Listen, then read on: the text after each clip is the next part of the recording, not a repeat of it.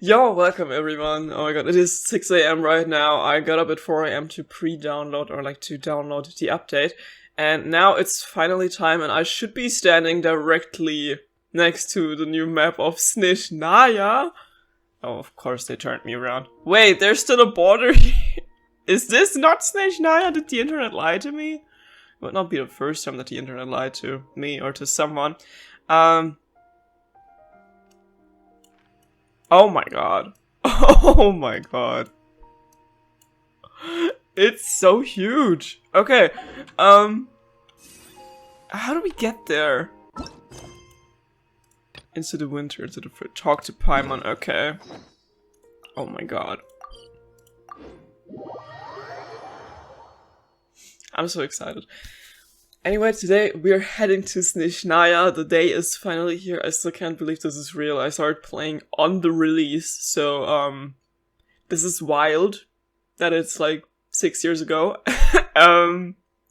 And what do you mean SNEZHNAYA is real and we're going there today? And I'm wondering if we already see the Tsaritsa today, but I honestly don't think so. And I can't even believe that Not Cry is out since a year, because that feels like it happened just a couple, I don't know, months ago. But then, if you put it like that, a year really is a couple months, so... The day's finally come! We're off to meet the Tsaritsa of SNEZHNAYA! What do you mean? What is she planning? And what does she need the gnosies? Soon, we'll have our answers! I'm gonna cry, I'm too emotional for this Paimon. Guess this'll be the end of your journey that your sister mentioned. What is she expecting you to find there? SNEZHNAYA still feels like a long way away. Yeah. Hopefully, there'll be plenty of time to relax, eat some good food, and have fun before we arrive. But whenever Paimon gets thinking about how our destination is right around the corner, all these questions come flooding into Paimon's head. It makes her so nervous. Sure, been a long time coming. I'm a little nervous too. They know what the players are going through right now. Yeah. Anyway, enough about all that. We can't start the final leg of our journey with that kind of mindset. Just think. We've fought dragons and sea monsters, defeated creations of the gods, faced prophecies of doom and the threat of the abyss. Heck, we've even been to the moon! Who would have thought, right? With all that experience under our belts, how could we be any more prepared? Great point, thanks for the pep talk. Oh, Paimon. Oh no, we're about to lose Paimon in this chapter. I'm not ready emotionally. Sure thing! Now, stick close to Paimon, the best guide you could ever ask for, and let's charge straight for the finish line! Oh my god. Go! What about me? Ah! Do I get a call out? Oh my god, I'm so glad she's here. Whoa! Columbina? You kinda snuck up on us there. How did you know I was here? I don't think I told anyone. She sensed my presence. Paimon! Don't look at me like that. Paimon! Paimon didn't sell you out this time. Are you sure? Oh, hi Lunatar. Oh, so it was you! Alright, guess there's no hiding it now. All your friends have gathered at the flagship to see you off. Oh, I'm gonna cry. I invited Sandrone too, Oh. but she said she had to go back to SNEZHNAYA. She must be busy. We're gonna meet her there. She had some nasty things to say about you before leaving. Thanks for telling Would me. you like to hear them? What? No? She hasn't changed a bit. Alright, let's hear it. What do you mean let's hear it? Okay. If they're heading to SNEZHNAYA, I'll bet it's to cause trouble for Her Majesty the Tsaritsa. Attending a farewell party for people like that would not be a good look for me right now. Also, please tell them not to count on getting help from a Fatui Harbinger in SNEZHNAYA. Our time working together was not terrible, precisely, but we're on different sides. So when you get there, don't do anything to make life difficult for both of us. Well, that definitely sounds on brand for her. The attitude, the reasoning. Alright, we'll do our best to keep our distance then. No, you've misunderstood. I think she means that she'd like you to go see her. Where'd you get that from? As long as you don't make things difficult for both of you, you'll be fine. Okay, we can meet in secret. You really have to read between the lines with Sandrone. Or just add new lines. Go on, get to the flagship. everyone should be there by now. I told Lama that you once treated me to a truly unforgettable meal. Today, I want to return the favor. It's my gift to you. It's definitely nice to be treated, but hopefully by this point, you know that you don't owe us any favors. Friends don't keep score. The moon of Nodcry will always give you a warm welcome. Quest started? Time flies when you're having fun, enjoying delicious food with friends and reminiscing about past adventures. What do you mean we're not gonna get to see this scene? After a lovely meal filled with laughter and warmth, it's time to start the next chapter of your journey. What do you mean I don't get to see everyone? False advertisement! I was expecting to be in the flagship with my friends, drinking and having a happy meal with all my friends. But no, they didn't do that. They just throw me into SNEZHNAYA. Wow! Pure white as far as the eye can see. It's so pretty. Come on, give up. Sorry. Oh my god.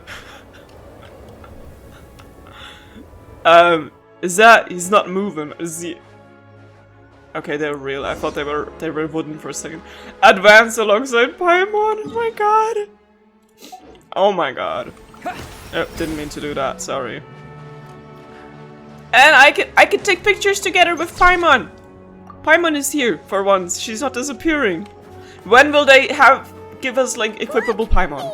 Similar to the ones in Nodcry. You know, just minus the effects of Kuraki. And the That's a sure soundtrack. sign that Oh my we're god. officially in SNEZHNAYA now.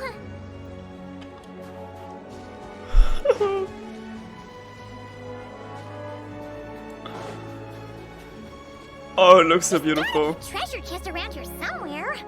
No adventure is complete without a chest or two. Why do I feel like something is gonna happen soon to Paimon? Yeah, I didn't think about that one, but like, you know, something fatal, but okay, be stuck in the snow. Paimon got a mouthful of snow. You know what that reminds me of? Ooh, Sorry. it's so cold. Yeah. Paimon's gonna snuggle up to you for a bit to get warm. You know what that reminds me of? When we first arrived in Tibet, and Paimon was also flying in front of us like this, and be like, look, it's the Statue of the Seven, and all that, and oh my god, we're doing it again. We're flying, and she's gonna please say the line of the Statue of the Seven again, to come full circle. Oh my god, I wanna pet him, he's so adorable. Those are bears, right? Oh, look how big and fluffy they are. Gotta pet him with my sword. Quick, take a picture before the moment passes. Right here. If we get any closer, we might scare them away. Oh, they're doing all this because they know we're like tourists and we're... Oh my god. Take a picture for Paimon. Okay, wait. Guys! Let's see how your camera skills are these days. Oh, wait a sec.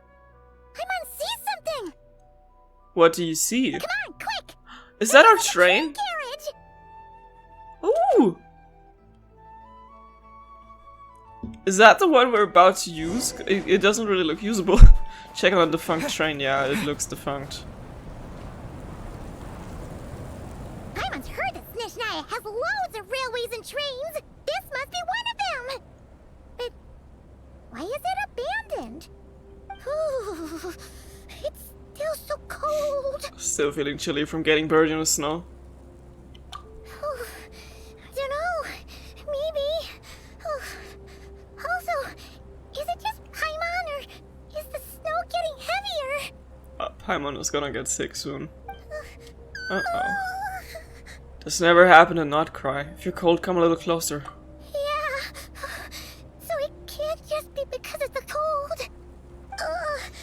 It's hard to describe, but Paimon feels so weird. She's never felt like this before. Guys, endgame. Everything feels heavy. Getting kinda dizzy too. You're too excited to go to SNEZHNAYA. Should we turn back? Oh, no need. Paimon's just feeling a little low on energy. That's all. It's nothing serious. Not worth ruining our travel plans over. I just wonder what the actual reason for that could be. Don't push yourself, okay? If you start feeling worse, tell me right away. Because we always knew that there was gonna be some kind of plot twist related to Paimon in the end of this game. Like, who is she really? Where did she come from? Yep, sure thing. SNEZHNAYA, here we come!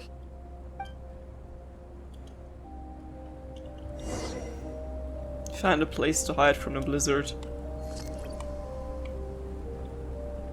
Paimon, you don't have to be flying on your own.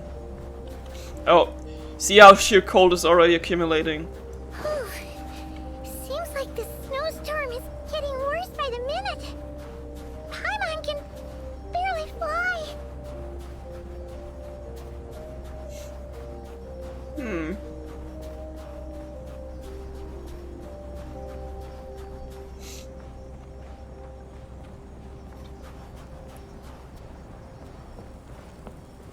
It's so sweet though how they gave us. Oh my god, look, that's so cool. We're literally floating away. It's so sweet how they gave us Dragon Spine so many years ago that we already got a taste of snow, you know, without having to wait for SNEZHNAYA forever. There's a cabin over there. Phew. Let's get out of this storm. Yeah. And there's a city gate. Or a bridge or a gate to something. A huge gate.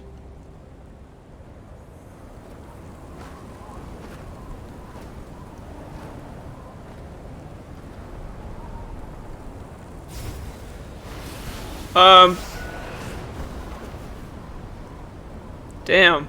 It sure is windy in here. I thought someone was charging at us, but no, that was just the wind.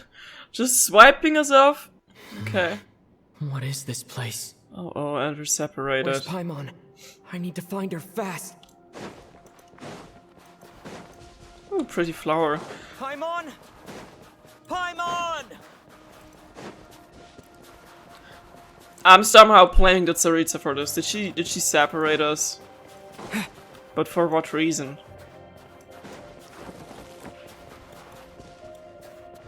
Inspect the surrounding area and look for Paimon. That's strange. Where could she be? I guess I'll try further ahead. Hang in there, Paimon. And the soundtrack, oh my god.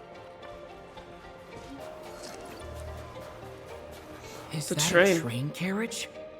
Maybe I can get up from the inside. Why do they have train carriages just laying around in the middle of nowhere like that? Oh.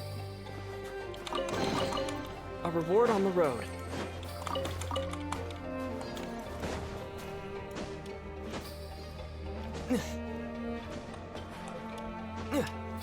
I don't know if my stamina is good enough, so... Let me recharge here for a second.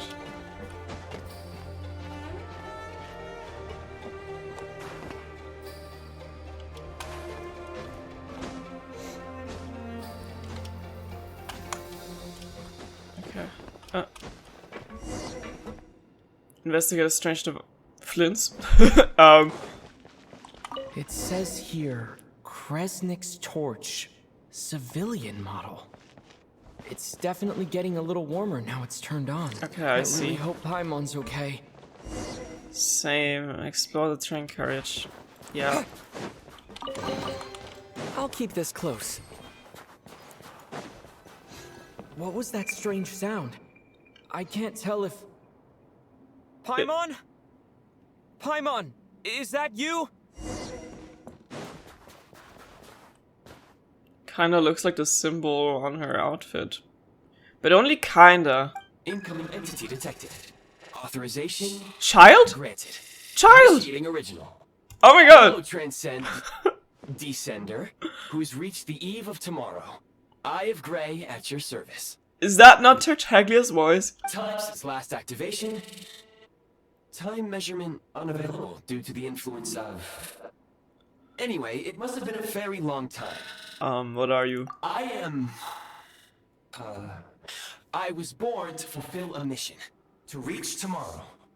To this end, I must... Strange. What was it? Wait, my body? Body? Huh? Why is my body like this? I was about to ask you, you weren't born like this? I have been like this since I was created.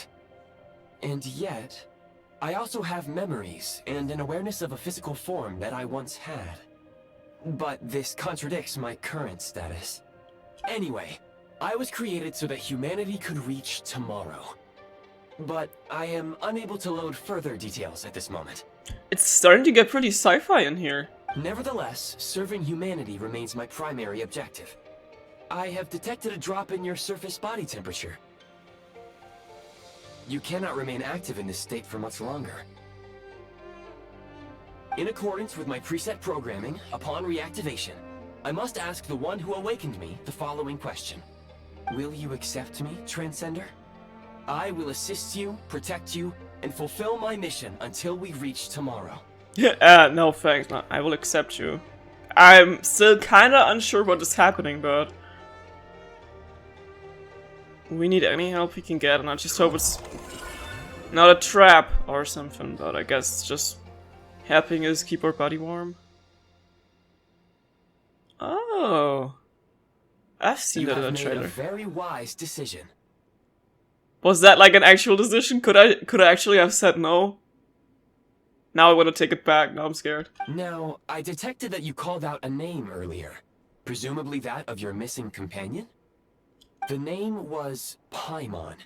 After helping you get out of here, I will search for a match in the nearby area and pinpoint their location. Wait, you can do that? Merely the tip of the iceberg. Now that we have reached an accord, you will be my new user. May I ask your name? Yaki. Very well. I will remember this name until the mission is complete. What is your mission exactly? I need to recover my body, retrieve the power to unlock tomorrow, and help the suffering masses to reach the far shores where the empty ark floats. The empty ark? I can sense my power scattered across this ice-covered land. I even have a vague sense of where it might be found. But right now, that is not essential. The key right now is you. You must survive and reunite with your companion. Okay, they live. Tap on Fab Vision to enter the build Prime Ice mode. What? When a preview blueprint overlaps existing Prime Ice or Prime Ice construct, the affected item will be marked red. At this time, pressing build will remove the corresponding Prime Ice constructs and Prime Ice.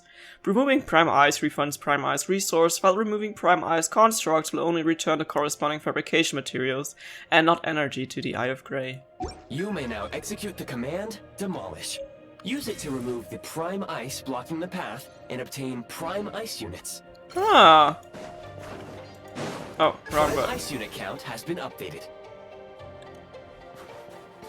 Okay. Cannot create objects here. What am I supposed to... Prime Ice construct cube.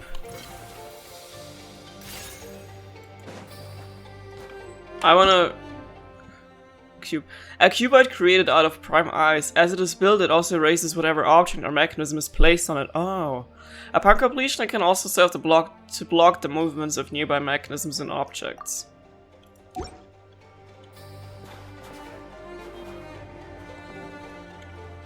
Okay. Tap on Fab Vision to enter the build Prime Ice mode. To build a Prime Ice construct, first place the preview blueprint at the desired location. If the area is marked blue, press build to complete building. You may now execute the command, Build. Use it to create a Prime Ice construct to prop up the door. Crazy. Oh, wrong button. I'll keep this close. Scanning local environment. Exit has been sealed off with ice. Maybe we can use Pyro? That would not be an efficient approach. One moment. Usable construct blueprint detected nearby. You can use this to clear the solid ice ahead of you more quickly. Ah. Are we playing Super Mario? Because why I got like a fire thing going on. After coding Prime Ice construct blueprints with Eye of Grey, you may build various mechanisms and devices that will help you during your journey, using the Prime Ice in your inventory and energy from the Eye of Grey.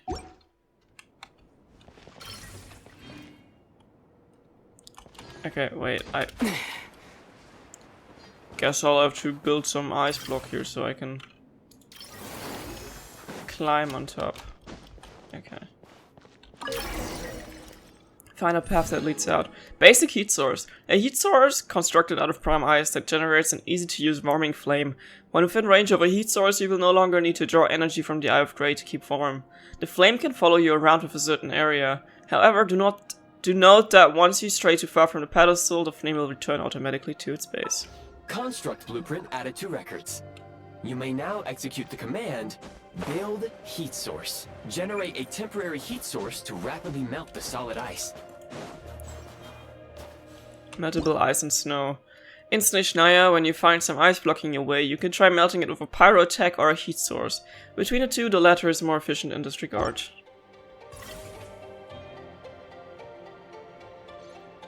I don't have enough cubicles. Press to enter fab mode. Okay, wait.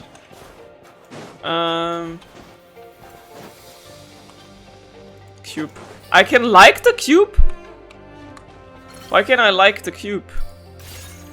I'm confused. Can I also abandon the cube so I can instead place my heat source? Oh wait, I can switch here.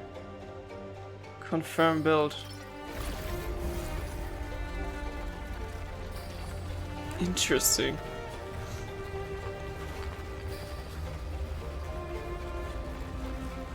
And then I could just take it and it follows me, because I'm not quite sure where I need to go actually.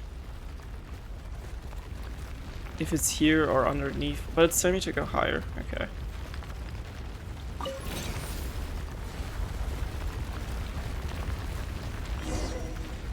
As you construct basic heat source. As heat source constructed using prime ice that generates an easy-to-use warming flame. When within range of a heat source, you will no longer need to draw energy from the Eye of Grey to keep warm. The flame can follow you around within a certain area. However, do note that once you stray away, yeah, I read that. Heat source created of prime ice, though it is warm enough to melt snow and ice, it does not affect prime ice constructs. Okay. Good. A reward on the road. My scan indicates the path is straight ahead. I recommend we proceed.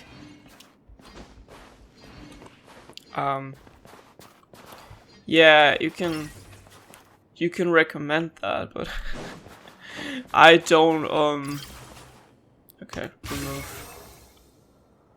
How much more of these ice cubes can I remove so I can build my heat source, please? Activate. Mini Crescent Torch. A mini Crescent Torch can provide warmth for a small area of a short time. Using it will also generate Crescent energy orbs. When it runs low on fuel, its effective range will significantly shrink, and it will no longer produce Crescent energy orbs. At this time, an energy injection from the Eye of Grey can restore it to its normal state. A mini Crescent Torch that has completely stopped working cannot be reactivated or restarted.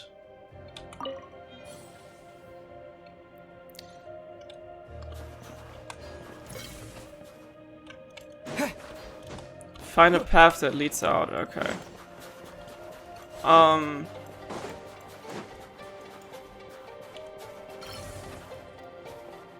I not get rid of these ice things here? Take heat source. Yeah, I'm trying to. Okay. Okay, good.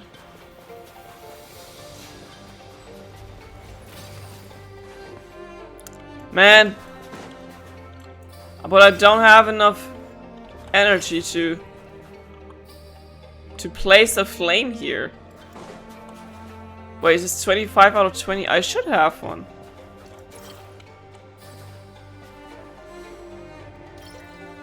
Insufficient materials. Oh, I need 25. Okay, wait. I knew something was wrong. I cannot take this one, right? Then how about I take all this ice with me? Yeah, okay. I mean, obviously we charged ahead, so I'm gonna take all the ice that I can. No, I didn't wanna build one here. Why did I press that? I pressed that full on accident. Is this an answer from this world? But okay, I have plenty more than enough. Okay, but still. Refund. Now we can proceed, okay. Sorry for that. Too many options, too many buttons. Take heat source. I think we should have enough now. Sorry for the little wait.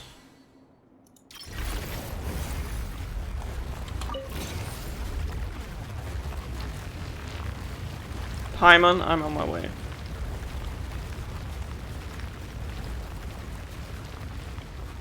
This way? Okay. Flame is about to exit the heat source. Yeah. It's okay. What is that? Kresnik Crystal located. Please collect at your earliest convenience. The recent construct you built provides highly efficient heating by utilizing the unique properties of Kresnik Crystal. Unfortunately, prime ice constructs have a very short lifespan and cannot be stabilized during the development period. Hence, the authorization to use Kresnik Crystal was granted. That said, I have already forgotten what warmth feels like. Maybe when you get your body back. Yes. Perhaps then, we can warm ourselves by the fireside together. But for now, all you need to remember is this. If you collect Kresnik Crystal, I can extract the energy within and use it to maintain your body's surface temperature. Ah, okay, that sounds useful. When moving about in a low temperature location, the Eye of Grey will expend energy to keep your body warm. When the Eye of Grey's energy is exhausted, your body temperature will drop rapidly depending on how cold the environment is, and you might even get hurt. Increasing the Eye of Grey's Kresnik energy helps to withstand the cold. You can get Kresnik energy from various sources, such as Kresnik's torches of various kinds and Kresnik crystal ore. Low power. Please use Kresnik Crystal to replenish energy reserves. What do you mean? Kresnik, okay. Is that, but that's a basic heat source. What? Collect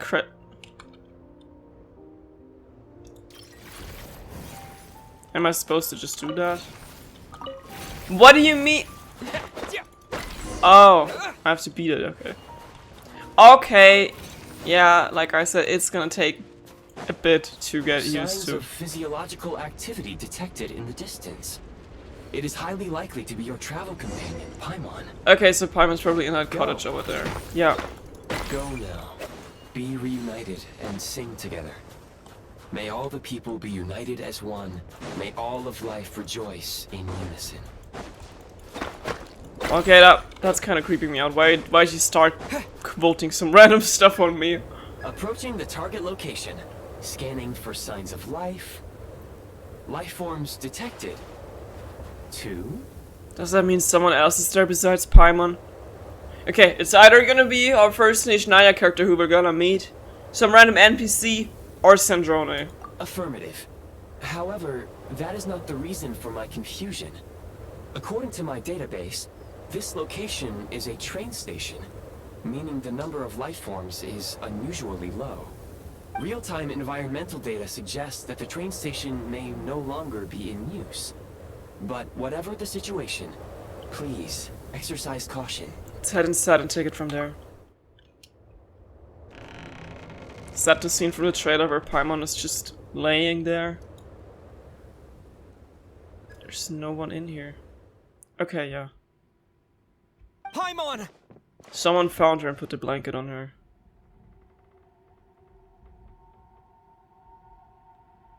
But who's there?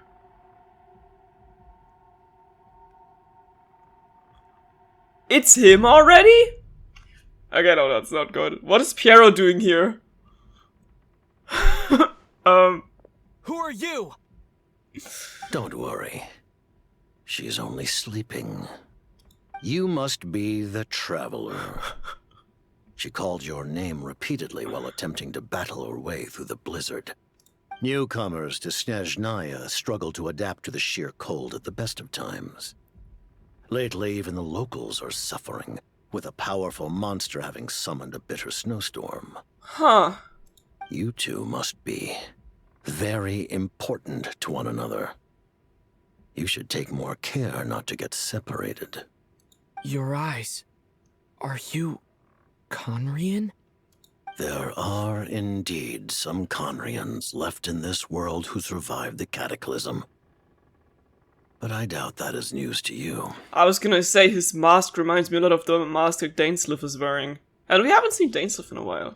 It would be unwise to interrogate my identity here. Focus your attention on your travel companion instead. We will meet again very soon. But thanks for taking care of her. I did not expect to see him so early, to be honest. The unidentified subject has now left the area. He appears to be an individual of great significance, but my search has yielded no relevant data. I will try searching the database again. I have a rough idea. He's probably some big shot who works for Tsaritsa. Against the odds, your companion is safe and sound. The other person even left a blanket for her. I'll boil some water.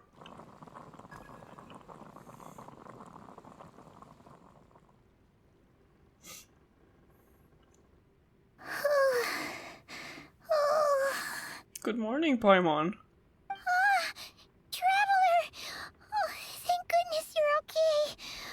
Paimon was so worried. She looked everywhere for you. It's okay. Take it easy. Are you feeling alright?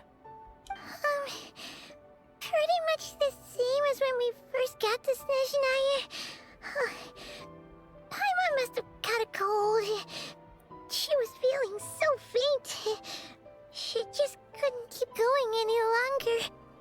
So she had to lie down and sleep it off. She's shaking. Wait, where did the jester go? The jester? That was the jester? So he at least introduced himself to her. Yeah, Huh. the director of the Fatui. The Jester Piero. So, you met him? Yeah, we spoke briefly, but he didn't reveal his identity. The Jester must know everything about the Tsaritsa's plans. But there's no way he'd tell me just like that. We might well have ended up clashing. Well, he was right about one thing. Right now, the most important thing for me is to take care of Paimon while she's unwell. He had no intention of explaining his motives, and he left in something of a hurry. Hey! What the? Who is that? Oh, that's just Garmin, my new AI friend.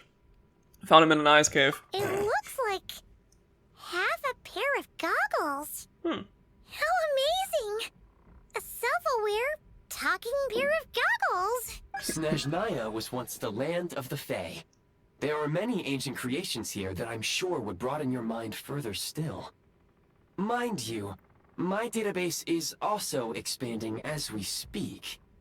You must be a rare creature yourself. I have great help me find you. That's how I made it safely out of that cave. Oh, wow! Well, thank you so much. You've earned yourself some of Paimon's favorite candy. Oh, but by the looks of it, you probably can't eat that, can you? Well, Goodwill detected. Instead of candy, perhaps I can suggest my preferred strategy. Please clean me regularly to keep me operating at peak efficiency. Oh, that makes sense. Every pair of goggles needs wiping clean once in a while.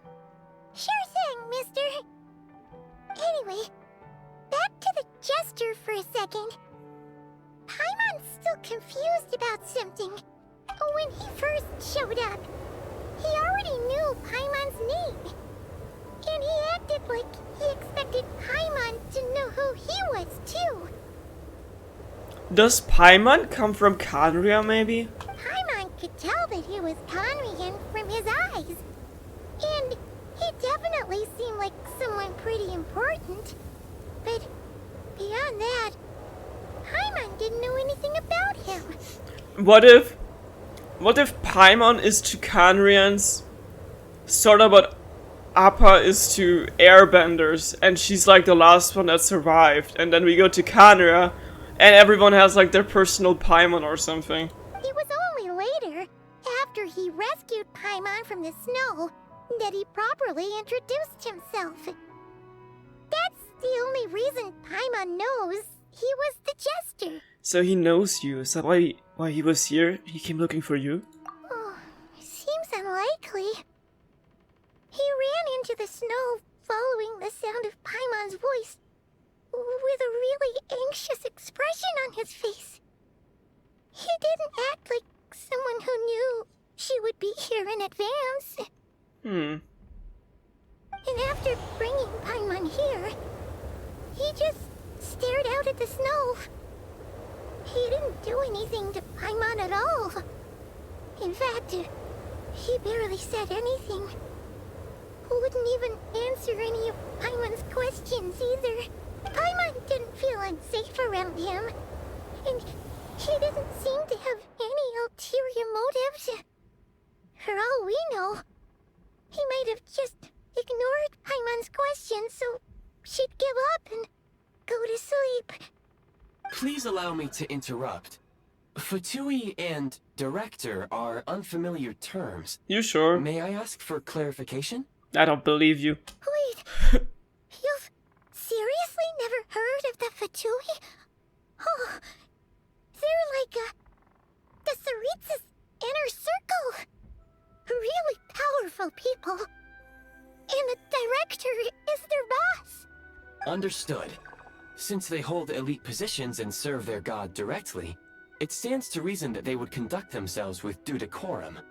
I am inclined to agree with your assessment, Miss Paimon. I did not detect any ill will from the gentleman in question. See what you mean. Remember to thank him next time we see him. If we get the chance to, because I think things are about to escalate quickly. Sorry, I shouldn't have encouraged you to talk so much. Paimon, new plan. Let's get out of SNEZHNAYA for now. We can come back after the weather clears up and you're all better. The jester mentioned that the snowstorm, being the work of a monster, is worse than most. Even if we made it to SNEZHNAGRAD, we'd still have to wait out the storm before we could do any exploring. Oh, well, it's really nice of you to look out for Paimon, but she doesn't want to hold you back. We were really psyched up for this journey when we first set off. Just think of all the burning questions we have. If we turn back now, who knows how long it'll take before we finally get answers. Further information is required regarding the monster situation.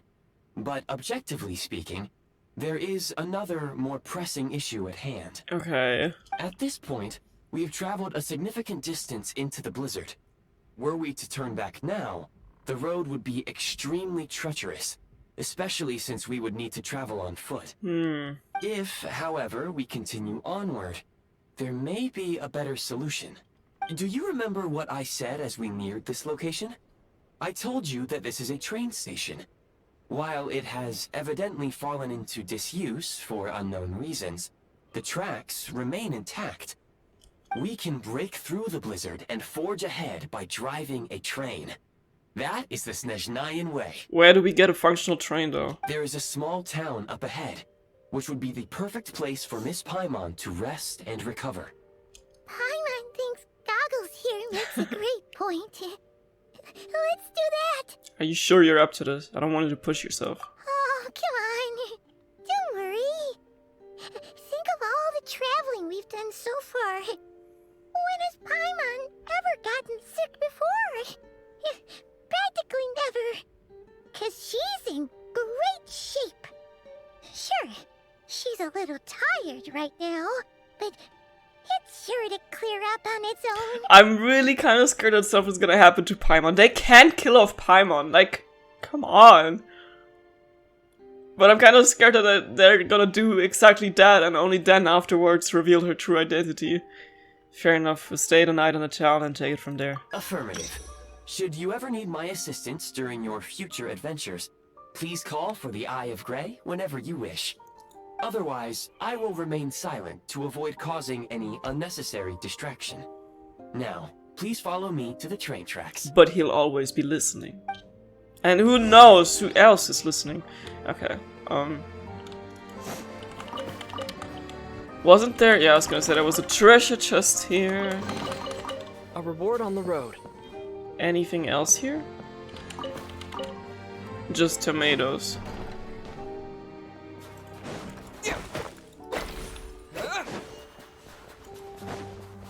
Please confirm when you are ready to depart.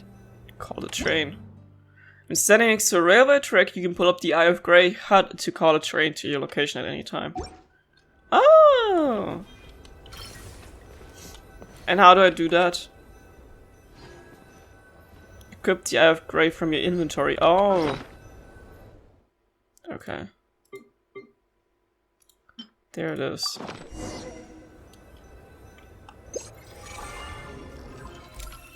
Ooh. Press here to call a train. Interesting.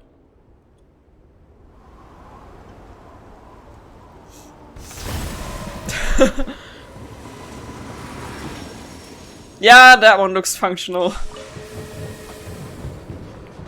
It kind of reminds me of Fontaine. They also had like those trains. Here, we will soon arrive at. SNEZHNAYA? Wait, there's an error message. Could not detect clear tracks. What exactly does clear mean? There's the ice blocking the way. Brace for impact, friends. Preparing to enter impromptu flight mode. Huh? What do you mean the train can fly?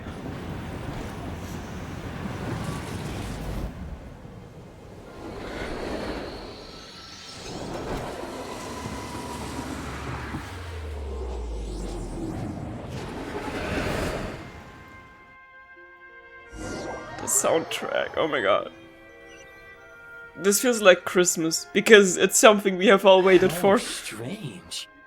Not only was the station's status different from my records, but even the railroads and the terrain itself have changed substantially. Paimon, are you okay? Yeah. Thanks to your quick reflexes. My sincere apologies for putting you in danger. I'm afraid I'm as confused by all this as you are. What is this little hedgehog pig over there? Oh my god. We need to find a way to update your databanks. Shame about the train though. Agreed. This is likely a consequence of outdated railroad data. The discrepancies between the old data and present reality are far greater than I anticipated. Fortunately, our crash landing has at least brought us much closer to the town. According to the data, anyway. Your data had better be right this time. I can assure you, it certainly is. Please look this way, and you will see a Kresnik's torch. That thing? It's much bigger than the ones we've seen before. Is that a Cryok? No, wait. No Cryok. Our ill-fated train ride was a blessing in disguise. We have taken the shortest possible route. It wasn't what you'd call comfortable, though. Rest assured that I will take user preferences into account next time I plan a route. Next time, I will get it right. What is that thing in the sky over there? Is that a Cryoculus on top of the building? No, all buildings have that. But we haven't seen one yet. Go to Sretomoroshk. Can I resonate with Cryo already? I don't think so, but oh my god. Volkatlak Tundra. Oh my god. Oh my god. Ah! This is so real, oh my god. Resonate with Cryo? Already? Requiem of the Icewind. Cryostorm! Oh my god, that sounds badass. And I can just do that? Cause I wasn't sure whether it's like actually cryo or if it's just like the gunshot mode, you know? Excuse me, is there an inn nearby? I'm sorry, but they've all closed. And once again, I kind of wish they would give like NPCs or like characters from certain nations certain accents, you know? Oh my god, the music. Oh my god. Oh my god, I love the music already. Are you from the Adventure Sorry to Guild? interrupt. We're looking for a place to stay. I can't even afford to warm my own house, let alone run a business. Excuse us. Is there anywhere we can stay around these parts? I'm afraid not. You'll have to try your luck somewhere else. All we can do is wait for the next shipment of Kresnik Crystal to get here. Oh my god, it's Alyosha! Our next character! Hi there. Do you know if there are any inns still taking guests in this town? Doubt it. They're probably all closed. No one has enough Kresnik Crystal to heat their own homes, let alone a business. Oh, what a bummer. I clocked you a while back. You adventurers or something? We don't get many tourists in inland SNEZHNAYA these days. I didn't expect his voice to be so deep. Why is that? Because of the snowstorm? I was more expecting him to sound like Bennett. In part. But the bigger reason's Project SNEZHNAYA. Since it's Her Majesty's will, we have to put up with it whether we like it or not. I don't really know what Project SNEZHNAYA is. Also, random, but is he the first character that has freckles? Did Aloy doesn't count even. But I know that in Miliastra Wonderland they added freckles and I never had placed it on like any playable character, and I guess he has like very faint freckles. Oh, sorry. I assumed it was common knowledge by now. Basically, the Tsaritsa is planning something big. Something that requires an enormous amount of energy.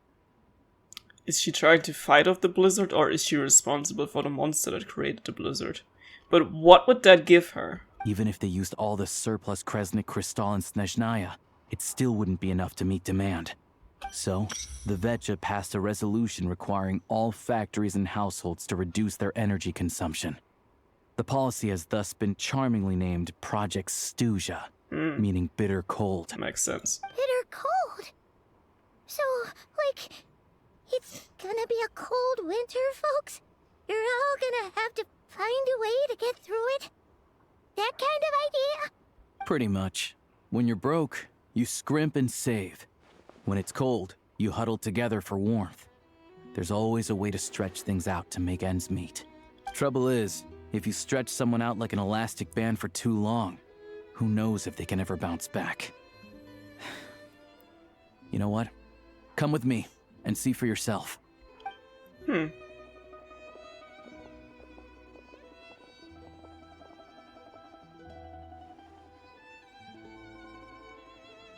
Can you please explain to me why the price of Kresnik Crystal has gone up by 1/3 again? Even as our purchase quota has gone down. You only come here twice a month. This won't even last us a week. The supply and pricing of Kresnik Crystal are based on current production volumes and price data. We Fatui are only responsible for delivery and security. I'm not in a position to explain to you how the figures are calculated, but I assure you, they are as fair and reasonable as possible. Oh, so our lives mean nothing to you? How can you expect anyone to survive a single night in this weather without heating? Since you insist on making me repeat myself every single visit, I will remind you again. There is no monopoly on the trade of Kresnik Crystal. You are free to purchase the shortfall from elsewhere on the market. What market? Nobody else is selling. And when they do, they charge 8 times the normal rate. It's robbery is what it is. Why is Heisenberg in Genshin Impact? Which is why the SNEZHNAYA Vetche passed a resolution to support border communities, without which you wouldn't even be able to buy crystal from us to begin with. So if you're here just to argue, move aside and let the next person in line come forward. Everyone's feeling the cold here. You... All right, everyone, let's calm down for a second. A few words, if I may. We're all subjects of Her Majesty the Tsaritsa, and I'm sure every one of us is dedicated to her great cause. Okay, Walter, right. We all know how cold it is. And the more it snows, the harder life gets. Everyone's struggling already. Let's not make things even more difficult for each other. But Liaison Shishkin, there's clearly something wrong with this quota. I have a family in Marepasak who tell me they can buy at least double our crystal allotment. Oh, believe you me, I had the same reaction when I first saw the numbers. Couldn't believe what I was reading. I even wrote a letter to confirm the true figures, but... I'm afraid the quota really is as low as you've been advised. Still, you must understand that calculating these energy quotas is a complicated balancing act. They have to factor in population, town size, industrial application. Our top priority must be to keep the largest Kresnik's torch burning continuously. Only then can we sell the remaining crystal for household use, and in doing so, we must make sure that everyone is treated fairly.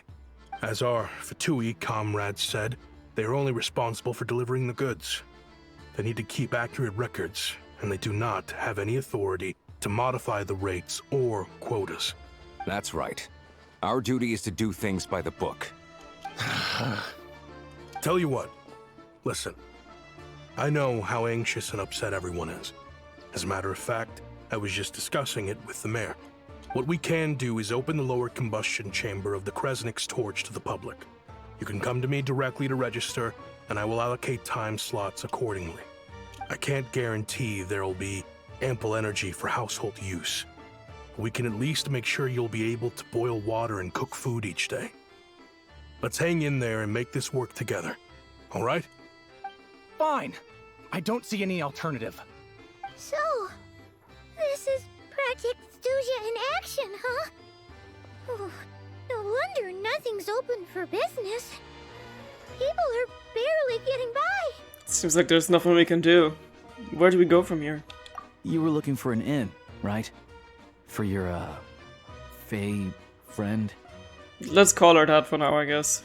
Oh, Paimon's not a fae. Just Paimon. She must have caught a cold or something. We only just got to SNEZHNAYA, and we're still getting used to the climate. I have a small place in Sretomaros. I don't stay there very often, though, so it's pretty basic. But if you're not picky, you're welcome to rest there for now.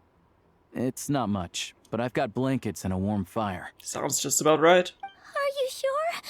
Oh, that's really kind of you. Thank you so much. This is an enormous help. Alright then. This way. Also, excuse my yawning. I had like 4 hours of sleep. Oh! I'm Alosha. I'm a hunter. Though, if you've talked to any highwaymen, you might have heard a different side to my story. But anyway, let's keep that between us for now. I didn't think we would get him for free. Of course he's Electro. He was too razor-coded. Okay, that's crazy that we just got our first SNEZHNAYA character. Go to Alyosha's house.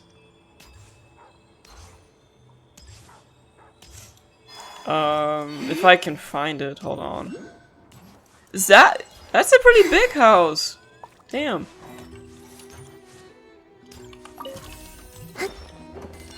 That looks cozy.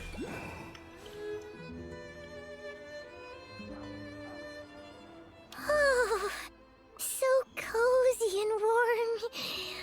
Paimon's getting nice and toasty. Oh, wait. Paimon only introduced herself so far, didn't she? This is Paimon's best friend, the Traveler. Did you hear that? We're best friends. Good to meet you. I'm Alosha. Most travelers find the SNEZHNAYAN climate to be a shock to the system at first. But as long as you keep yourself warm, you should be fine. Still, you should keep an eye on your condition. When people are too quick to dismiss a cold, it can easily end up turning into something more serious. Don't say that. Paimon's too young for chronic health issues. Is there a doctor in Sretomarosk? They aren't in town right now, and they won't be back anytime soon. The train station has been closed ever since these power shortages began. I do a lot of hunting, so I spend most of my time exposed to the elements. But even the animals wouldn't survive long in a storm like this, let alone a hunter. Nothing to do but sit tight in town until the weather improves. Is there any possibility of getting the train station running again? I get that you're in a hurry, but even if the station were open, that doesn't mean there'd be any trains. We could end up stuck here for a long time, I'm afraid. Actually, I have my own train. What? Your own train? Wait, hold on. That train? The one that suddenly fell out of the sky and crash landed on the ice? I guess. Oh, we got lucky and found it in a cave. Oh, then our luck ran out and we had a little accident. I'd really like to get to SNEZHNAYA and find a doctor. Oh my god, this is like getting to Drum Island and looking for 2020 Chopper. Pretty crazy for a random find in the mountains. Well, as long as your train's good to roll, you might get to SNEZHNAgrad after all. Everything's a One Piece reference if you're crazy enough. I've been doing some digging recently. Turns out, the real reason for the current energy crisis in Stratomeros is that some of the supply is being seized for a private stockpile. Huh. But to expose what's going on, I need to catch them in the act. So, I'm heading off to catch a rabbit. Huh? Wait, a rabbit stole the crystal? It's a figure of speech. Yeah, I thought so. Real rabbits couldn't pull this off. They'd prefer carrots to Kresnik Kristall anyway. Do you have a suspect in mind? Shishkin.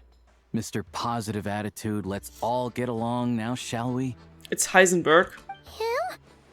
Really? I never would have guessed. You can't trust a man with a beard like that. I'll come with you. Let's go. Huh? You're coming with? Solving the energy crisis will help get the station running again. Then we can get to SNEZHNAgrad. Oh, okay then. Just give Paimon a second to get ready. Nuh-uh. You stay here and rest, Paimon. Alright. Guess there's no point pushing myself. Paimon will stay here and hold the fort then. Be careful, you two. Oh yeah, there's one more introduction to do. Tagarin, get in here. Aww. Oh, a doggy. Okay, so Paimon's not alone at least. He's gonna keep her safe. I hope. Aww. Angry doggy. Oh, Tagarin doesn't like being petted then. He likes to think he's above that kind of thing. He's my hunting partner, so he'll be joining us when we head out. Okay, so Paimon is all alone? I don't like this. Carrots aside, we'll need to stay completely undetected. We can't risk spooking our rabbit, but there's no telling which burrow he'll scurry back into. First, we need to find a way into the train station and see if we can find any real freight data. Shishkin's figures can't be trusted. Then, we get Tugarin to catch a scent and find out which way the crystal went. What are you eating? Oh, check it out! When you're all out of carrots, try jerky! Aw, at least they're friends already. Good doggy! Good doggy! I said no petting! A fellow dog lover, huh? Not friendly! Yep. And rabbit lover. Carrots are great too, you know. Good to know. Eat up, Tugarin. We got a lot of work to do. Oh my god, are we heading out already? Let's go. Oh, Paimon. Paimon's just gonna stay here and get some good rest. You guys, be careful out there.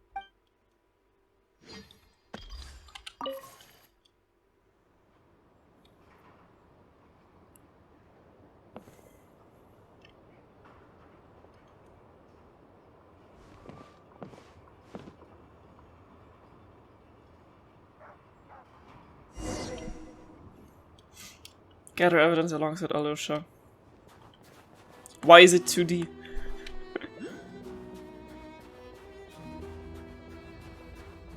Wait. Oh.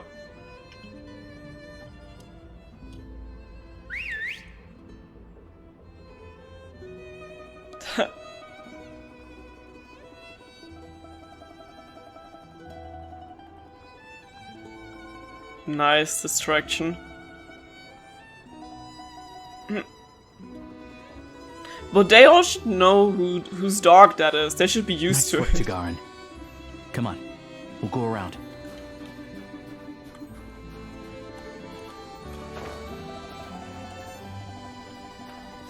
His outfit kind of reminds me, and sorry for not remembering the name, I've only seen the movie once, but from the main character of Princess Mononoke.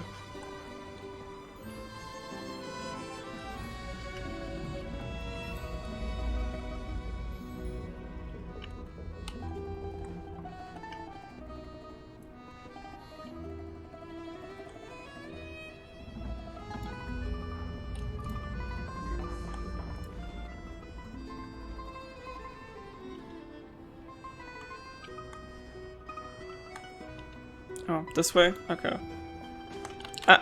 Hello.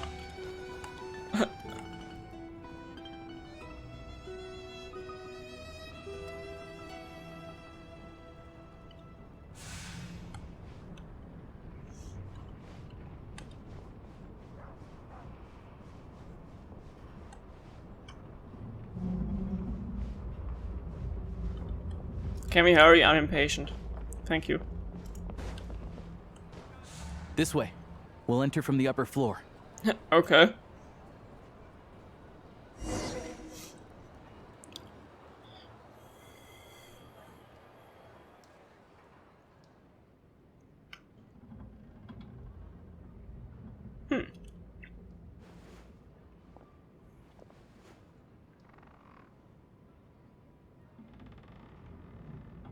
There we go. A freight list. Straight from the Fatui. So Shishkin won't have had the chance to doctor the figures. Looks as new as the day it was printed. I guess no one bothers reading these unless they have ulterior motives. If they did, there'd be no loophole for him to exploit. Yeah, this is all we need. Come on, let's get out of here. Then go track down the crystal. How do we do that? Tugarin's a keen hunter, and catching rabbits is his specialty. Oh my god, we're playing as the dog. Click to make a disarming gesture. Search for suspicious traces. That's crazy. What do you mean we're playing as Tugarin? Okay, can you stand up? Okay.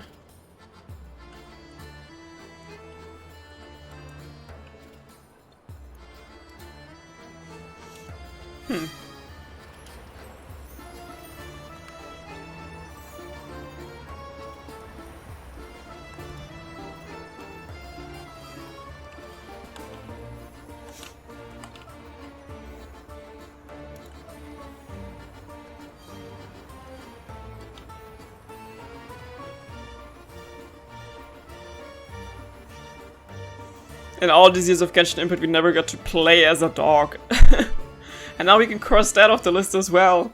So if anyone made like a SNEZHNAYA bingo card, I don't think anyone added anything like that.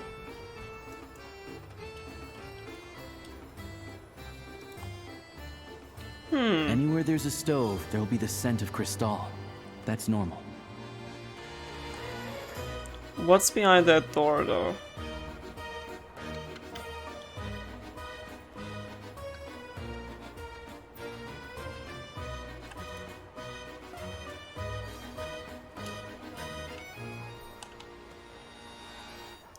Nothing suspicious going on here, don't mind me, I'm just a dog. Woof. But if he picks up the scent of crystal somewhere and there's no stove around, that's how we know something's up. Huh. Okay.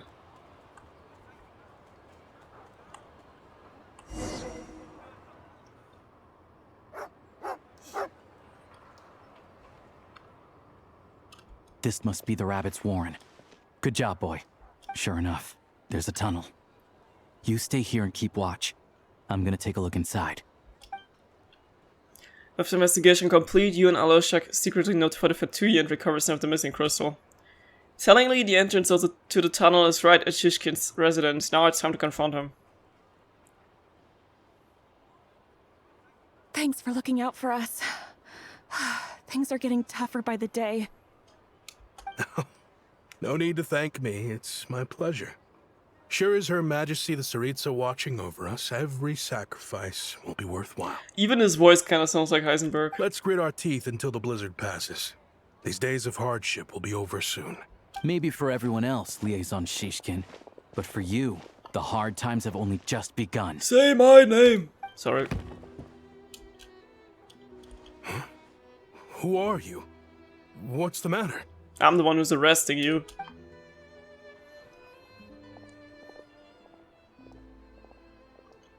I just had a question for you.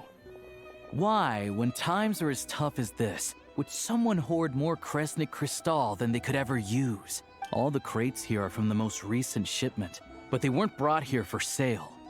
Instead, they were secretly stashed away. Would you be able to shed any light on the situation, Mr. Shishkin? Me? Why, I have no idea.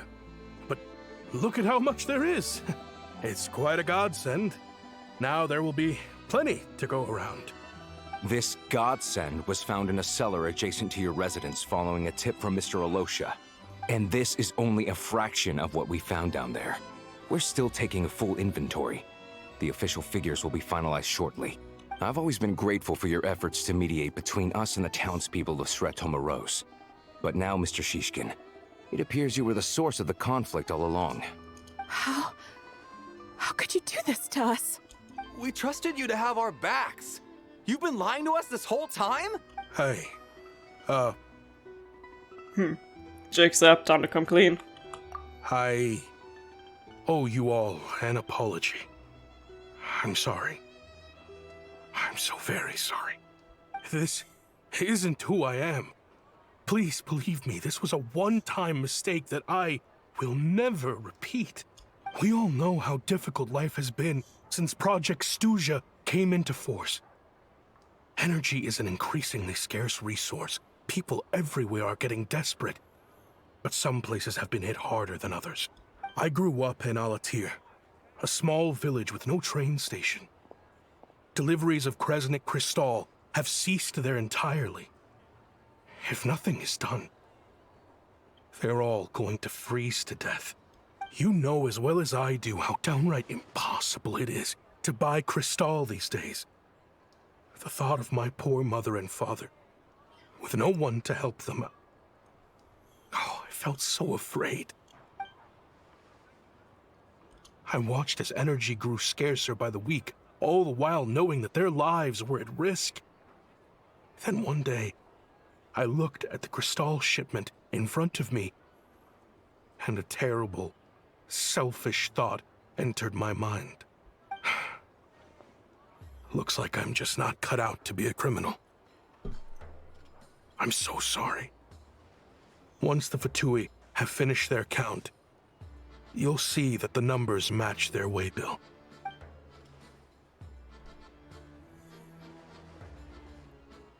I have the official SNEZHNAYAN quotas here.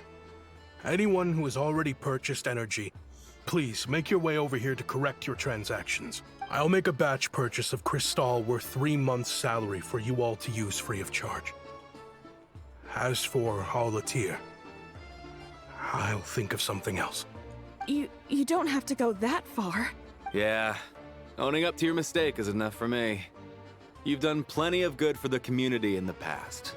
I'm not looking for a handout. Drop the act. You claim this was a one-time mistake, but the real reason there's only one shipment's worth of stolen crystal in your basement is that you have an accomplice. Who could that be? Please be an NPC that looks like Jesse Pinkman, that'd be hilarious. Reporting in, sir. We've conducted a full search of the mayor's house. As expected, we found many crates full of crystal, half of which were still in their original shipping containers. This wasn't your first time at all. You've been colluding with the mayor of Stratomeros for a long time now. The train station's currently out of service, but it does open for a short window every time there's an energy delivery. And every time a train pulls in, you're there on site to take inventory and oversee the workers unloading the cargo. The mayor handpicks said workers. Per his instructions, they transport the crystal by tunnel at night to the mayor's house, and he sells it out of town. But since he can't get the goods out of town by train, he had to arrange an alternative method of transportation. This meant slower sales, which gave me plenty of opportunity to catch him in the act. Wait, the mayor's involved in this too? Preposterous. What proof do you have of any of this? Basic math. I've spent a lot of time lately counting carriages as the snowstorm rages. Counting carriages? What? The energy consumed by a train depends on its total weight. And since energy is a limited resource right now, it's fair to assume that every carriage is packed full. So, if we take the energy required for the Kresnik's torch, add the sales figures you provided, then compare that figure to the train's theoretical cargo capacity, guess what? The numbers never match. It's always off by 1 or 2 carriages worth. This time, you set a new record. 3 carriages missing. You mean to tell me that you sat around outside counting carriages in this weather? Someone has to do it. I'm a hunter. I have 2 options. Hunt or starve. Well, I've heard enough. The evidence speaks for itself. Take Shishkin and the mayor into custody and escort them back to SNEZHNAGRAD.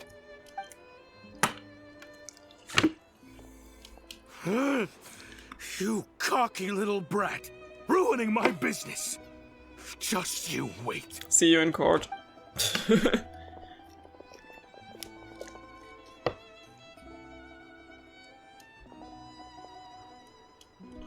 Alright. You've been investigating this for a while, huh? Yeah, something felt off, so I just followed my gut. Math isn't my strong suit, though. I'm lucky my dad made me learn enough to get by, but all this number crunching was a million times harder than the aim and fire work I'm used to. Thank you for your assistance. You're a brave lad. Shishkin was quite the cunning criminal, as I'm sure you can tell. He did all of this right under our noses, and we never suspected a thing. A wolf in sheep's clothing. He had everyone fooled. Even with that sob story he fed us. He was probably trying to keep the mayor out of it, not just mask his own motives. Without the compelling case you put together, even I might have fallen for it. Alosha, was it? Tell me, are you really a hunter? We can go find some wild animals if you want. I'll fire off a couple of shots, and you'll see whether I'm the real deal. I didn't mean to cast suspicion on your identity. It's just... well, I'm sure you've heard of the Rokot. Recently, they've been recruiting people with your kind of talent. They hide in plain sight under false identities, working against Project Stusha, sometimes directly opposing the Tsaritsa herself. They aren't a violent organization, and their goal is to improve the lives of the common folk. But still, as a member of the Fatui, I wouldn't be doing my job if I didn't keep tabs on them. First I've heard of this. I don't really keep up with what goes on in the city. All I know is, people who don't mind their own business in the city end up paranoid about everything. As for me, I just couldn't stand Shishkin. I'm from Alatir myself, and I can tell you, nobody's lived there in years. Why would an abandoned village need Crystal? That is suspicious, yeah. Of course, no one really cares about the fate of that place. I'm guessing today is the first you've heard of it. I see. It does sound quite tragic. Really. Well, thanks again for your assistance, and your friend here too. I will report this incident to SNEZHNAYA. The Fatui will take over energy distribution until new officials are appointed. We'll also ensure that the train station resumes normal service as soon as possible. Looks like it's my turn to brush up on math now. I never liked it as a kid either.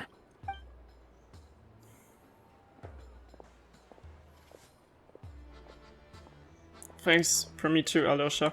Don't mention it. Isn't the soldier overseeing the delivery supposed to verify the quantity of the goods? Was he just careless? Or was he being paid off too? Who knows?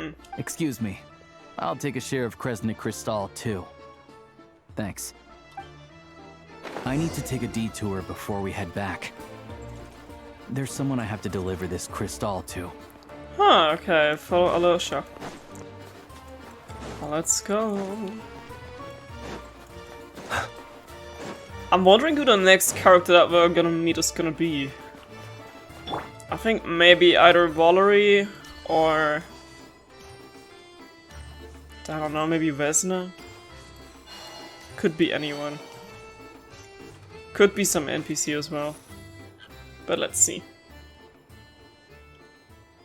Hang tight for a moment. This old lady, she doesn't really know who's who anymore. Okay.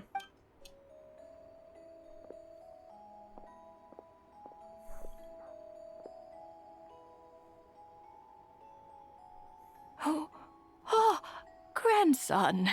It's so cold today. You must be freezing. Ma'am, it's me, Alosha. Alosha? Alosha who? You know me. I came by earlier today. Cleaned the ashes out of your stove, gave you some warmer bedding, and washed your back. I'm sorry, I don't remember. Are they actually related though? Now, how often do I get to see my grandson? Come on, take a seat and relax while I fix you something to eat. It's okay. You just rest. I'm fine. Oh, you. It's nice to come and visit your old granny once in a while, isn't it? Sretomaros, a good town. All sorts of things to do and people to meet. And the local officials are good to us. Sit down, come on, take a seat. I still have some fruit left. Let me get it for you. Please, don't get up on my account. You need to rest. Where's the fruit? Right under the basket by the door. Or maybe it was on the bedside cabinet.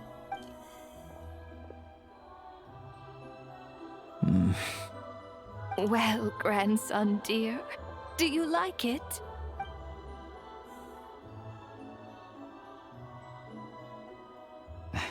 Very much, ma'am. It's delicious. Good, good. Wonderful. You don't need to save any more for me next time, alright? Fresh fruit is hard to come by at the moment. You should eat it as soon as you get it. Oh, I don't need it. I'm fine. But if you like it, come back for some more soon. After a long chat, Alyosha ties up the old lady's room. Before something. Some kind soul must have given these to her. But she always saves the nicer things for special occasions. How do you know her? I met her at the market back before her health began declining. She was a lovely old lady. We're from the same hometown. Not many people have heard of Alatir. And if they have, it's usually for all the wrong reasons. There's a gang of highwaymen that came from there. Now that it's an abandoned village, it's rare to find anyone who shares fond memories of our hometown. So after we got talking and realized we were from the same place, we decided to keep in touch by letter. I first learned of Stratomoros's energy supply problems from a passing comment in one of her letters. Then, after her health went downhill, I started visiting more often to check in on her. The town's been in decline for a while now, but because of her memory problems, she thinks of it as the bustling, prosperous Stratomoros still in its heyday. That said, I kinda appreciate her optimism. There's not much of it going around in this world of ice and snow. It's fine. Everyone grows old. In SNEZHNAYA, some people believe that in your final moments, you'll sense a familiar presence by your side. You turn to look at them, but their face is blurry. So you focus hard, trying to make out who it is. And when you finally see their face, the Grim Reaper reaches out and takes your life. Didn't expect that dark turn here, but okay. She still calls me grandson, though. So at least I'm not a blurry face in her world just yet. Come on, let's get back and see how Paimon's doing. This quest already making me want to cry. And we're not even 2 hours in. Oh, there's so many dogs here. Give me the pet option. Why can't no pet dogs? This game has been out for 6 years. Everyone's been begging for it since the beginning. Oh my god, a bird. Such a cute bird. And it's gone. There it is, I was gonna say.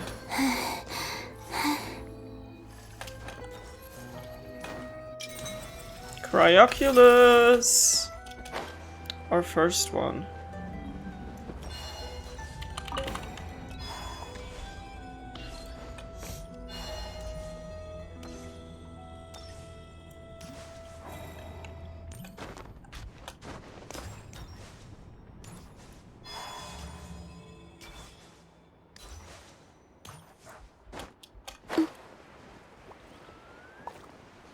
I'm hoping Paimon is still here. Okay, good. Kinda getting trust issues. Paimon, we're back. Are you feeling any better? I wouldn't be surprised if Piero stopped by again. Yep. Paimon's not cold anymore. But she's still a little dizzy. Flying probably isn't a good idea right now. Paimon might lose her balance. But Paimon's sure she'll be fine. It's probably just from getting hit on the head by that pile of snow when we first arrived in SNEZHNAYA. Her complexion's looking much better. Let's keep an eye on her. I still think we should see a doctor when we get a chance. Sure. But enough about that. How did everything go on your end? Are you all set? Did you have any trouble? I'll explain. It's a bit of a long story.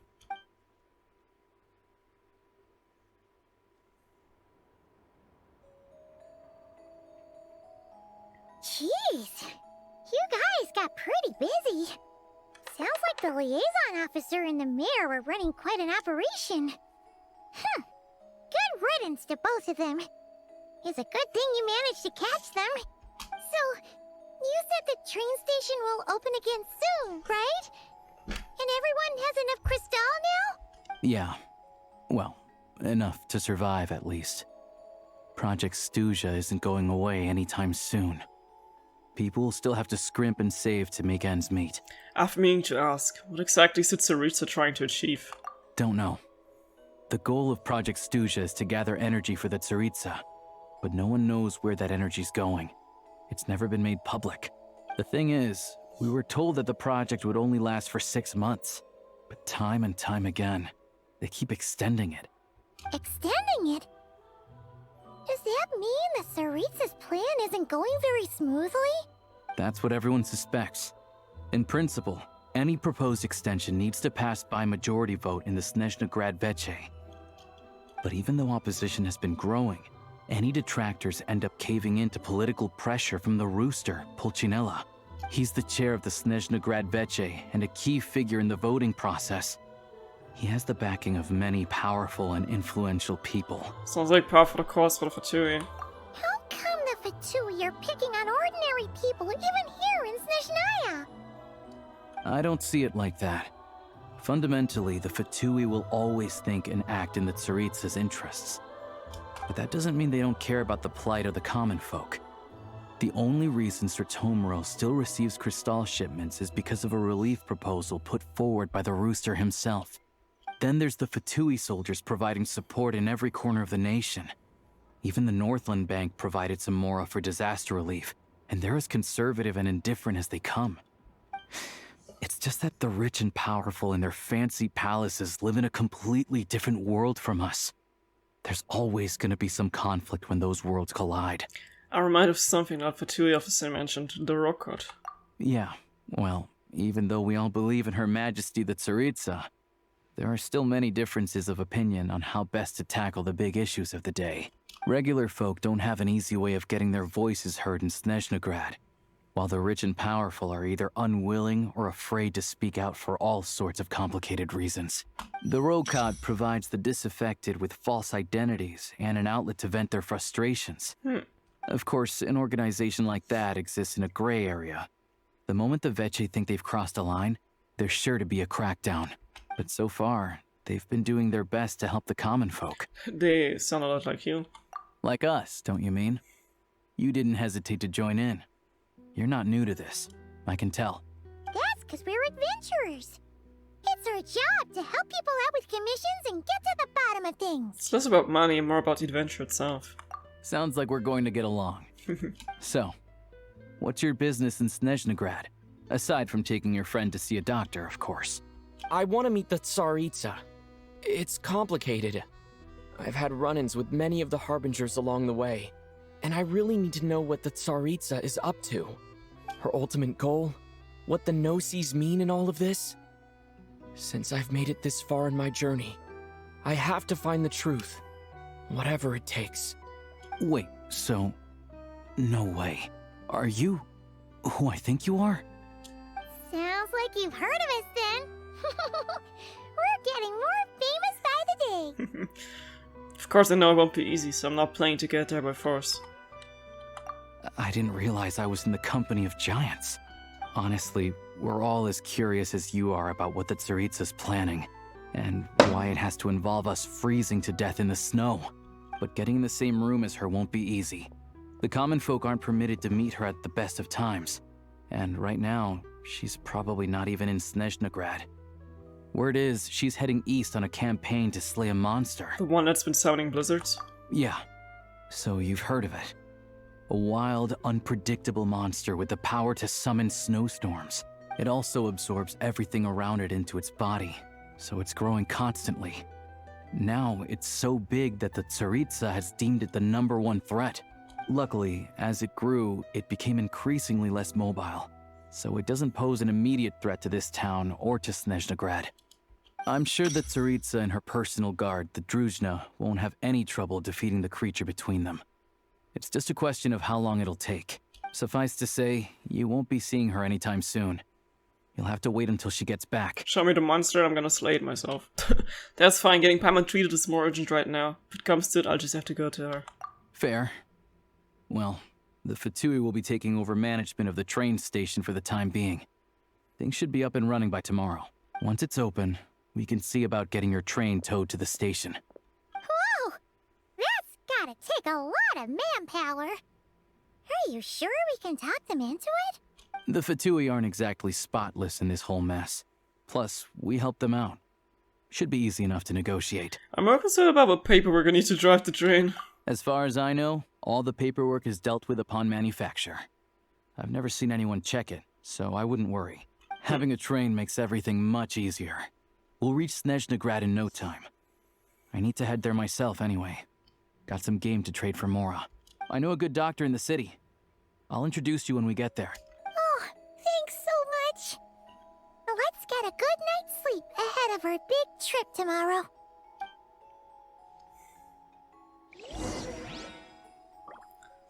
Go to the station.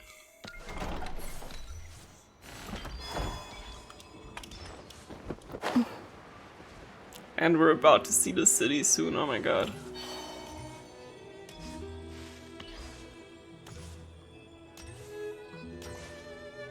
This is all so crazy, I still can't believe it's actually happening. Ooh.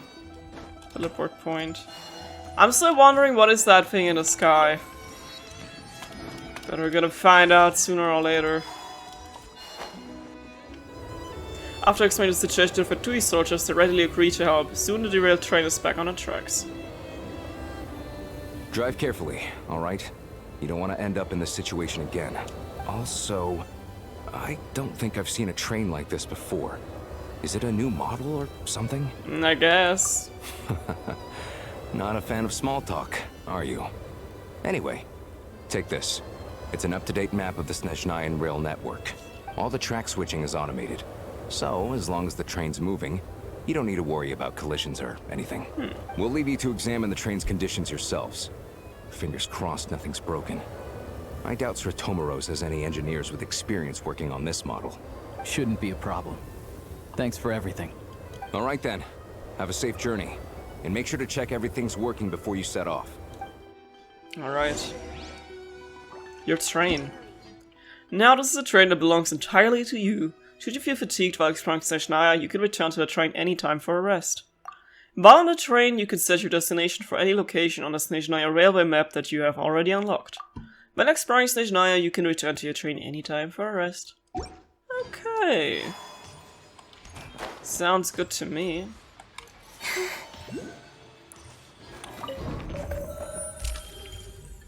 Okay. Ooh, we've already unlocked so many? Damn. So many places! That's crazy that they have so many cities here. Well, off we go to SNEZHNAYA. Alright. Looks like our destination settings have been applied. Let's give this thing a final once-over and then head out. Goggles, your time to shine! Affirmative. Running vehicle diagnostics. What's this? Well, and you know, when I first got here, I thought it is like kind of like the Akasha, and everyone here knows what it is, but think of it as a kind of autopilot system. I don't know if we can trust it. Engine, green. Wheels, green. Frame, minor damage, but no impact on function. Diagnostics complete. All systems nominal. The way he already said Impact so many times, I'm kind of waiting for him to name drop the series. Genshin Impact. Neat! Paimon still can't get over the fact that you just found this tech lying around in a random cave. Definitely lucked out there. I've lived in SNEZHNAYA my whole life, and I've never heard of an interactive, talking train autopilot. Strictly speaking, I wasn't designed purely to drive trains. Though I doubt you have any interest in navigating the practically unreadable operator's manual yourself. All configurations are complete. Should you require any further assistance, please call for the Eye of Grey. Thanks. Oh, nope. Paimon's gonna find a warmer seat.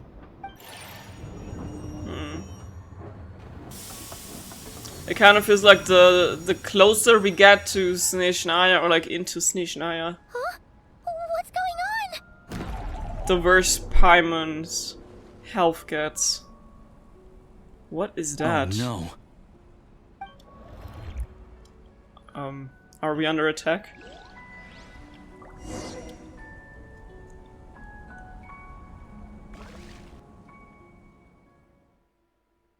The aliens are trying to get us.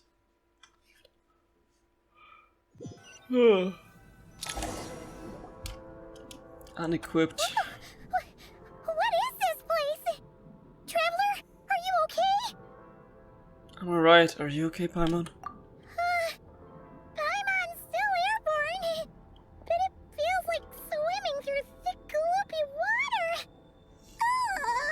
That's horrible. Where's Alosha? Just our luck. Okay. Of all the things that could have gone wrong. Alosha, you're SNEZHNAYA, right? Any idea what the heck this place is? It's called the Shadow Realm. A place where no wind blows, no light shines, and no elemental energy flows. Even time itself doesn't exist here. It's a world where everything seems to come to a standstill. I've only seen it a few times before, and this is my first time inside. It's a dangerous place. Most people who get sucked into the Shadow Realm are never seen again. And the few who do make it back, they're never quite the same. Huh? Then what the heck do we do now? Oh, maybe Goggles knows something. Goggles? I don't see it anywhere. What if he's responsible for this? Don't trust the technology kids. Great. Now we're done for. Hold it together. Let's not get ahead of ourselves. I heard a story once about the world of shadows. If it's true, there's a way to escape. We just need to find the exit. Come on, let's explore. Okay. Quest progress saved. Look at these Fatsui. It's like they've lost their minds. Their shadows have been devoured. They're no longer amongst the living.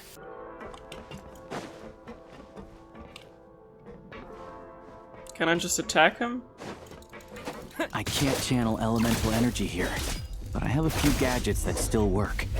That's good. Okay, come on. Huh. Our train is like the only thing that exists in this space.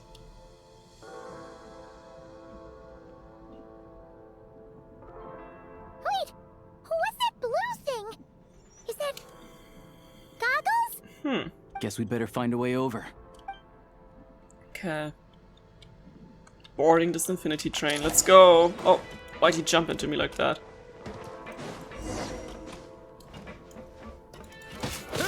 Meet up with the Eye of Grey. Hey buddy, wanna come over and help me maybe? Or... no? Okay. Damn, the music goes hard. Is that... okay, it's still the right way. Alosha, Paimon, where you been? Hello. I am glad to see the three of you safe and sound. For now, at least. But things aren't looking too good. Correct. We are now inside what is known as the Shadow Realm, the darkest space in the shell, where even the Most High is loath to cast its gaze. Time and space hold no meaning here. It intersects with the world of the Light Realm only rarely, like an air bubble that rises to the water's surface. We must leave this place before it sinks back down into the depths once more. Sounds like you have a plan. Yes. In fact, the very purpose of my creation was likely to... from the Shadow Realm. Escape from the Shadow Realm? It appears that key data is currently inaccessible. But now is not the time to resolve that problem. I have marked the exit to the Shadow Realm for your convenience. In addition, I have prepared some equipment to aid you as you traverse the Shadow Realm, traveler. There's specialist equipment for this? How do you have that at the ready? It may well be one of my core functions. Scan complete. Construction in progress. Oh, is this the Activation outfit code? we're getting? We once peered into the past from the ruins of the shadows.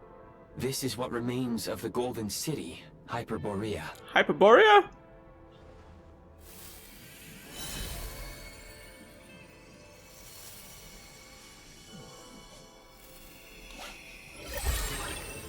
Yeah, it's not like we... Ooh, okay, I was gonna say not like we had that before, but I kinda had a feeling we're gonna get this now. Oh my god.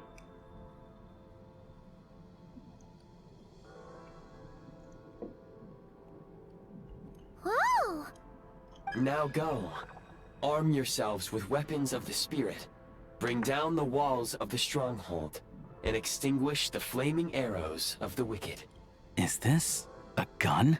In the Shadow Realm, where humans cannot channel the elements, there once was one who, after much research and many attempts, found this to be the most effective means of attack. Let's go. We don't have much time. Oh my god, okay. Tutorial? Oh my god, okay. Hold to enter aiming mode, sprint, slide, reload based on classic shooter view controls. Switch to aiming mode, sprint, slide, reload. Huh.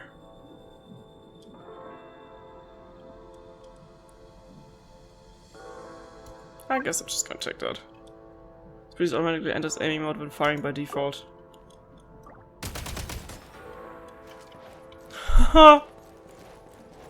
That's crazy. Well,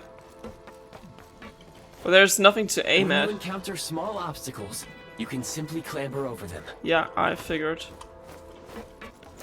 Ooh, I like that. You can slide to navigate through low, narrow tunnels. Wait, how exactly do I do that?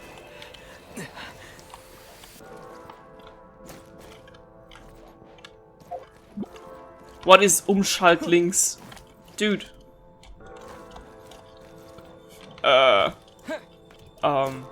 Hello. I'm trying to figure that out, you know?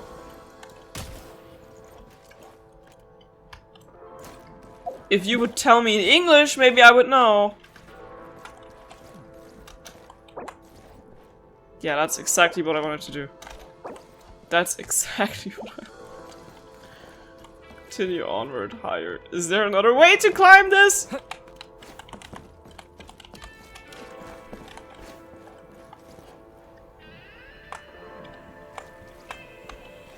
Hello. Hello. Okay.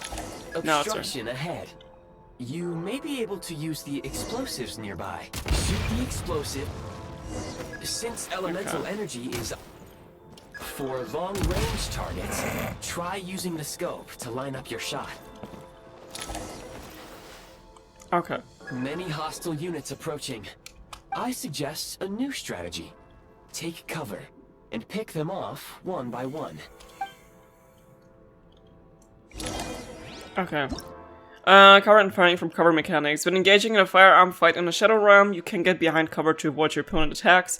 You can also fire from cover at opponents who are not behind cover themselves. Take note that wooden cover and certain cover objects with cracks in them may shatter after taking too many hits. Pick up ammo! Ooh.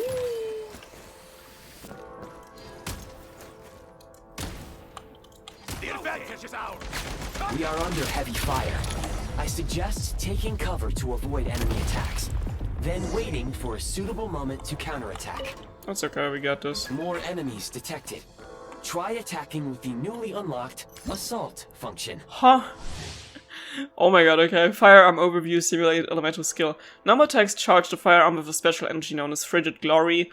Once sufficient energy has been stored, press the simulated elemental skill button to switch to breakthrough mode. In breakthrough mode, the firearm consumes Frigid Glory to launch high-powered ray spears, piercing through opponents alongside their path, dealing cryo damage. State number 2. Light him up! Headshot. Need a refill. It's high. Can't take much more. Time to catch my breath. State number 2. Wait. Change of tactics. Nice. Oh my god. Nice. Yeah, I said that. Nice. As the Sigil hovers in mid-air, aim and fire at the Sigil and you will be able to use the power of the freeze mark to move quickly around the Shadow Realm. Aim at the freeze mark and pull the trigger to move using the rope. Oh my god, this is like Spider-Man. This is so fun. Nice. What is that? Oh, that's ammo, okay. Hi there. State number 2. Mind the rhythm. I'm hit. Where's the back? Reload. Over. Change of tactics. Some supply points can restore a small amount of stamina. Press on. Okay. How do I supply points? Oh wait, this one you mean? Where's my stamina? Okay, maybe not.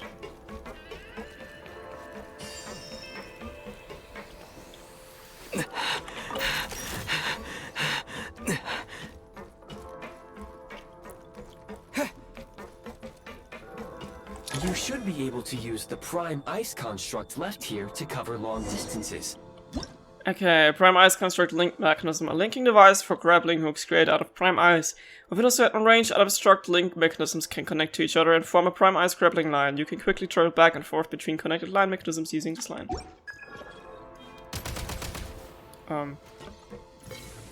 No.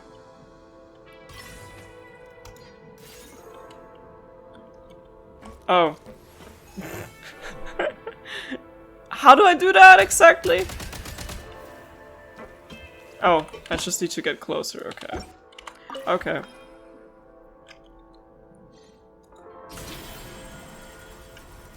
Still gotta figure out the controls like I said. But don't worry. We're getting used to this and then we got this.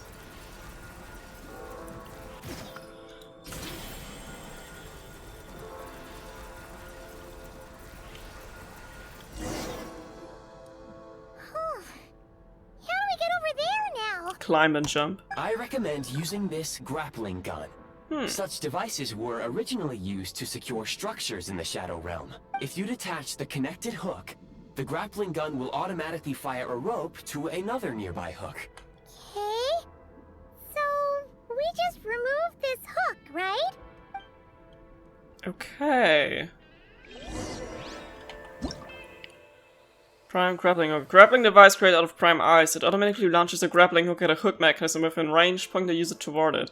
Occasionally, you can also use it to cause damage to fragile items containing hook mechanisms.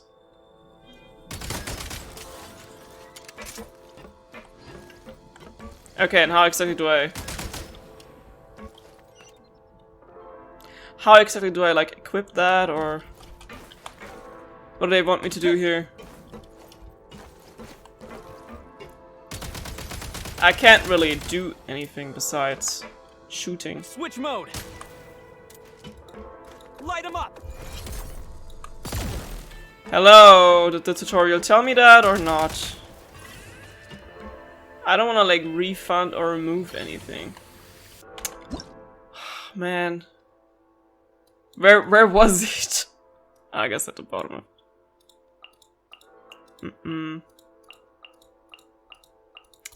Come on. Cold will land ice, so moving in a low temperature location, eye upgrade will expend energy to keep your body warm. Eye upgrade energy is exhausted, your body temperature will drop.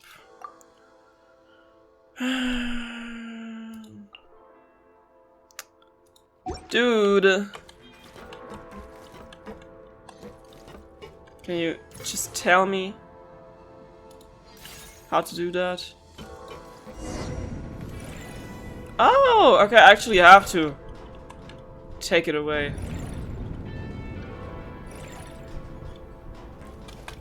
I don't think that would be what works, but okay.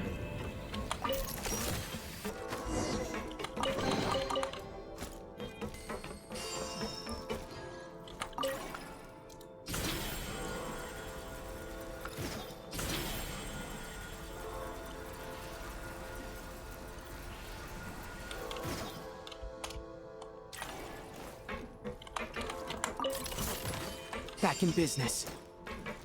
How do I refill my energy though?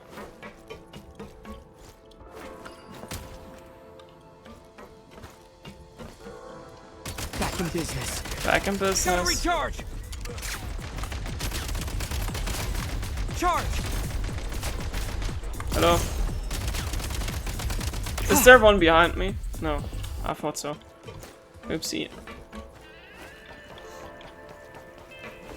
sprint at the prime ice launcher to reach high places with ease.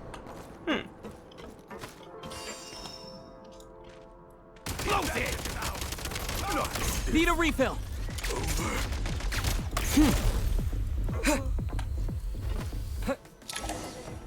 Usable munitions detected. Frag crystal. Frag crystal. Light 'em up. Ah, there's so many. Switch mode. Back in business. Come on. Mind the rhythm.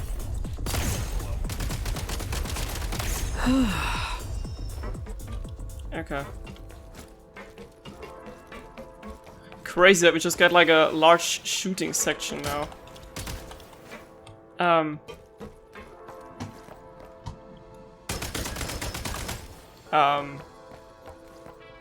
Technical construction blueprint for frag crystal higher. Oh, there. Okay, sorry, did not see that. Was too busy shooting at people.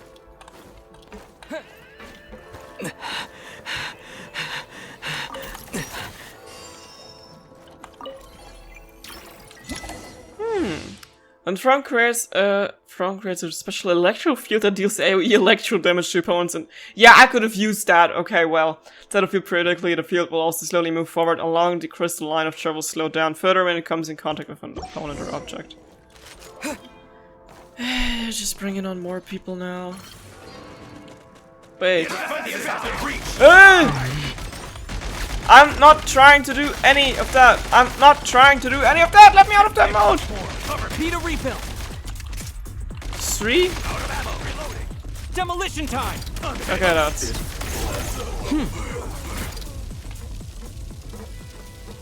Switch to aiming mode. Okay, interesting. I would need some HP. No, I just took everything already that was in front of me. Shift your center of gravity and slide down.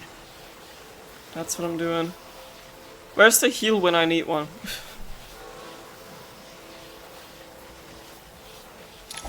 I'm falling. Oh. Okay, quest progress saved. Continue onward. How much longer is this gonna take? The exit is right ahead. We are very close now. Are you sure? It's like they're trying to keep us trapped here. That platform and the carriages are swarming with undead Fatui. Guess we gotta storm through. Okay. Back in business. Yeah. Oh, ammo. Ooh, treasure. I thought there was something over here too. What is that? Another blueprint? Ah. Balzac Sunwheel is a semi-automatic grenade launcher that lobs grenades of different elemental types in an arc. Each grenade deals damage matching its elemental type, and any opponent struck is treated as having been hit at a weak point. Press normal attack to launch a grenade of the current elemental type. Aiming displays the grenade flight path before firing. Press the simulate elemental skill button to switch the firearm to a different elemental type.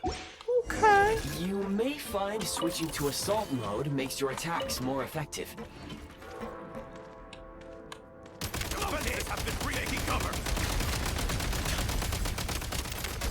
Reload! Mind the rhythm. Where's the...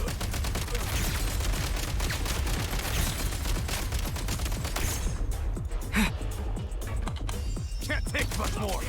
Oh. Wait. Try this!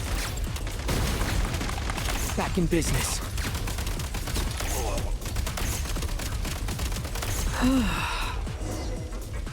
Continue onward, yeah. Will do.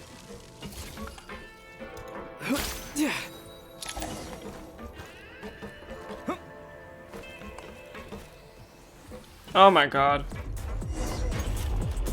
Demolition time! Demolition time! State number 2. Say hello to my little friends. Is there more enemies or not? Shadow Realm core. Core that can only be found in Shadow Realm and works to maintain the existence of mini Shadow Realms. Destroy or remove it to cause the mini Shadow Realm to disappear for a short time. Yeah. Okay. Huh? Why is everything shaking so much? Looks like the Shadow Realm is about to sink back down into the depths. The exit is right here. You mean this weird bubble thing? Wait, how exactly do we... No time to think. We just gotta go for it. Okay.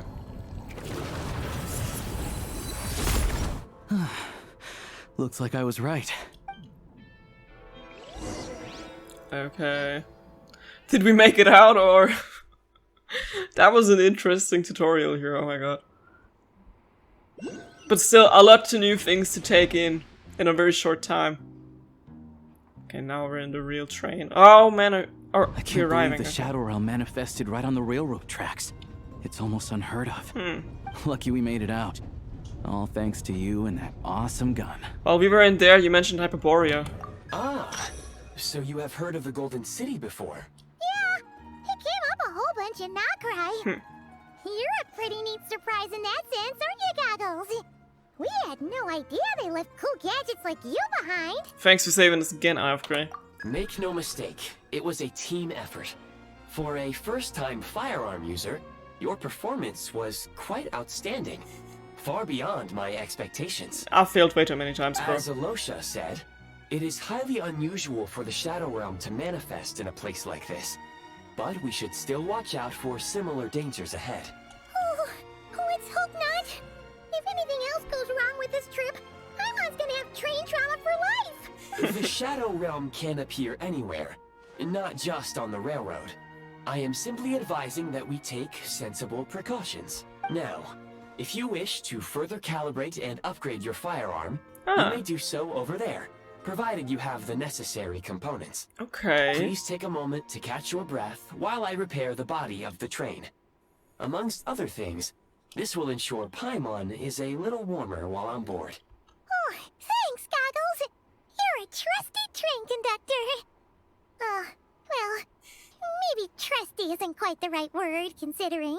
Anyway, at least you get the job done. So the gun can be upgraded? Yes, of course. And just like the Eye of Grey, I am sure it will be a great asset to you in your future adventures. If not the trustiest, then it will at least get the job done. Let's get some fresh air while the Eye of Grey fixes the train. Will you be okay, Paimon? Yeah, sure. Paimon wants to forget all about the Shadow Realm. It was so creepy in there. Stretching her legs might help take her mind off things.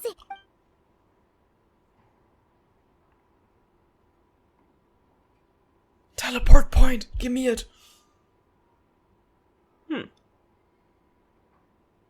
It looks smaller. So quiet here for a train station. Yeah. Not a person in sight. Just abandoned houses. Didn't think it looked like that, though. Thought it'd be bigger than the place we just been at. Oh, but there's the city. Huh? So much for repair? You've swapped our train out for a whole new model! I didn't even realize. My plan was to Now restore I the did. train to its original appearance per my records as quickly as possible. Huh. Now that the repairs are complete, the train offers optimized performance and a significantly improved trendiness level. What is that other thing? Like a teleport point to the Shadow Realm? Huh. Didn't know trendiness was a parameter. According to my calculations, parameterization is the most effective way for the Eye of Grey to understand trendiness. Hyperborea, huh? I'm sure I've heard of that in a story somewhere. What an incredible little gadget you are. Alright. Oh. Teleport waypoint. SNEZHNAYA Adventure Journal. SNEZHNAYA Adventure Journal is now unlocked. SNEZHNAYA Adventure Journal, you can view your ongoing and available quests in SNEZHNAYA. Ah, this is also where you can collect corresponding rewards after completing ARCHON quests and world quests. The experiences section of the SNEZHNAYA Adventure Channel. Here you can find the meeting points you have discovered while exploring SNEZHNAYA. Additionally, you can also view in this section any special recruitment projects that can be done this week. Okay, Shadow Realm History section of his SNEZHNAYA Adventure Journal. Here you can find the Shadow Realms and even more dangerous Shadow Realms you have uncovered while exploring SNEZHNAYA, and quick travel to any of these realms for a good old cleanup operation. The SNEZHNAYA Adventure Journal also allows you to look up the temperature of the current area. Low temperature locations, the Eye of Grey will expend cosmic energy to regulate body temperature. Cosmic energy depletes more quickly in frigid zones and in sub-zero zones. Cosmic energy will be depleted even more quickly and lead to catastrophic effects. Therefore, do keep an eye of the environmental temperature where you're going. Okay. Ooh. Grappling gun. Collect all Eye of Grey fragments. Now we have so many new quests unlocked. Oh my god. Press to open your SNEZHNAYA Adventure Journal. Claim rewards. Go to quest. Go to quest. World ARCHON quest. Okay, that's the one we want to go. Okay, request to unlock SNEZHNAYA Adventure Journal and obtain rewards. Board a train head to SNEZHNAYA. I'm gonna make a little cut here, but I guess I'm just gonna continue here for you. But I need a little break, so in a sec I'll be back. Right, I'm back. Okay, you can actually add like notes on the map. I've seen that on Twitter, that players from every server or something can like add notes that anyone can read. Might be of utility to you on your journey. Board the train and head to SNEZHNAYA. Please, Is that not our I train? insist. Oh yeah, okay. Let's go.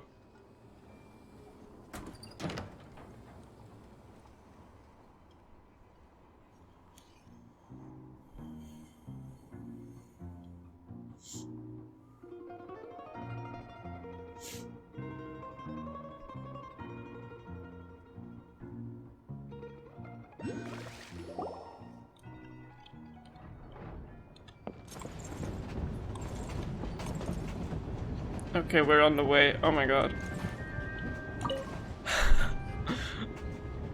Let's go.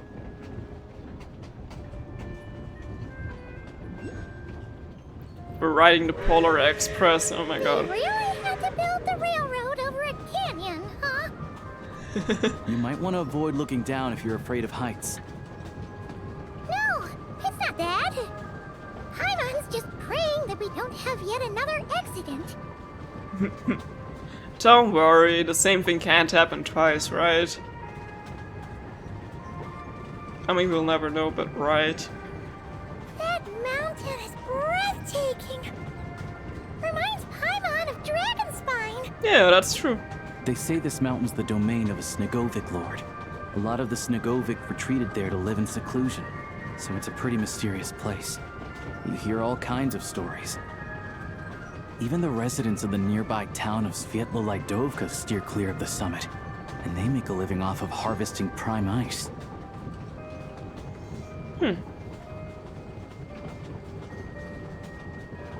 Look, SNEZHNAGRAD's just up ahead. Oh my god. Oh my god, I can't believe we're actually here. I'm too excited, I can't hold still.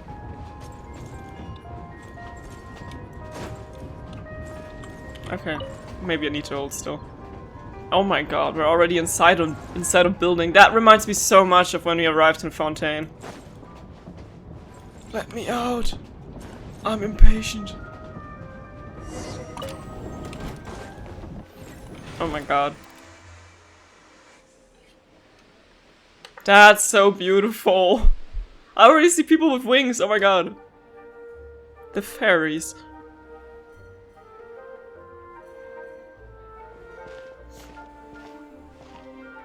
Here we are.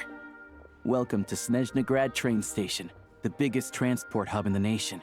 Wow! It's so majestic! Just flying from one side to the other would probably leave Paimon out of breath! It's built for maximum efficiency.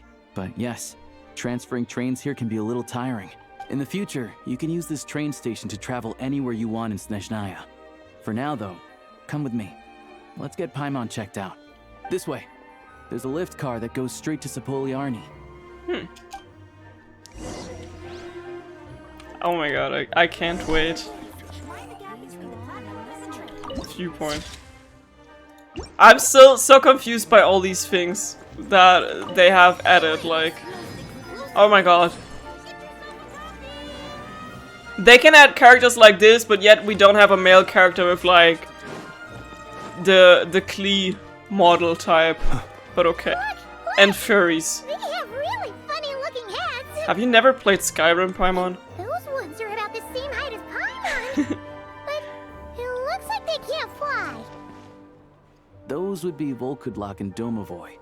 You'll also see the winged Vila and the snowborn Snegovic amongst others. No wonder. We'd heard that SNEZHNAYA used to be the realm of the Fae. Paimon can really see it now. Why do I feel like they're gonna add this type of character into Miliastra at some point? Look at the wings! Surely not. That can't be possible. Delay. Oh no, don't tell me it's happening again. Okay, so much going on here. Wow, okay. Where do I need to go? Oh, in here, okay. Oh! Okay, didn't, okay. I wasn't prepared for that to not head forward, but, you know, upwards.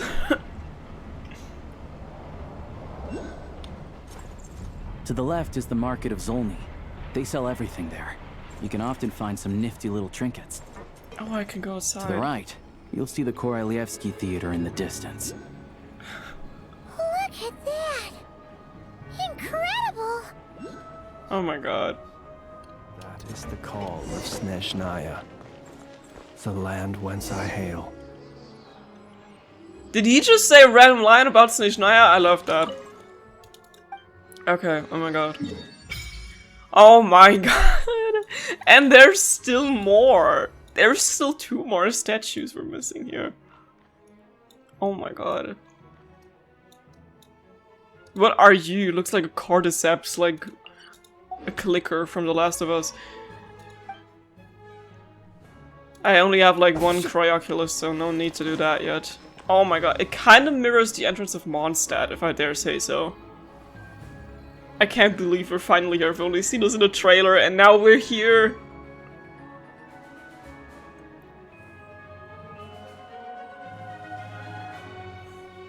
Wow! SNEZHNAGRAD is stunning! Seeing it with our own eyes makes all the trouble we went through to get here worth it! I found it pretty stunning when I first came here too. But I soon found out that stunningly beautiful means stunningly expensive. The prices here are crazy. I'm good on Mora. I'm just a small-time hunter, so Zolny is where I spend most of my time. This way will take us to Podvorier restaurant. They offer food and lodging there, so you can get settled in while I fetch the doctor. Everything really does look expensive because everything is so spacious, if that makes sense, you know? Is that gonna be stunningly expensive too? Don't you worry about that. Keeping your environment comfortable is all that matters. Yeah. I mean, there are places to stay in Zolny, but I highly doubt they'd meet your standards. Most of the stoves are out of crystal, the windows are drafty, and at night, 4-legged roommates come out to play, sharpening their claws on the roof beams and floorboards. Rather 4-legged than 8-legged. Yep, no way! Not a chance Paimon's staying anywhere like that. Maybe we can split the cost of the room between us? Paimon still has some savings left. What happened to sponging off me? Come on, it's tradition. Fine then. It's your treat. Paimon will save her money for buying a nice little cake. Don't worry, you'll get some too. I'm glad to see you've perked up. If you find yourselves in the mood for some sightseeing later, there's a few places around here worth seeing. This way leads to Zapoliarny Palace, which serves as the Tsaritsa's audience chamber and also her personal quarters. The adjacent block is kind of a city in its own right. That's Glupov, the headquarters of the Fatui. Inside, there's a munitions factory known as the Armory Palace, producing a constant supply of all kinds of equipment for the Fatui. A lot of important research happens there too. And over there is the SNEZHNAGRAD Vecha, where all the big shots meet regularly to make policy decisions. These places are best admired from a distance. I'm sure I don't need to explain why. Yeah, they probably have super strict security. We're not looking for trouble right now. The downtown area is near the center of Zapoliarny. That's where you'll find the restaurants, bookstores, and gift shops. Another place of interest is the Northland Bank, which is over this way. Oh, and I'm sure you'll want to make contact with the Adventurers Guild at some point, right? That's right here. Hello, Catherine. Ooh, speaking of adventuring, we use alchemy quite a lot. Do you know where we can find a crafting bench? No one practices alchemy at SNEZHNAYA, I'm afraid. Apparently there's some historical reason for it. Why do I feel like miHoYo is gonna be the one who knows more about that? Oh. We'll just have to use the one on the train then. Kinda inconvenient. Wait, how come there's one on the train if that's SNEZHNAYA too? That's weird. Maybe we can look into historical reasons later. Yeah, I don't know. Not my area of expertise. Still, I wouldn't say the absence of alchemy makes life here any less convenient. Anyway... Finally, there's Zolny in that direction. It's mostly residential buildings and factories, but there's a few shops too. Worth a look around if you're interested. That's about it.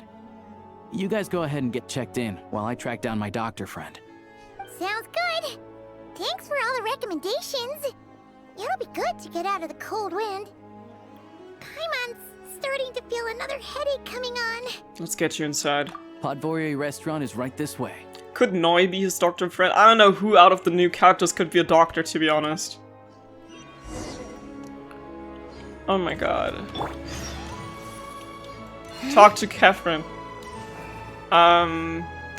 Nope, because we don't want to get sidetracked, so we need to go to Podvorye restaurant. But oh my god, this place is huge. And so pretty. And it feels wrong walking around dressed like that. Like, why are your legs up? What? What are you doing here? This place is noisy as ever. What are you doing here, Selena? Ah, it's you, traveler. Just running errands for our parents. They want me to escort their precious human daughter back to the countryside for a regular treatment. That's all. Right! She did mention that Linnea's sister, or like... Yeah, she's the sister. But you know what I mean, that she lives in SNEZHNAYA. We haven't set out yet, so I figured I'd stop by Sepolnjarnjan to pick up a few things. Linnea rarely gets the chance to come to SNEZHNAYA. It's only right that I bring back a few souvenirs for her and her Jack Frost. Anyway, the capital is far too loud for my liking. It's impossible to find any peace here. She's right to stay away. I did not at all expect to run into a familiar face here. Who are you? Interesting outfit. Okay. Anyway, let's head to the restaurant.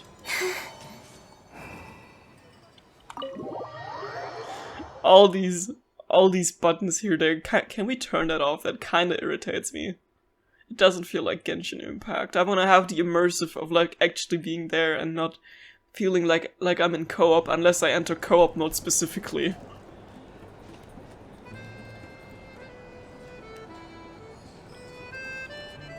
Where's Alyosha?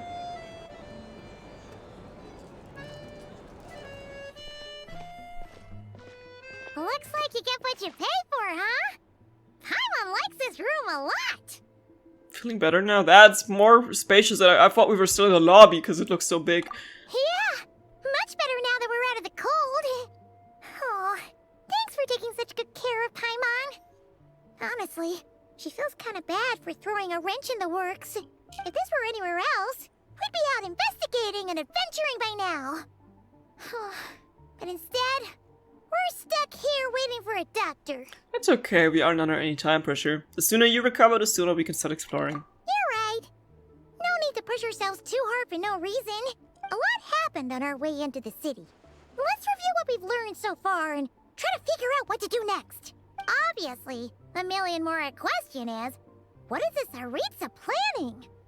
Everything else leads back to that. Yeah, that was our main goal in coming to SNEZHNAYA. Sure was. And so far, we've learned that in addition to the 7 Gnosis, her plan also requires a ton of energy. But we won't get to see her anytime soon. Alyosha said that she went east to fight that big monster. It must be a pretty powerful one if it can blanket the whole of SNEZHNAYA in a snowstorm this awful. Some of the threats we'll need to face, I think. To be honest, what we're really lacking right now is information. The kind of information that only the higher-ups in the government would know. Not word on the street type of info. Huh. Paimon can think of a few people who might be able to help us. Yeah, but I'm thinking about Child. They're all Fatui. I mean, when did that ever stop us, you know? Right. And when we left Nogcry, Sandrone specifically left a message reminding us which side we're on.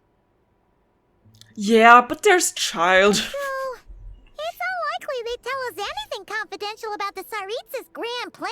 It's sort of asking. Maybe we can learn some non-confidential info, you know, Paimon. Yeah, fair point. Besides, that Gloop-Off place is right nearby.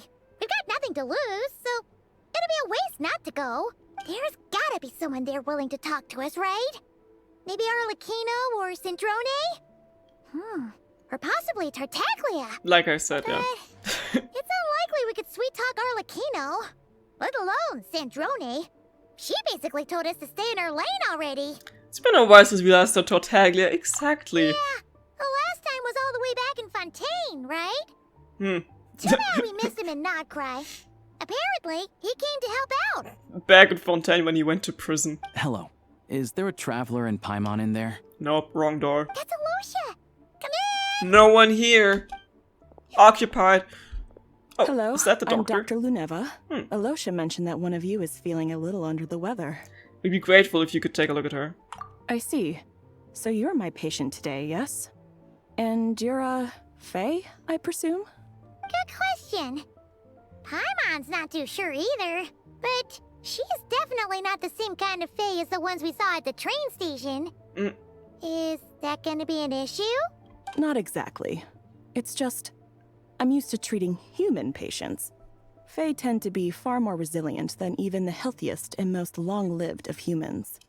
But don't worry, I do have some experience treating Fae. I've even diagnosed plenty of cats and dogs in my time. Safe to say, I have a fairly eclectic range of expertise. That's good. It'll be fine. Paimon's basically the same as a human, right?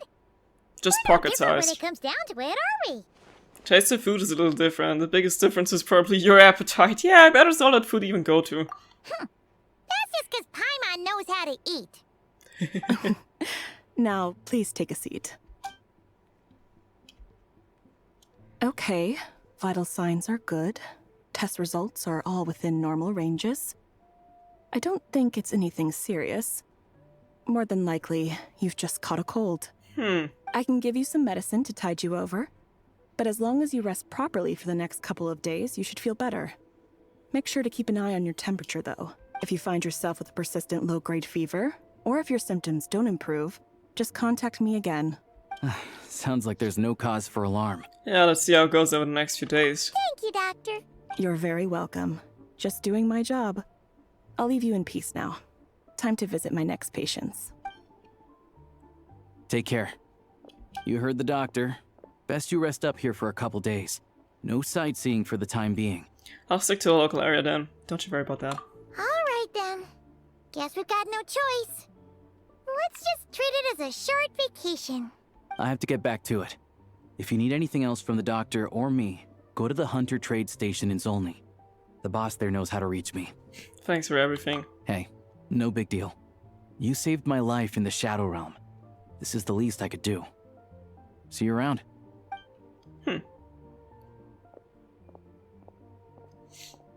Act 1 completed? Time to find Child and see what he can tell me. Okay. Time to look for familiar faces.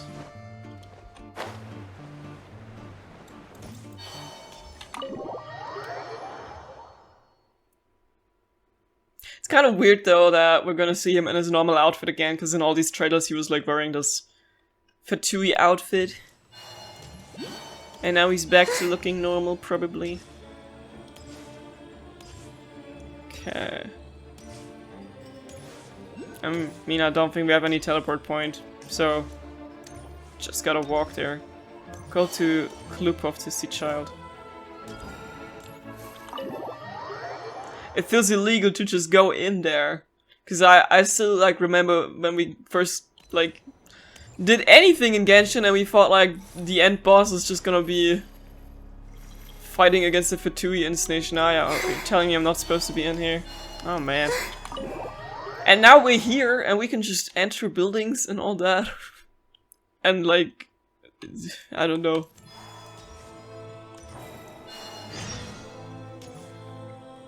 No, I'm not gonna do any other side quest now. Okay. This place is so big.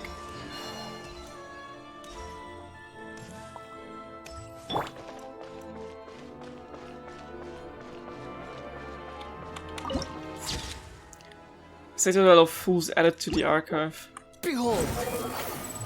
Damn. There's a teleport point. Hey child, remember me? Your good old friend Scaramouche.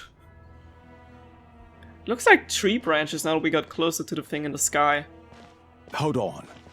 Please display your invitation letter or permit. I'm looking for someone. Could you pass along the message? Glupov does not accept meeting requests without a prior appointment. You'll have to apply per the advertised booking process and wait until your invitation letter is issued. But I know they want to see me because we're old friends. Might I ask who you're hoping to visit? Harbinger Child Tartaglia. Another one who thinks the rules don't apply to them. I don't understand why people think they can just talk their way in here. You don't just show up and land a meeting with a Harbinger. Dude, I got 2 Harbingers on my team right now, but one erased themselves from memory. And the other's, like, unemployed, because she's busy being a goddess. But I have to go through the motions for protocol's sake.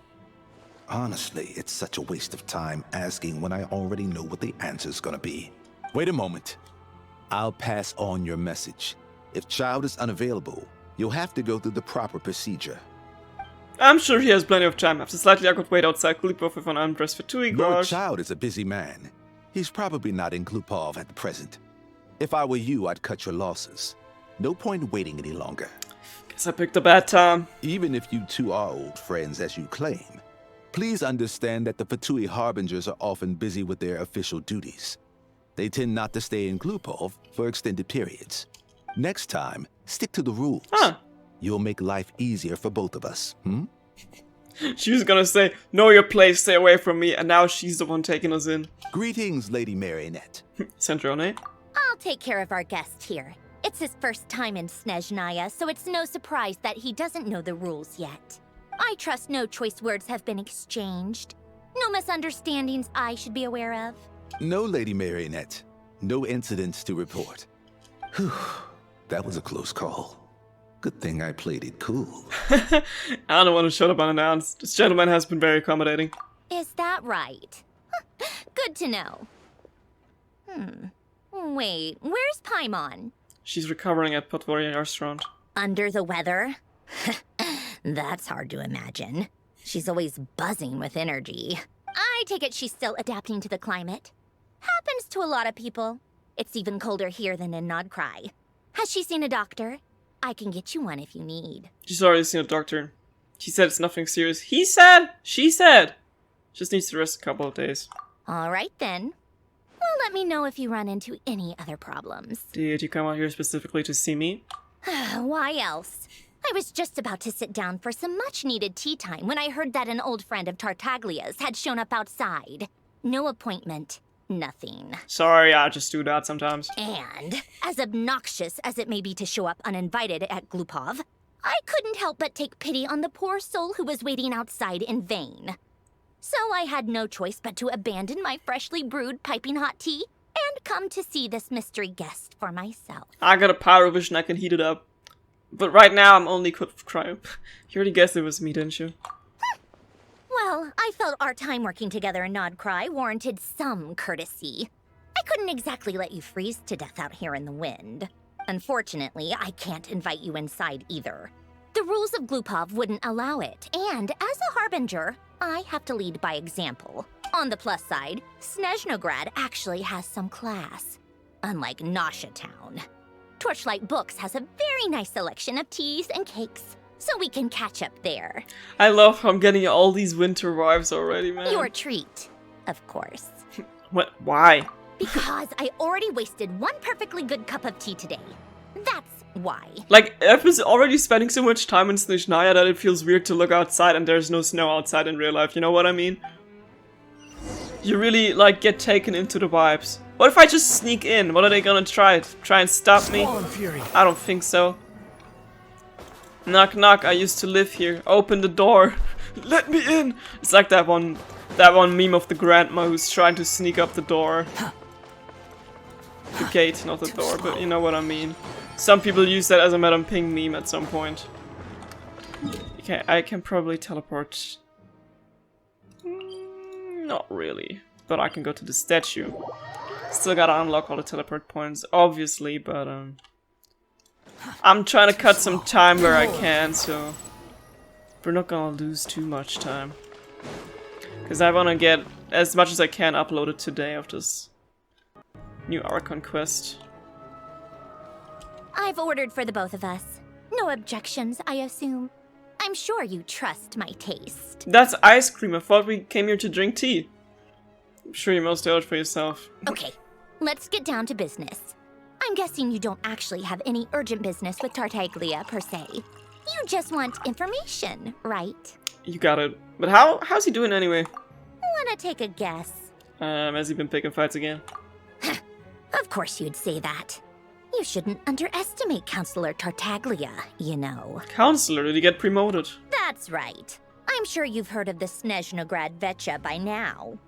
Well, he's busy preparing some paperwork for their next meeting. They'll be discussing yet another extension to Project Stuzha. It's basically all anyone cares about in the Vetcha these days. Tartaglia as a counselor, sorry. It's just a little hard to imagine. Yeah, he's more of the shoot first, ask questions later sort, isn't he? It all started with a very detailed letter that Capitano left for the jester, Piero, before leaving for Natlan. In that letter, he detailed the future arrangements for his subordinates. All of his key people were reassigned to Tartaglia. I guess he'd already prepared to leave us for good all the way back then. But Piero didn't reveal the contents of the letter until the events in Natlan had concluded. Why Tartaglia? That was his reaction, too. Why me? With a bewildered look on his face. He'd always assumed Capitano looked down on him. He was a man who kept his thoughts to himself and barely spoke to him the whole time they'd known each other. But he occasionally brought Tartaglia along to my tea parties back in the day. So to the rest of us, it was clear that Capitano had quite a lot of respect for his young comrade. By the rest of us, I mean my tea party regulars. Arlecchino, Rosaline, and... actually, not Columbina. She was probably oblivious to it. Anyway, then the Liu-S situation happened. Normally, it took a lot to get under Capitano's skin, but that time he was furious. It's not really my place to talk about it, though. You can ask Tartaglia about it sometime. Wasn't Rosaline already dead when... No, wait. Is her domain in Inazuma, was she still alive? I can't remember, it's been so long ago. Basically, Tartaglia probably had the wrong idea about Capitano all along. Right up until Piero revealed the letter he'd left behind. Capitano believed that despite Tartaglia's immaturity, he showed great potential. Plus, he possessed a kind of purity rarely seen among members of the Fatui. Makes sense. Yeah, it's one of the few things that I'd agree those two have in common. But there's one other reason why Capitano chose Tartaglia to assume command of his troops. He knew that after he was gone, several of the others would swoop in on his army like vultures, with the ones who stood to benefit the most being the rooster Pulcinella and Regrator Pantalone. Once they divided Capitano's troops between them, they'd be more powerful than ever. No one would be able to stop them. So, you can see why Capitano chose to hand that letter to Piero, right? Because the jester needs to maintain a balance of power. Exactly. Piero also needed to back a harbinger as soon as possible. And, all things considered, Tartaglia was the best choice. Even though Tartaglia has had the support of Northland Bank for a long time, he and Pantalone are ultimately not cut from the same cloth. I'd say Capitano made a good judgment call. Anyone else caught in this situation would probably feel like they'd been hung out to dry. His best course of action will be to distance himself from any shady business, while still maintaining friendly relations with Pantalone. but seeking Pulcinella's support at the same time. Are you sure it's okay to tell me all this inside information? What's the point in having a tea party if you don't spill a little tea? Exactly. Oh my god, we're eating caviar, that's crazy. Besides, none of this is confidential anyway. Ask any journalist out there. They'll give you all the lurid details. You'll see it firsthand if you ever sit in on a session of the Snezhnograd Vecha. All the factional strife, whether open or unspoken, it plays out for all to see in that one little room. Having a voice in the Vecha is the only way to steer policies in your favor. So, every person in that room represents a particular interest group. Pantalone, for instance, represents the financial sector, and Tartaglia represents the Fatui soldiers. Personally, I have no interest in political jousting, but since I have a number of engineers and researchers under my command, I have to make their voices heard. Then there's Pulcinella, the linchpin of the Vecha. He represents politics itself. Everything involves him, so nothing can bypass him. Any issue that comes up, he knows how to mediate. That's what the Tsaritsa values most about him. This explains a lot. I'm starting to see why everyone is so frustrated with the way things are, but also powerless to change it. A complex web of interests connects all parties involved, and the Tsaritsa sitting at the top adds another layer of complexity. It must be nearly impossible to come up with a perfect solution. All right, I'm done carrying this conversation. Time for you to answer a question of mine. Huh. You must have known that you can get the info you needed from me. So why was Tartaglia the first person you asked to see and not me? You're not jealous, are you? Huh? Jealous? As if. Wait. Oh, I think I know what it is. Columbina passed on my message to you before you left Not Cry, right? What makes you think that? I only meant you should be mindful of which side you're on. Is that actually why you didn't ask for me? Because you took that to heart? I guess it's part of the reason. I wanted to make sure I wasn't being disrespectful, you know? You... fair enough. It's not your fault. I blame all these politicians I've been hanging around with lately. Always beating about the bush when they talk. I guess it must have rubbed off on me. Anyway, just ask for my help next time, okay? Little things like this are no problem. Lady Marionette. What now? Can't you see I'm on my break? Whatever it is, just leave it on my desk. I'll look at it later. Sorry to disturb you during your break, ma'am, but I'm afraid it's an emergency. Isn't it always? I've told you before, fixing the tracks and transporting ice blocks does not constitute an emergency. The equipment in Svietlolaitovka is in urgent need of maintenance.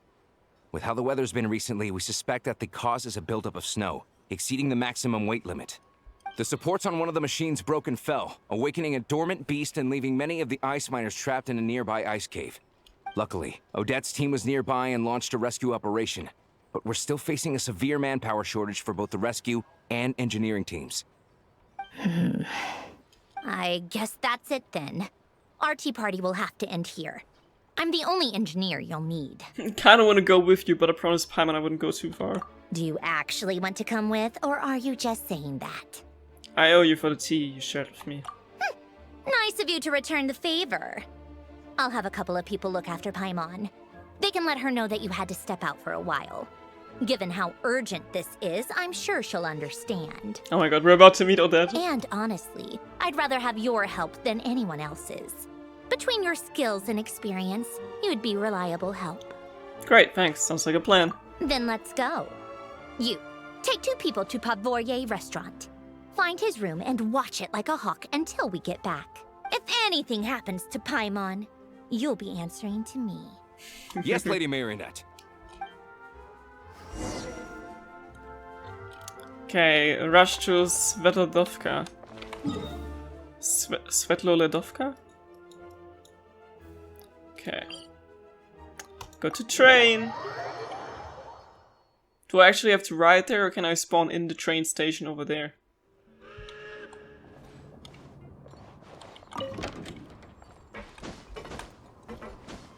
Am I already in? I'm already there, okay. Okay, so I can just teleport to the train without having anything unlocked. That's pretty cool. Now how do I get out of here? Okay. The wind rises. Nice hat. Man, it kind of feels like home that we have train stations.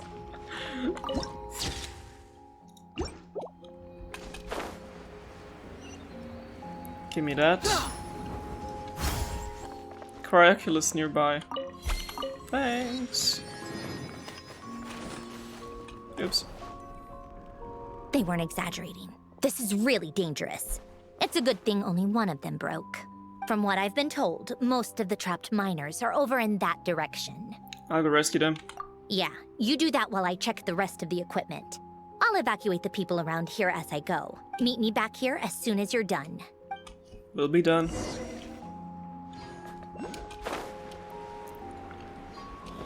It kind of reminds me of the chasm.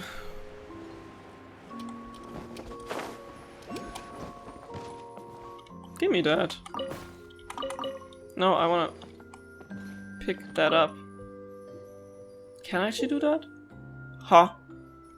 Paimon, what are you supposed to? You're not out here. That's odd. What is this? Some kind of invite? It's an invitation. Invitation? Let Paimon take a look. It says Pavlina, Grand Duchess of the SNEZHNAYA, is inviting whoever is holding this invitation to attend the wedding. Those who wish to attend the ceremony may present this invitation as proof that they have been invited. Ah, so the wedding is being held at House of Hesp something, up on the snowy mountain. House of Hesperidos. Yes, it was once home to the sovereign who ruled over the Snegovik. As for Pavlina, that name does not sound faintly familiar. So Pavlina, the princess of the SNEZHNAYA, might be tied to Gogo's past too? Most likely. Oh, let's go check out this princess' wedding then. Huh. No time right now. I thought I could just... Attention to the ritual. I thought I could just, you know... Landmarks nearby. I thought I could pick up the axe. The pickaxe, actually, but okay. Because I thought maybe we would need that in the mines, but... Well. I have to be getting close. Don't go any further. Is that Odette? Oh my god! Let's go. It's too dangerous here. There's a highly aggressive monster on the prowl. You need to leave, now. I'm with Sanjoni. Her eyes are so beautiful, they look like primogems. Ah, I see. You're the backup from SNEZHNAYA. Well, I'm Odette. Good to meet you. Such a pretty shade of blue. Ah, so this is Odette. She was the first member of the Fatui on the scene. There are 5 people trapped in the cave. Monster type is unknown, and so is its location. Her hair details go crazy. It looks like a rose almost. Let's go. Every second counts. Oh my god, she's beautiful. I need to pull for her. I hardly have pulls though, but oh my god. I need to lock in. And we can playtest her! She's so pretty. Okay, wait, I need to make a pull right away. Give me a second. Oh, we have more than I thought we had. Okay. Oh, hello there. Already got you, but I'm not complaining. Let's just throw every wish that we have. Is she a sword user? She looks like a sword user. Which would be cool because I love sword users. Okay, can I pull somewhere else? 1 second. We'll be right back into the quest. Okay, I don't even have any more. Okay, anyway. If only there were double the hours in a day. Actually, make that triple.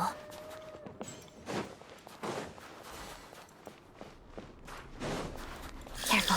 Something's moving. That's weird.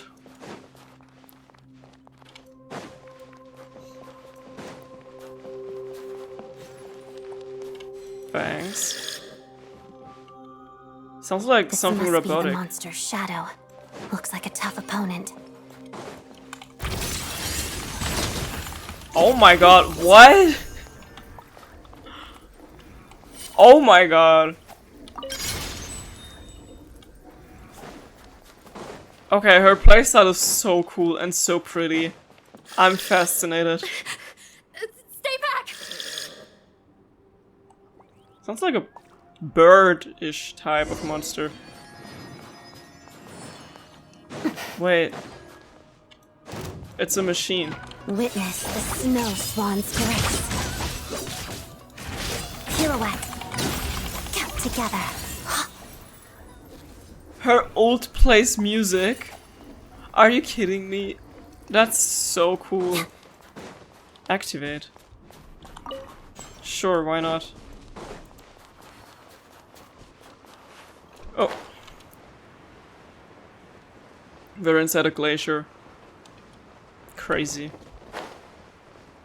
Now that looks like a boss fight arena. I see them. They're right behind the monster. That tiny The little monster thing? seems very agitated. It could attack at any moment. Let's make the first move. That little thing? Use electro attacks, it must have said okay. Take this! Bellowing thunder! Yeah. Damn, she's such a crazy support. But the snowflakes. I love that her skill stays on field, while she's off field. That's damn. Together. And she would fit perfectly into my team, even though that would mean I would have to replace Escoffier. But I fear I'll have to pull for her.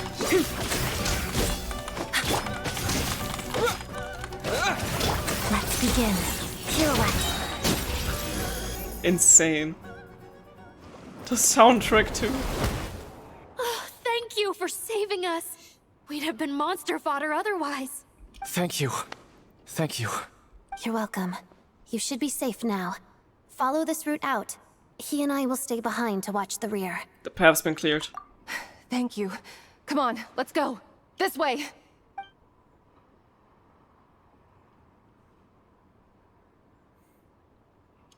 I've searched the area. Pretty sure the monster made a tactical retreat. Was this its lair? Yeah, but with us here, it won't be coming back anytime soon. It may be small, but don't be fooled. It's a ferocious beast. People are just food in its eyes. It's lucky we got here when we did. The trapped miners have been successfully evacuated. Time for us to leave. Wait, this place. There's something unusual about it. Shadow Realm nearby? Ooh, a cutscene.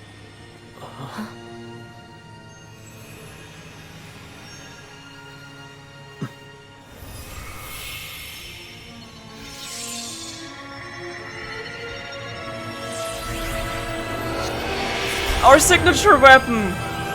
But it's so big! What is that? I don't know. It's back? Guess it has family.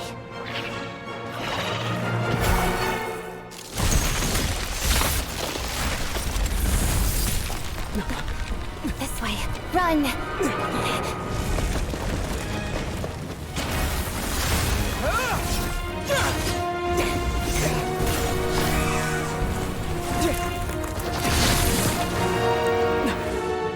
Oh, Dad!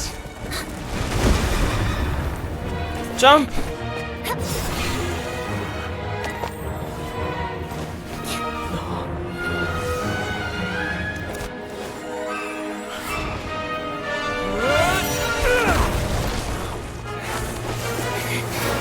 Thanks. Let's get out of here.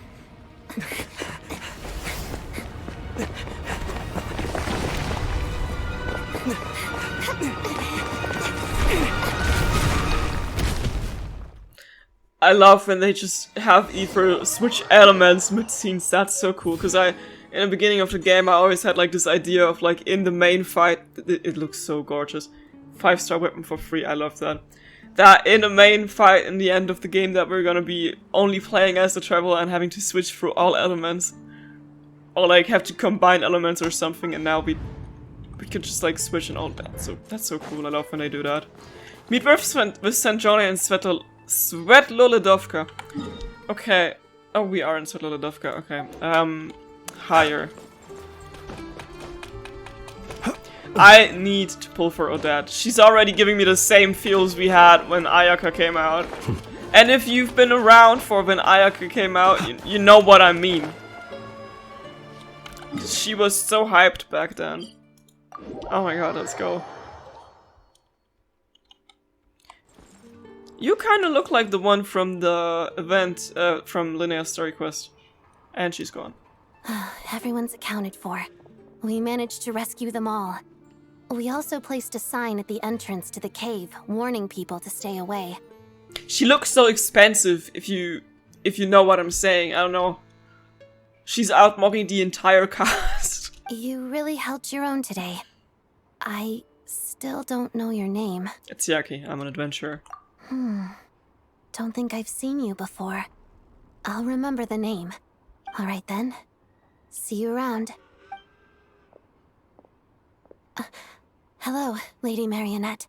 I hear the rescue operation was a great success. I knew I could count on you. What brings you here, Odette? Here for a performance? No, a Fatui mission. I happened to be nearby and heard the crash. Performance? She hasn't introduced herself then. Odette is the prima ballerina of SNEZHNAYA. She's quite the celebrity. If you ever hear people mention the two crowning jewels of the Korolievsky troupe, they're talking about Odette and the prima donna, Vodianitsa. On top of that, Odette's also a rising Fatui star. It's looking likely she'll inherit the title of the Fair Lady. She learned all her combat skills from Rosaline herself. Used to be one of her most valued subordinates, too. Crazy. You flatter me, Lady Marionette. If she's Rosaline's protege, that makes me... Never mind. There's no need to bring it up. No point making things awkward. No wonder you're such a keen fighter. How's progress on your end, Lady Marionette? Equally successful. I finished reinforcing all the equipment. Took me a little longer without Polonia's help. But the outcome is the same, of course. Even if the heavy snowfall summoned by that monster lasts for another 3 months straight, this equipment won't give way. All right, now that we're done here, it's time to get out of this blizzard. That's it. Isn't there more work to be done here? Sure, but SNEZHNAYA will send someone to investigate and draw up a relief plan. And I guess I'll have to write the incident report myself this time, since it involves a mechanical malfunction. First, Pantalone needs to approve the budget, then Pulcinella has to sign off on the plan. Once they've argued it out and reached a compromise, we can move forward. That's the rough process anyway. Could take anywhere from a couple of weeks to a couple of months, depending on how smoothly it goes. And in the meantime, the people here just have to wait. Yup, nothing we can do about it. There's a whole stack of incident reports like this back at the office. The snow has eased a little for now, but there's no telling when that will change with that monster still at large. Fuel for heating is in short supply, and relief is weeks away. There's no immediate threat to life, but still, it just feels like there should be a better way. Hey, quit daydreaming. Let's get back to SNEZHNAYA. When did you get a new sword? Just now. I found it in a cave. It handles pretty nicely. You have a strange affinity for second-hand swords. Okay, let's go back to SNEZHNAYA. Here. I'm so excited still. I'm wondering when we're gonna run into Vodianitsa.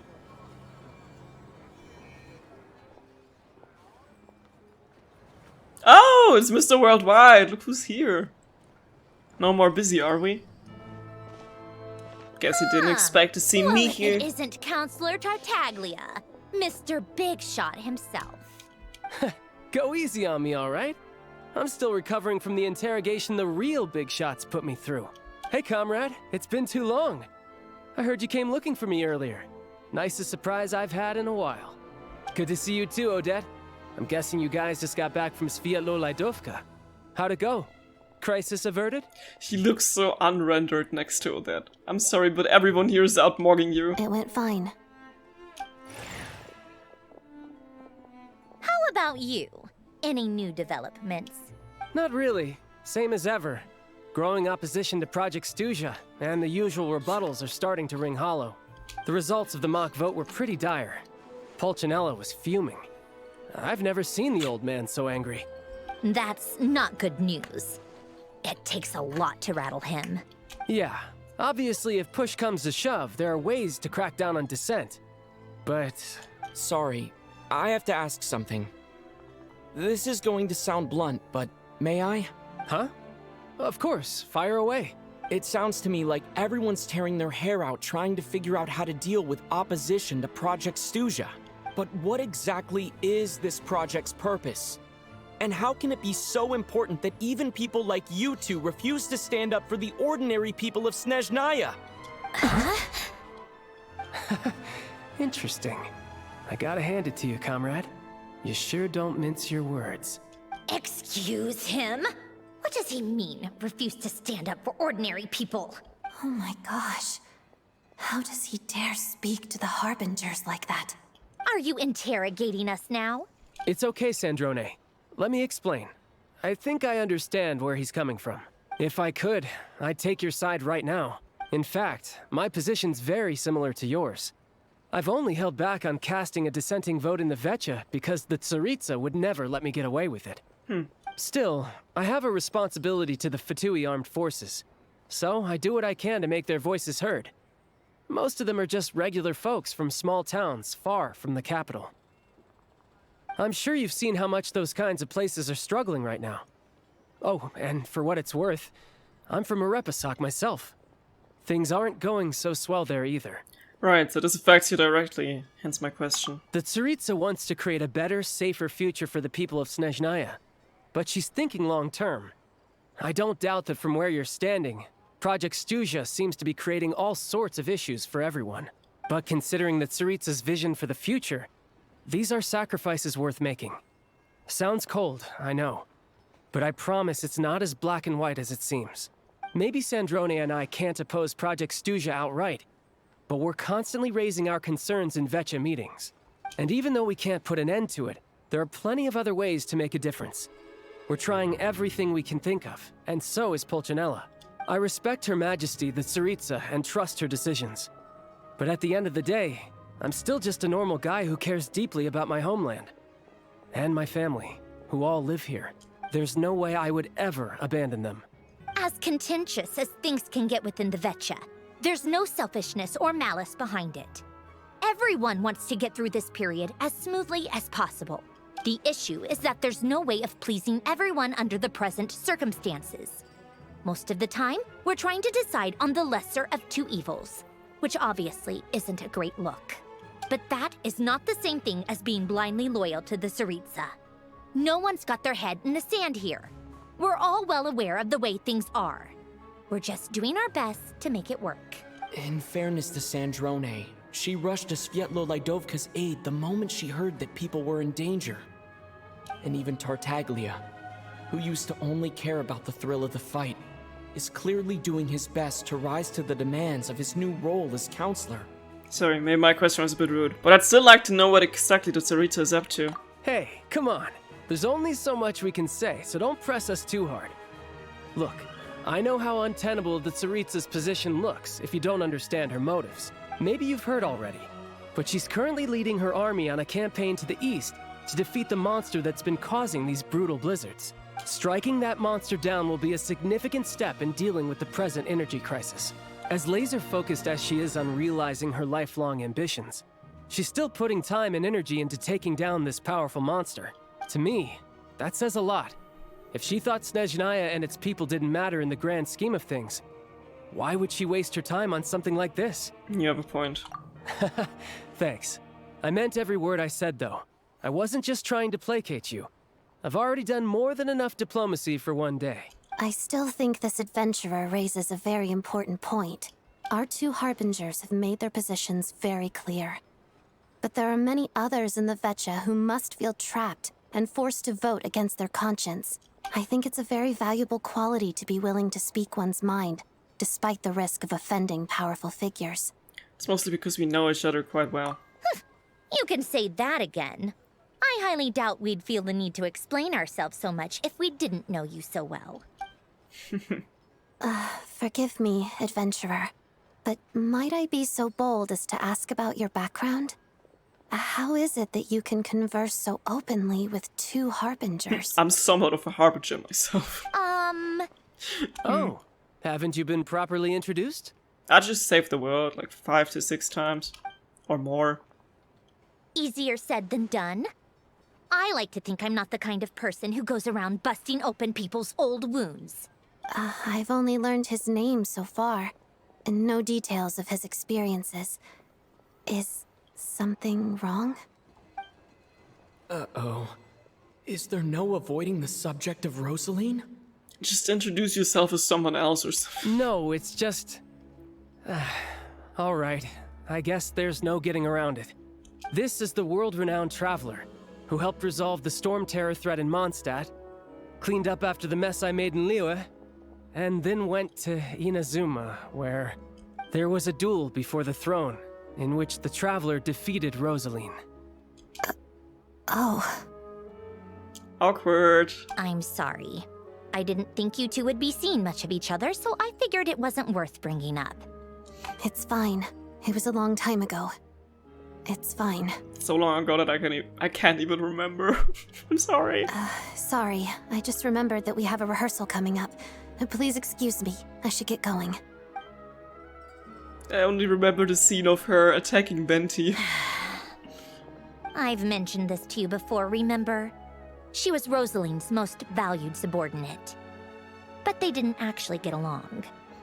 Well, if it's like that. Not that Rosaline was really the type of person to make friends, but death has a way of resolving a lot of conflicts. Don't let it weigh on you. Like she said, it was a long time ago. It's in the past now. Odette has a very different personality from Rosaline. Give her some time. I'm sure she'll work through it. Oh, by the way, where's Paimon? It's not like her to hide away. She hasn't been feeling well, so she's resting at Podvorier restaurant. I got a couple of my people to look after her while we were gone. Oh, right. Sorry to hear that. Poor thing. Reminds me of when Tonya was little. She really felt the cold back then. Used to get ill all the time. I felt so bad for her seeing her lying in bed, coughing. She was so mature for her age, though. Whenever someone came to visit her, she'd greet them with a smile and would never complain. I'm sure Paimon's a good kid, too. You're a little short on manpower, right? Let me have a couple of my people take over for yours. I'll send my most capable and reliable. They'll make sure Paimon can recover in peace. Well, that would be great. Your people are more qualified. Thanks. Hey, don't mention it. I'm sure you have things to do. Hopefully this takes a load off your mind. So no more accusing me of not being on your side, all right? One last thing, I just remembered something. I met a Chester when I first arrived in SNEZHNAYA. Already?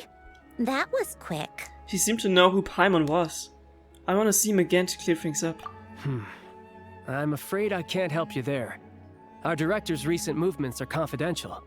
Even we're not in the loop. If you hadn't told me, I never would have known he'd gone south. I assumed he'd been in Glupov this whole time.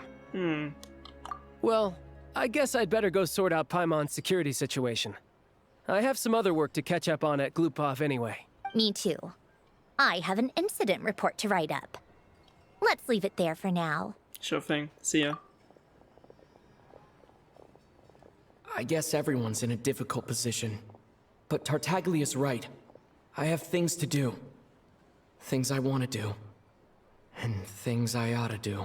To start with, I should ask Alosha if he knows any way to help Svietlo Lydovka. Go to Solny. Okay. Great deeds on the tundra. Solny is the place where he used to live, right?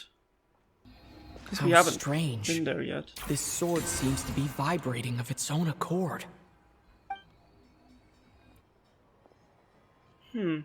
It's a very faint vibration, but it's getting stronger as I get closer to the statue of the Seven. Does this sword have some connection to the statue? But all it does is vibrate, even when I touch it. That place I got this sword from was definitely out of the ordinary. Maybe I should try channeling the power of cryo. I mean, we already did, so...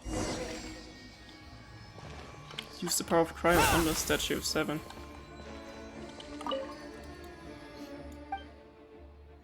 I mean, gotta wait until my cooldown is ready.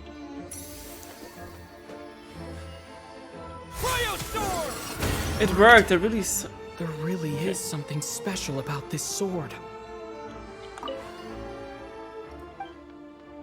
Enhance Exophane's blade. Oh! Interesting. Travel journeyed far into foreign lands, offer a slim chance of redemption. Huh. Oh, that's how you skill the blade. Oh my god. That's so epic. I don't really understand what just happened, but I'm pretty sure this sword just got a little more powerful. I'll have to try the same thing again when I come across another statue of the 7. In the meantime, I'd better go find Alosha. Okay. Act 1 finished? Still not? That's a long act. That's crazy. Okay, we just need to run over there, I guess.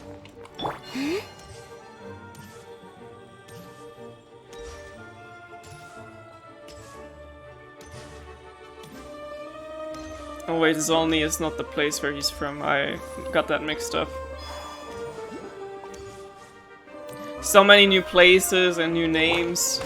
Search for it. How exactly do I get there? Not from this way. Okay, wait. Sorry. Quick following. Behold. Also not from over here. Yeah. Too slow. Quit following me. Okay, wait. Where's the stairs now? The ones in front. Okay. Okay. This place.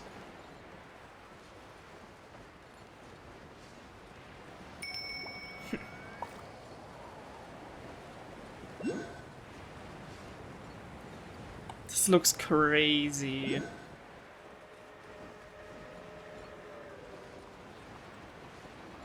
I can't say if it is exactly how I imagined it to be like, but I like how it is. I'm not disappointed.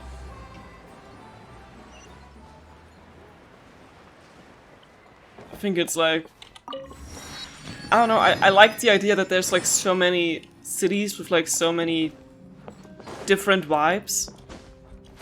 And not just one big place, you know. Squall Fury.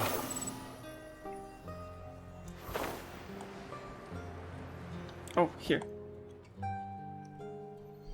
Hello there. How can I help? I'm looking for someone. I'm looking for Alosha. Ah, sure thing. Give me a second. I'll go fetch him for you. Okay.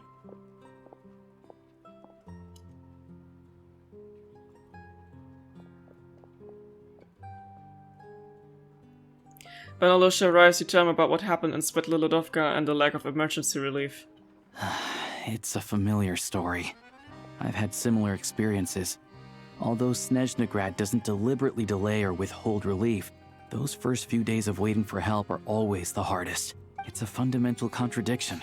If emergency relief can't be delivered in time, what's the point in even calling it emergency relief? That's it? You just have to wait?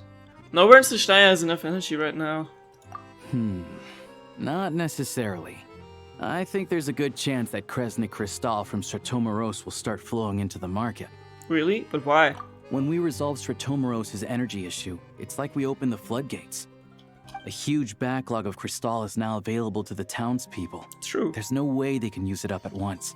A lot of them will probably stockpile it and slowly work their way through. Probably a good idea, since energy prices are only going to keep rising. But there will always be people who urgently need Mora. So they sell it to the highest bidder. Exactly. At the current prices, selling Crystal is an easy way for an ordinary person to make a fortune. Hey boss, how much do I have left in my account? 1 second, let me check. So, you're planning on buying the Crystal out of your own pocket? Yeah. I don't know if I have enough, so I'll chip in a little extra and buy as much as I can afford. Let me cover this. No, it's fine. You're new to SNEZHNAYA, and you have your own living expenses to worry about. Besides, you're already providing the train. It's okay, I volunteered for this. Here's your Mora. See what you can find at the market. But I doubt there'll be much crystal left. Yeah, well, can't hurt to take a look. Let's see. Huh? What's that doing here? Oh, Alosha, and... Hello. We meet again. Hello. I didn't realize you two knew each other. We teamed up in Svetlana. I also didn't realize that you two knew each other. Yeah, I take on some odd jobs in the city to supplement my hunting income. Sometimes I work as a cleaner or prop hand at the theater where Odette is one of the big stars, so I've met her a few times. When the weather's as bad as this, it's better for a hunter to adapt than to keep looking for game. Yes, and we sometimes need extra help.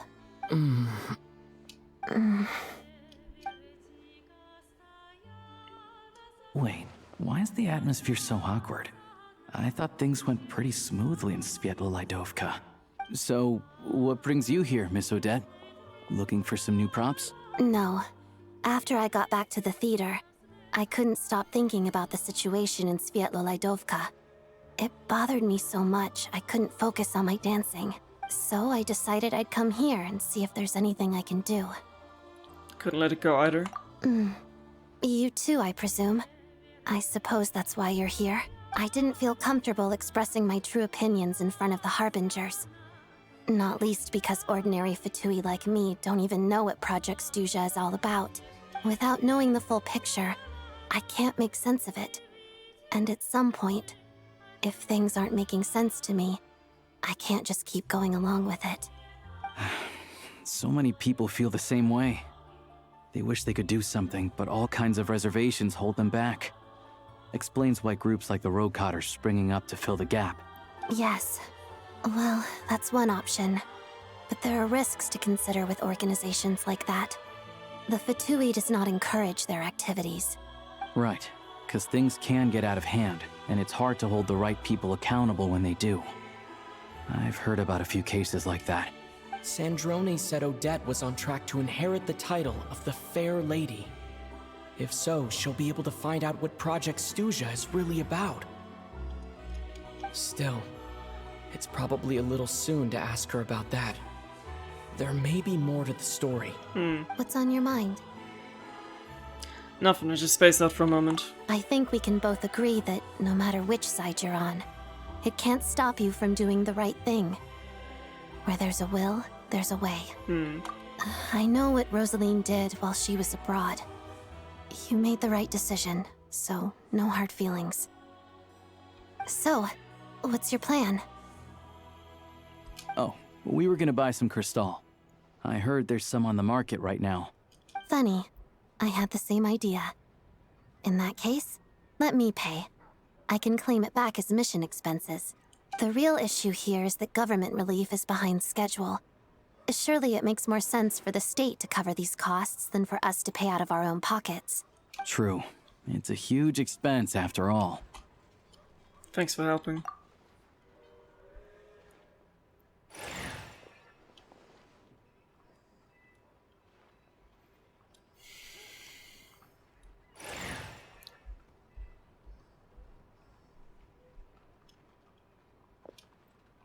Let me see.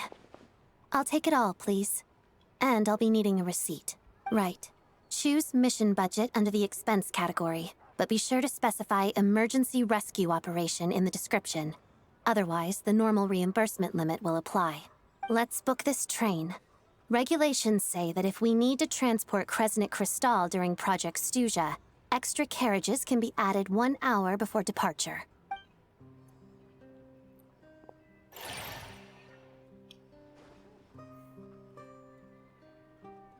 That should do it. The train will be escorted to its destination by Fatui guards. This is my first time seeing you handle Fatui affairs, Miss Odette. It seems you're as skilled an officer as you are a dancer. You flatter me. It's only because I've been doing both my whole life.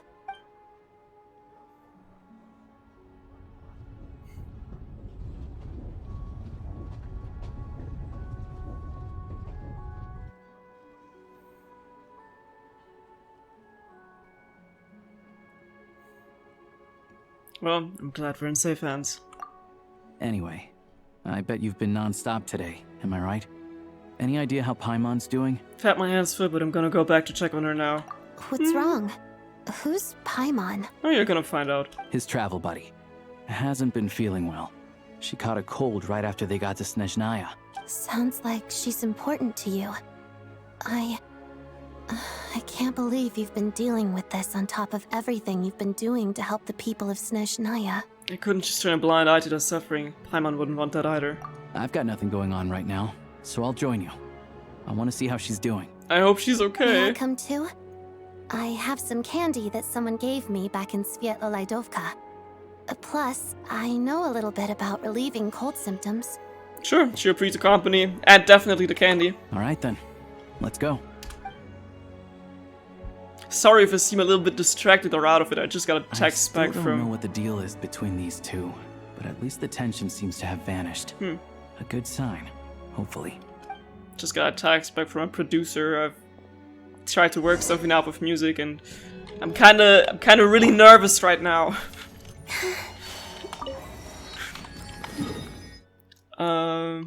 Okay, let's go back to here.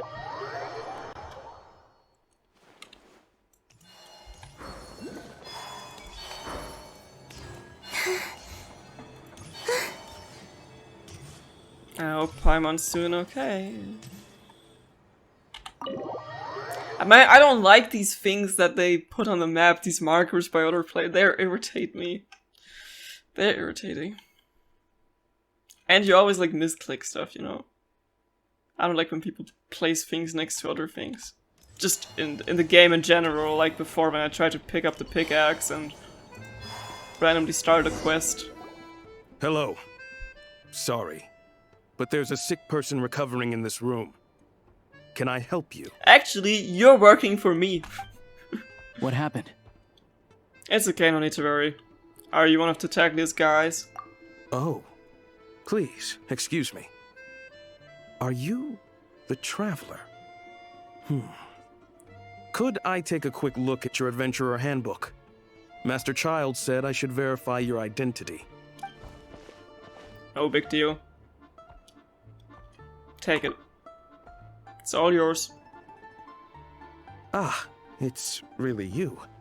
Sorry for the inconvenience. We're under strict orders from Master Child to keep this room well guarded. At the same time, we can't interfere with Podvoye Restaurant's business. That would only seem all the more suspicious and draw unwanted attention to this room. Besides myself, a few of my colleagues are stationed in and around the restaurant, in plain clothes, of course. Rest assured, you're in safe hands. I do feel safe, thanks. I didn't expect such a high standard of protection. Well, Master Child handpicked us for this special assignment. We're not about to let anything go wrong. Anyway, I won't keep you any longer. Please, head inside. It's kind of crazy, like at the beginning of the game, the Fatui were the big guys that we always were kind of scared of and had to watch out for. And now they're like our best friends.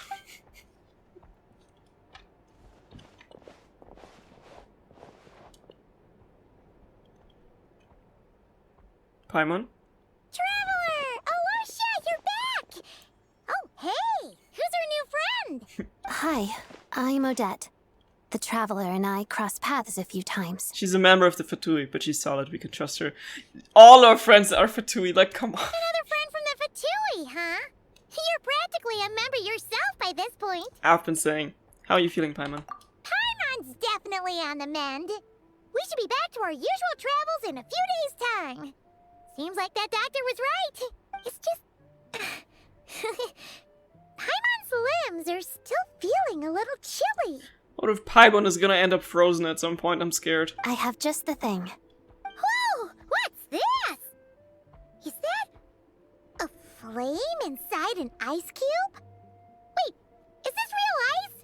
How's it not melting? And how does the fire keep on burning? All keen observations. You're right. This is called Core Ignis. Wait, I heard that name before. Whenever I've caught a cold in the past, I found I recover much more quickly if I place this by my bed. You're welcome to borrow it. Awesome! Wow! It's so Magic? Your name was Odette, right? How did you two meet again? Looks like she's in pretty good spirits. That's a relief. Any progress with your investigation yet? Nope, I couldn't get anything out of the Harbingers. No surprises there, I'm sure. They're not likely to let anything slip. I mean, I did get some tea. I need to try a different approach. I want to look into this Rokad organization. The Rokad, huh? They might know what's really going on. Do you know I can contact them? Let me think. Members of the Rokad keep their true identities hidden, but I think there might be someone I can introduce you to. It's either Valerie or Voy. Noi? Leave it with me. That's the name. Meet me at the Korolyevsky troop tomorrow, and I'll tell you how it goes. Would anyone like a drink? I'm gonna head to the bar. Sure thing. Paimon will have... maybe some hot milk? Yeah. Paimon's in the mood for something warm. Enough with the secret chat, you two. Let's catch up properly in a minute. Paimon wants to know everything that's happened today. Yes, ma'am. It'll be kinda like Tabletop Troop. No reason why listening to a story can't be an adventure. Aww. Quest completed, SNEZHNAYA adventure. Wait, okay. It's still Act 1? How long is this act? And I can get something from... Rest until the following day, 8 tomorrow. Okay.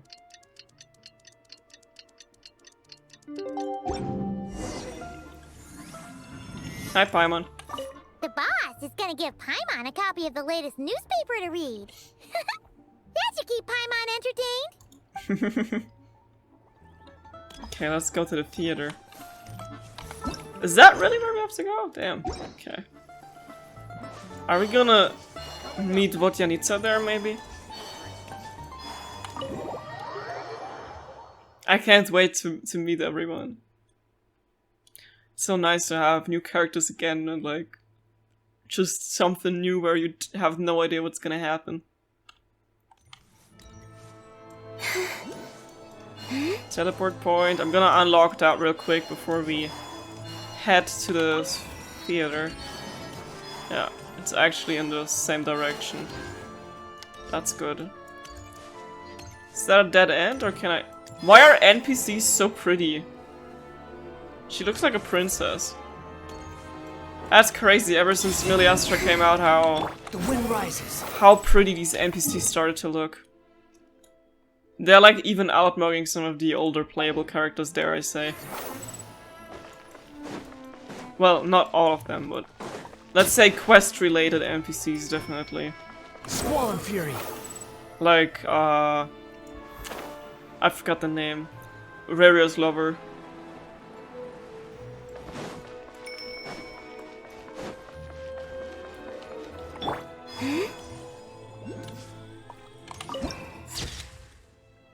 Where dancers and singers weave their dreams, added to the archive. And I see another teleport point. And I see Alosha. Give me that. Ah, you made it. I've got some tickets, and I managed to set something up with the Rokad. It'll have to wait until after the show, though. Happy to stay and watch? I doubt you've seen the Korolyevsky troupe on stage before. Of course, no problem. Pleasure. Here, this is the way in.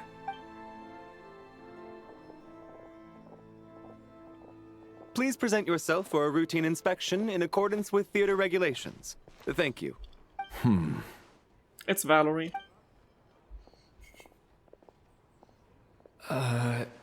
Is that guy with the Fatui? Looks like he's waiting for something. I can't explain, but he looks so Honkai Star Rail. Or Honkai Impact, I don't know. I haven't played any of these games, but all the characters that I've seen, he kind of fits more into that. Okay, all done. Thank you for your cooperation. Please, proceed through to the theater.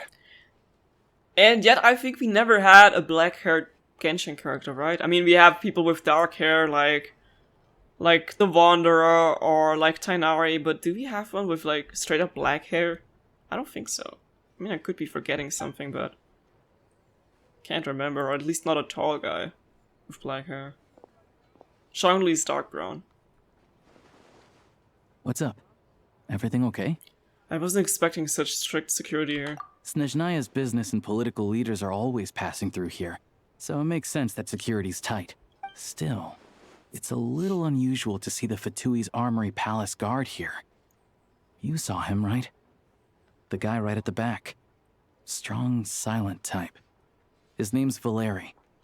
He's part of the Special Assignments Battalion, but I only ever see him here for one thing. To look for a guy named miHoYo. miHoYo? Who's that? Supposedly a researcher, though he never seems to put much time in at the office. The theater is one of his favorite places to hang out when he's playing hooky from work. But that's not for us to worry about. Let's go. The show's about to start. Oh, we're about to meet so many new people.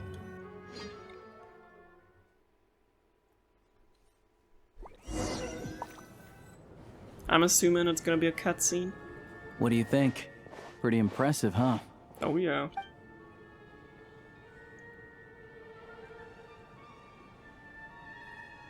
Reminds me of the opera Epiclus. Yeah, I was thinking about that too. Oh, the one in Fontaine? I hear it's iconic. Never seen it for myself, though. Here we are, just in time.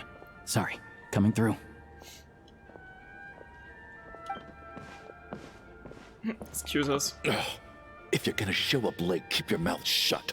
Sorry. What's his problem? Whatever.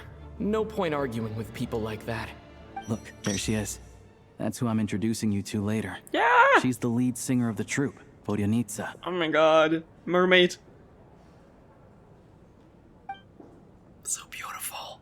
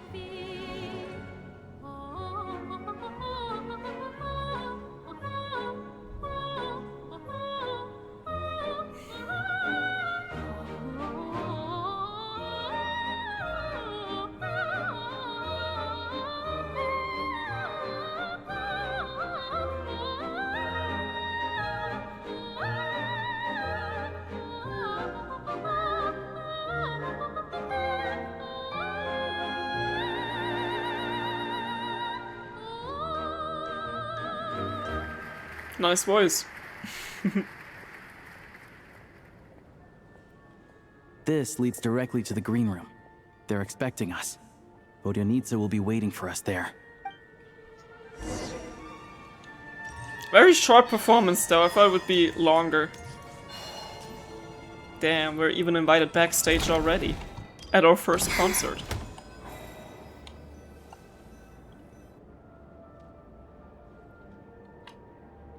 Hey there, excuse me. Can you believe it? I am so mad right now. Come in. I like her voice. Oh, it's you two. I wasn't expecting to see you here. I was actually. I've seen the trailer. Huh? You know each other? Oh, wait. Is this who you were telling me about? The one you met yesterday and couldn't stop thinking about? I never said that. Yes, you did. Why are you denying it? It was right before I went on that rant about the moody factory owner. Oh, I remember it so clearly. Might I ask what brings you two here? Oh, I just brought him here to see the show. And when it finished, he was full of praise for Vodyanitsa's performance. So I thought I'd try my luck. See if we could get the chance to chat for a bit. Maybe get an autograph? You work here. You of all people ought to know that's against the rules. It's not what the green room is there for. Oh, what's the big deal? Come on, don't be shy. I can give you an autograph. You can take a picture too if you want. Do as you please. I finished all my shows for the day. I'll leave you to chat.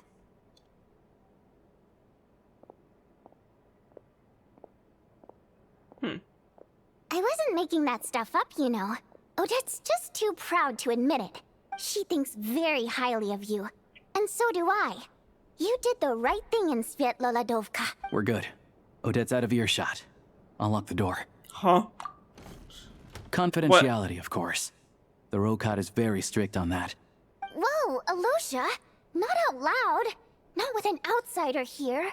Relax, I've taken care of it. Look at this. The President's reply sent this morning. Wait, so he's been approved to join? Me? You told me last night that you wanted to get intel from the Rokot. Unfortunately, Rokot intel is only available to members. Let's go, I guess. But ever since you set foot in SNEZHNAYA, we've been working together. I've seen the way you work, your character, and your motives. Everything about you is perfectly in alignment with what we're trying to achieve in the Rokot. So I figured I might as well cut to the chase.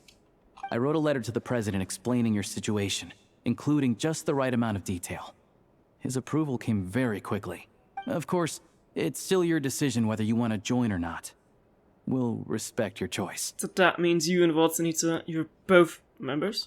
Well, assuming Odette was telling the truth and she didn't misjudge you, I guess we don't need to worry about you blowing our cover. Still, you gave me a real fright. I didn't know that's why you came looking for me. So, that stuff you said about admiring my performance, was that just because Odette was here? Did you actually mean it? No, I loved your singing. Now you're talking. That's what I like to hear. Anyway, let me give you a quick rundown of how things work. Like I said, the Rokot is a covert organization, and we hide our identities. Members typically don't meet in person or even know each other's identities. This helps us maintain a high level of independence and secrecy. Because of this, members are basically free to decide their methods without constraints, so long as the outcome of any activity doesn't violate the organization's principles. After all, we don't have any ostensible contact with each other. This way, if anything goes wrong, no one else will be implicated. Beyond the freedom to choose how you operate, it's also your choice whether to act at all. We have plenty of members who have yet to take any action. In short, joining the Rokot in and of itself won't place any restrictions on your activity in SNEZHNAYA. There's a code of conduct you can read if it interests you. But basically, as long as you don't plan on using your anonymity to go around doing evil, you'll be fine. I tried reading it 5 or 6 times. Never made it all the way through. Even the most lackluster script makes for more interesting reading. Sounds good to me. Great. Then I'll go grab an official application form. Be right back.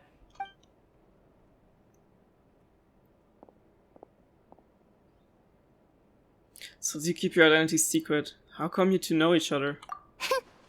Well, Alosha has this pet dog, you see. His name's Tagarin, and this one time, Alosha brought him backstage. Tagarin took quite a liking to me, so I played with him for a little bit and fed him some treats. No. Then, the Rokot was out on a mission one day, and even though we were all in disguise, Tagarin recognized me right away. Just a coincidence, really. We didn't report it to the higher-ups, though, to avoid dealing with the fallout. Like my job at the theater, for instance. I really need it to make ends meet. By the way, what were you complaining about just before we came in? Did everything go okay with Chuganov? Everything did not go okay. That's why I was so mad.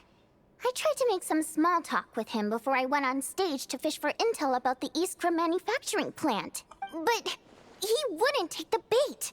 No matter what I said, he kept dodging the question. And then he started complaining. He said he didn't appreciate his second-rate seat in the stalls because he usually gets a private box. I mean, what did he expect? Everyone knows that if you want a box seat, you buy a ticket well in advance. But instead, he sends me a letter the day before the show when we're practically sold out.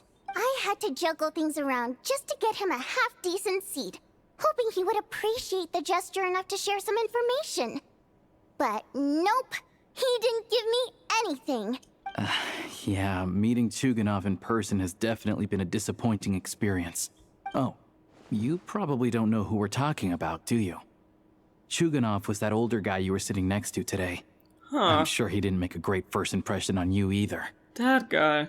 To the citizenry, he's a family man and a kind boss. But our interactions with him tell a very different story. It's one thing to ask for a favor, but he acts like it's his right. He always expects special treatment. Take the ticket situation, for instance. I've actually gotten him a private box in the past.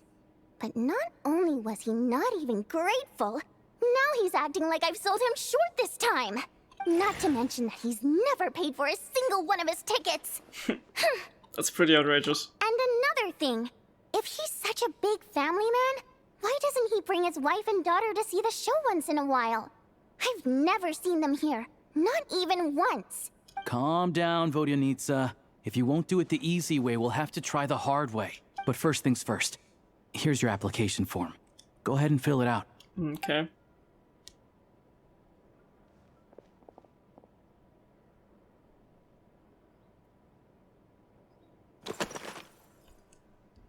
Do I have to?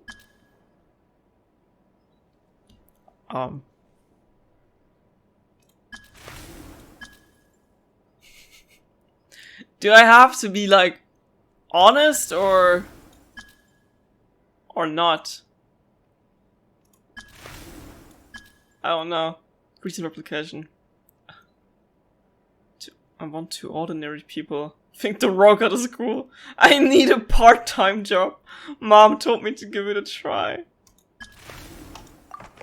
Oh my god. Should I put my real name on there? I don't know. You can change whatever you want to change. Looks like I'll need to make a few little tweaks here and there. But other than that, you're good to go. We'll hold on to this for you. Thanks. Alright.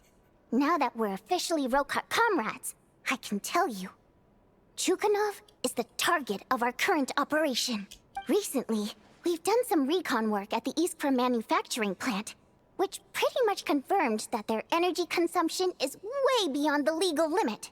All we need now is some direct evidence to present to the Vetcha, so we can demand that they shut the plant down. That way, the Kresny Crystal can be allocated to where it's needed most. I was hoping he might let slip during one of our chats, but he's too tight-lipped. We'll have to find another way. I'm meeting another regular theater goer tonight. miHoYo. I just mentioned that name earlier. But Valeria's here too, and he's probably looking for miHoYo, so he may end up being a no-show. Don't you worry. He must know how to dodge Valeri, or he wouldn't be showing up on time for every performance. miHoYo is a renowned energy expert. Although we can't get any direct evidence of the excessive energy consumption at the plant, we can accidentally let the information slip to him. Okay. The authorities should take someone like him seriously. So if he starts raising questions about energy use at the Iskra manufacturing plant, there will be a proper investigation. Also, we're not allowed on site, but he has clearance. So all we need is his cooperation. Since he's an energy expert, does that mean he might know the inside story of Project Stuja? Yeah, so that's the other thing we're trying to figure out. Though I think we're far less likely to make any progress on that front. Still, I hear that miHoYo is a bit of a chatterbox. So, who knows? Maybe if we catch him in the right mood, he'll let something slip. What do you think? Sound like something worth your time? Definitely. I'd love to join you. Okay, in that case, you guys find a seat somewhere nearby. Pretend you're a couple of buddies there to eat, and keep your ears peeled for useful information. He's a huge fan, so I doubt he'll have his guard up around me. But you two need to be convincing. If he suspects anything at all, he might stop talking. That wouldn't be good. Sure. Don't worry. We'll make a believable pair of buddies. I'm sure we can manage a bit of friendly chit-chat. Perfect! You've sold me already. Now, help me tidy this room up a bit before we head out. Okay. What needs tidying? Everything! Well.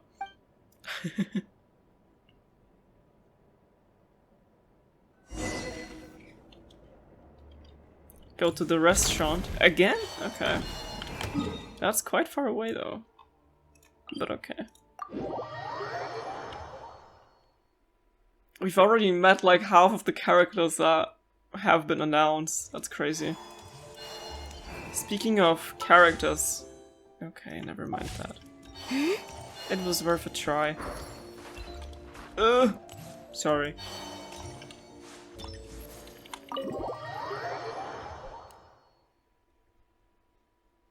Let's see how Paimon's doing. Nope. Okay, I thought she would be here too. We come here often, so we shouldn't stand out. Let's sit here. Now, it's up to Vodyanica. Let's see how the conversation goes.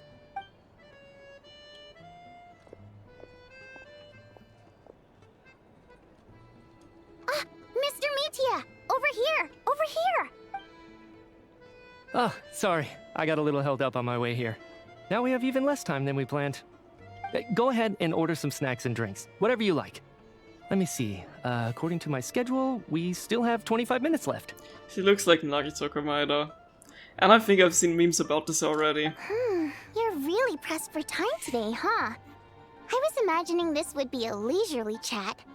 If you'd prefer, we can always reschedule for another afternoon when you have more time. No need. Getting to meet the lead singer is a very precious opportunity for me.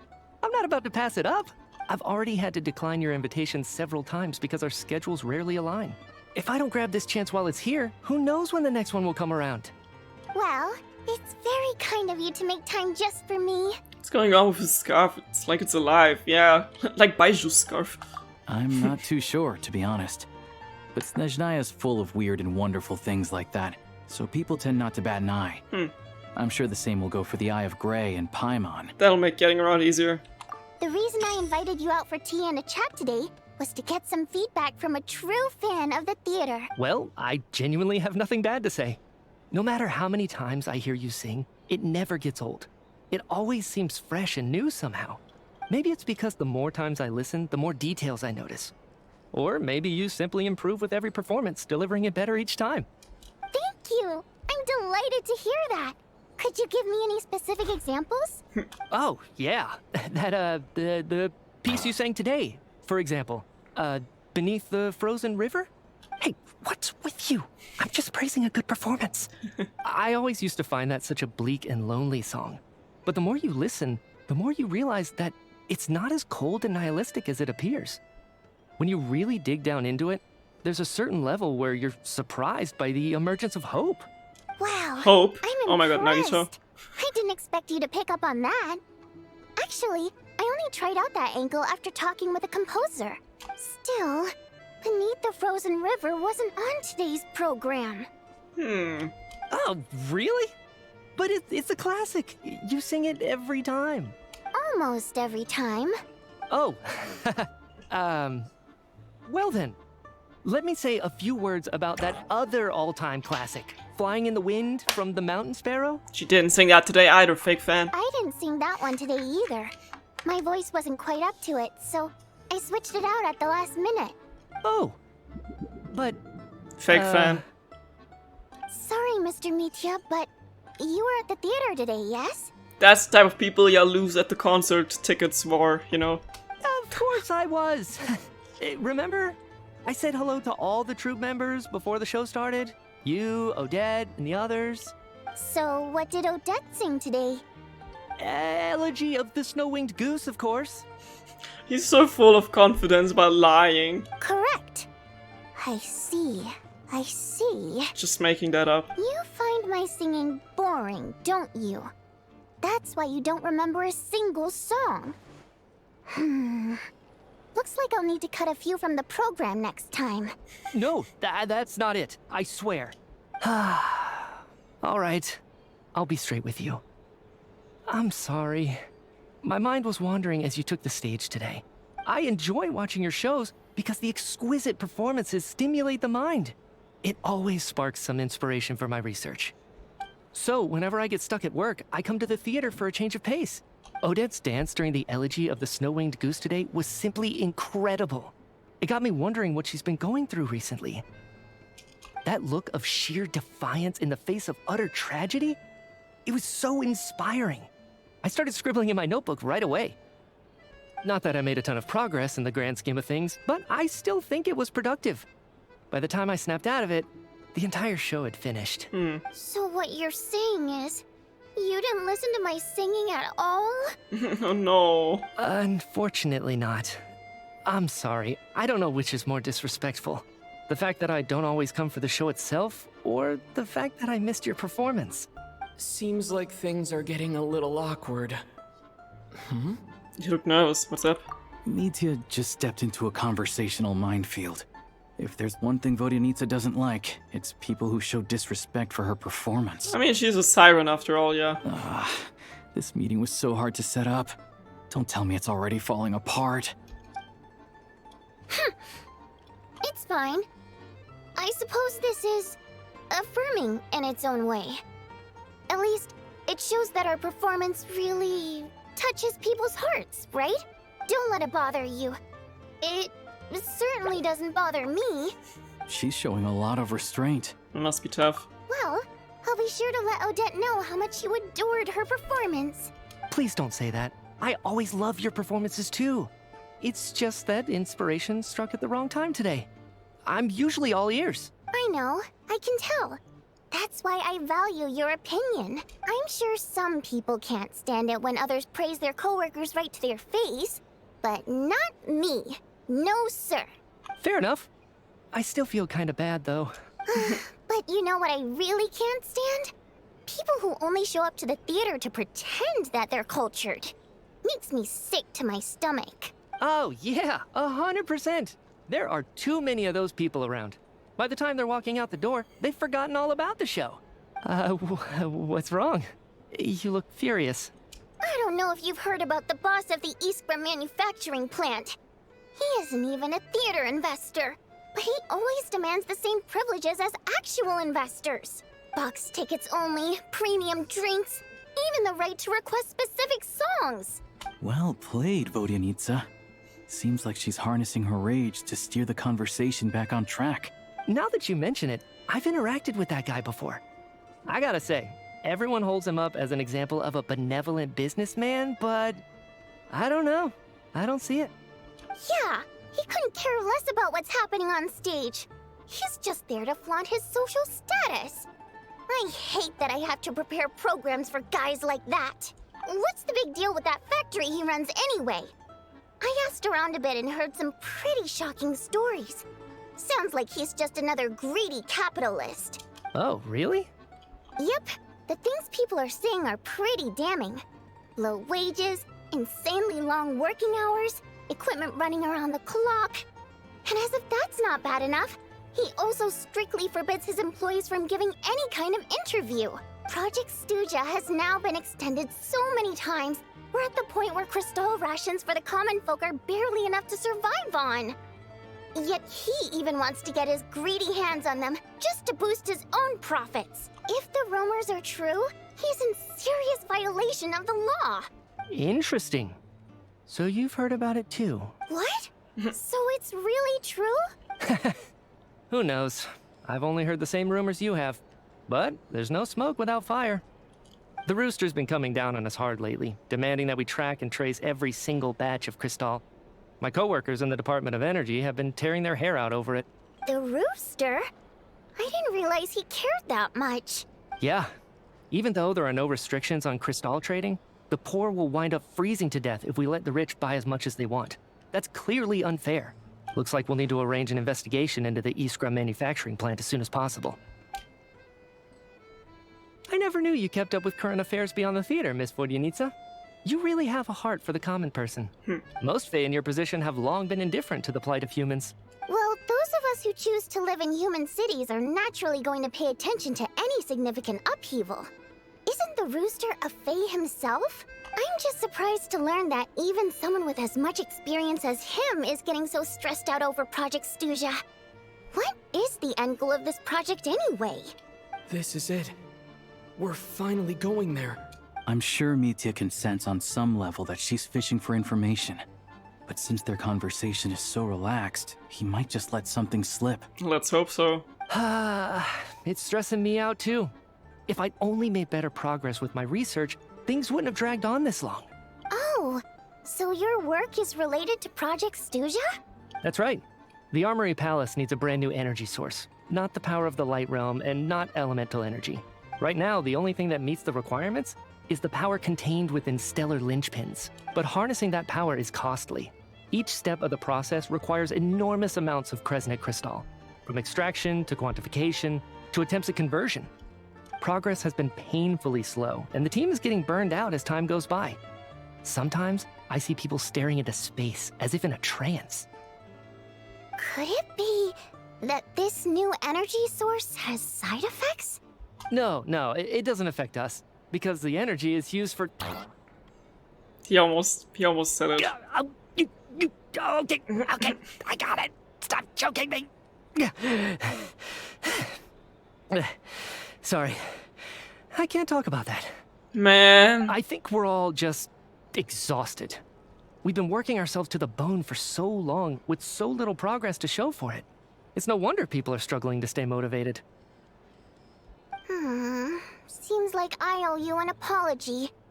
I shouldn't have gotten so mad at you for not paying attention during the show. Don't worry about it. I count myself lucky, to be honest. I don't envy the people who work closely with the Tsaritsa herself. I'd much rather be in my current position. At least I don't have to shoulder any major responsibilities.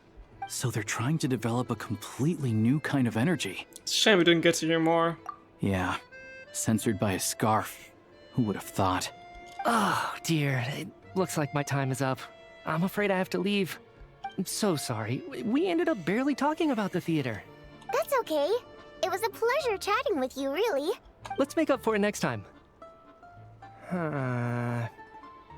Yeah, hopefully once the work pressure eases up a little, I'll be able to focus more on the performance, and then we'll have more to discuss.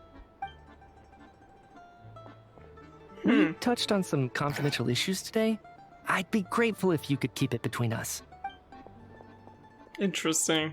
That could have gone worse. Nice job. Why was Mitya in such a hurry to leave, though? Because Valerie's on his ass.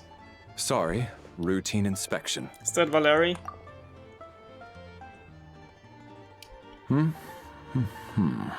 Okay, let's go. So he wasn't rushing to get back to work.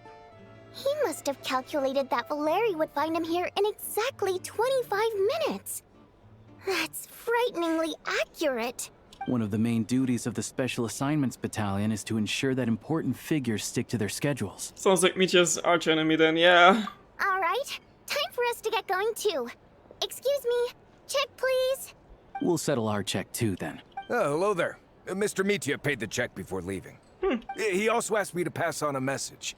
He said it was an honor to share his tea break with Miss Vodyanitsa and her two friends. He knew. Wait. So he knew we were here all along? This raises a lot of questions. Did he deliberately mention the new energy source so that we'd overhear it? Yeah, definitely. Maybe his work isn't confidential after all.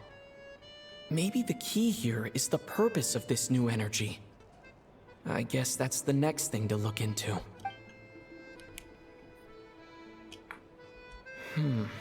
Vodyanitsa and Alosha have left. Time to head back and call it a day.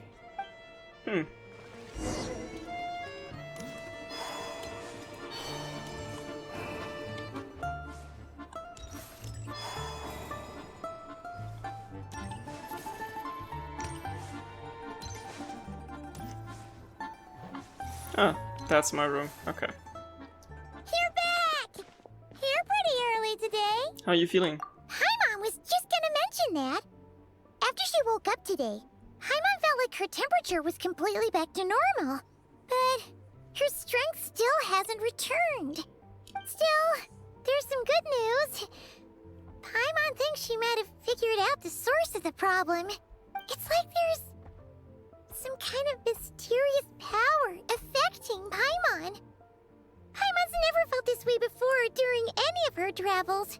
She only started feeling this way since we arrived in SNEZHNAYA. Some kind of mysterious power, you say? That's right. The Armory Palace needs a brand new energy source.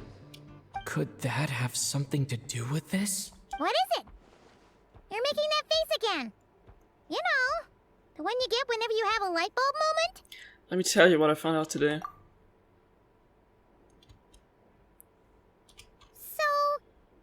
trying to develop a new energy source here? And you think that might be why Paimon's feeling unwell? Mm-hmm. Well, Mitia denied that the energy they're researching has any side effects. Although, he did say that people working on the project have been having issues with their concentration and short-term memory. And even so, those are completely different symptoms from Paimon's. This power you mentioned, can you sense where it's coming from? It's pretty faint, so it's kind of hard to tell.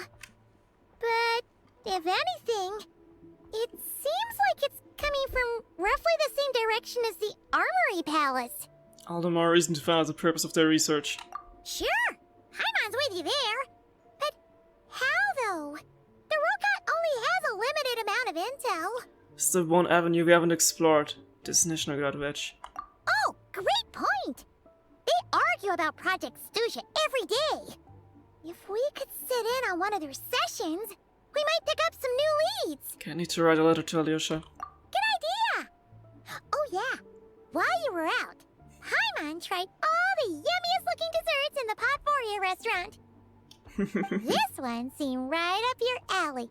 So, Paimon saved some for you. Come try it once you finish writing your letter. Wait until 2 days later. Okay. Damn. Are we really gonna get some intel? I mean, we have to at some point, so let's see how it works. Alyosha replied. He says that we won't be able to speak at the Vetcha, but he can arrange for us to attend as visitors. Time to get ready. Then head to the SNEZHNAYA Vetcha. Yeah. You're back! Paimon's been working on the crossword puzzle in the newspaper. It's actually pretty fun. Oh, shoot! Paimon forgot the next word. Oh, she had it a moment ago. Think, Paimon, think. Okay, I'm head to the SNEZHNAYA Vetcha.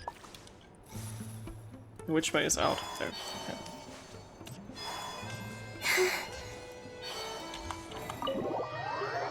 Let's go.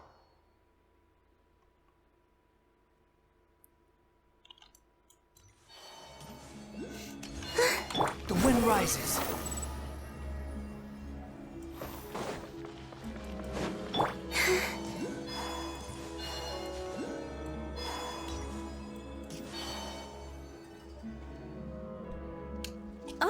Miss Vodyanitsa, prima donna of the Korolievsky troupe. What a surprise meeting you here. Will you be sitting in on a session of the Vetcha? Sorry, I'm not taking interviews today.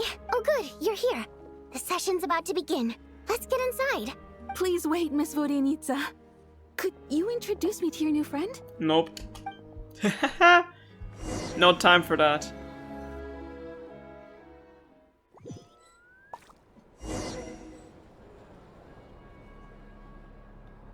Shortly after you take your seat, the meeting of the SNEZHNAYA Vetcha officially begins. Discussions on whether to extend Project Stuja are saved until the end. As the rooster, Pulcinella shares various energy-related statistics, the dull and lifeless room suddenly becomes very animated.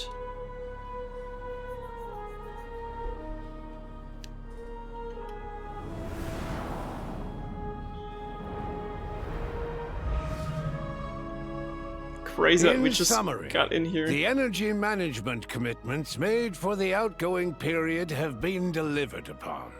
Furthermore, both the production and consumption of Kresnik Crystal show clear signs of stabilizing. The relevant agencies have assessed the present circumstances and determined that the status quo can be sustained until the next period.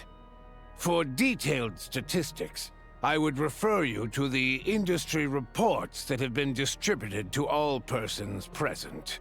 It should also be noted that while the recent blizzards have led to a significant increase in people's energy expenses, this is strictly a short-term phenomenon associated with a remotely located monster.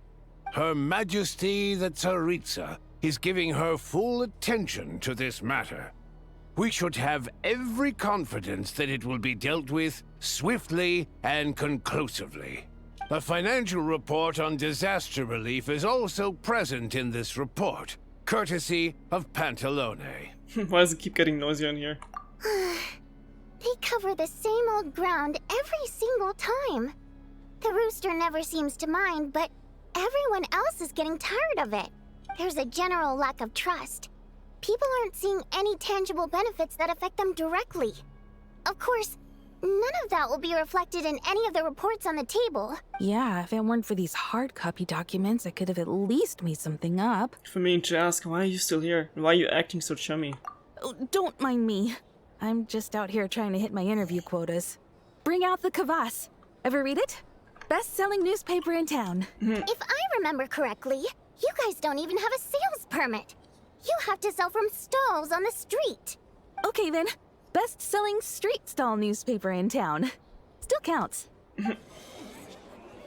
Order! We will now open the floor to the representatives. If there are no further substantive issues to discuss, we will then proceed to a vote on this motion. SNEZHNAYA has a long tradition of treating members of the Fatui armed forces and their dependents favorably. But recent surveys shows that Fatui families in remote areas have access to 15% less crystal than the average civilian family in Snezhnograd. It's been said many times before, but it bears repeating now. There needs to be a clear and consistent rationale behind how crystal is allocated, or we will soon face immense public backlash. Perhaps you wouldn't need to keep repeating yourself if you would hear me out for once. I say again, true consistency exists only in principle. In the real world, fairness is relative. You appear to treat resource allocation as a simple function of production and population. So what about when the equipment used in production breaks down? Have you factored that into your equation? And do you even know how long it's been since SNEZHNAYA last conducted a census? If I knew the answers to questions like that, I'm sure I'd be a very wealthy man. And I doubt I'd be going by child. I'd like to bring the focus back to the specific issue I raised. Or do you wish to deny that favorable treatment for Fatui dependents is our long-standing policy? It's easy to be a critic when there's no accountability. That seems to be a running theme in the anti-Project SNEZHNAYA cohort. Defeat the ringleader and all other problems will magically resolve themselves. That's what they seem to think. But in case you aren't aware, not one jot in my report would change whether Project SNEZHNAYA continues or not. So you have no intention whatsoever of finding a solution to this problem? On the contrary, I'm the only one here who ever brings solutions. Child opened by speaking up for the armed forces. Regraders struck back with style and a war of words ensued. Whatever she's doing, please make it stop. Our Thanks. reporter was live on the scene to get the audience's reaction as it all unfolded. Who do you support? I think Child raised some issues that need addressing.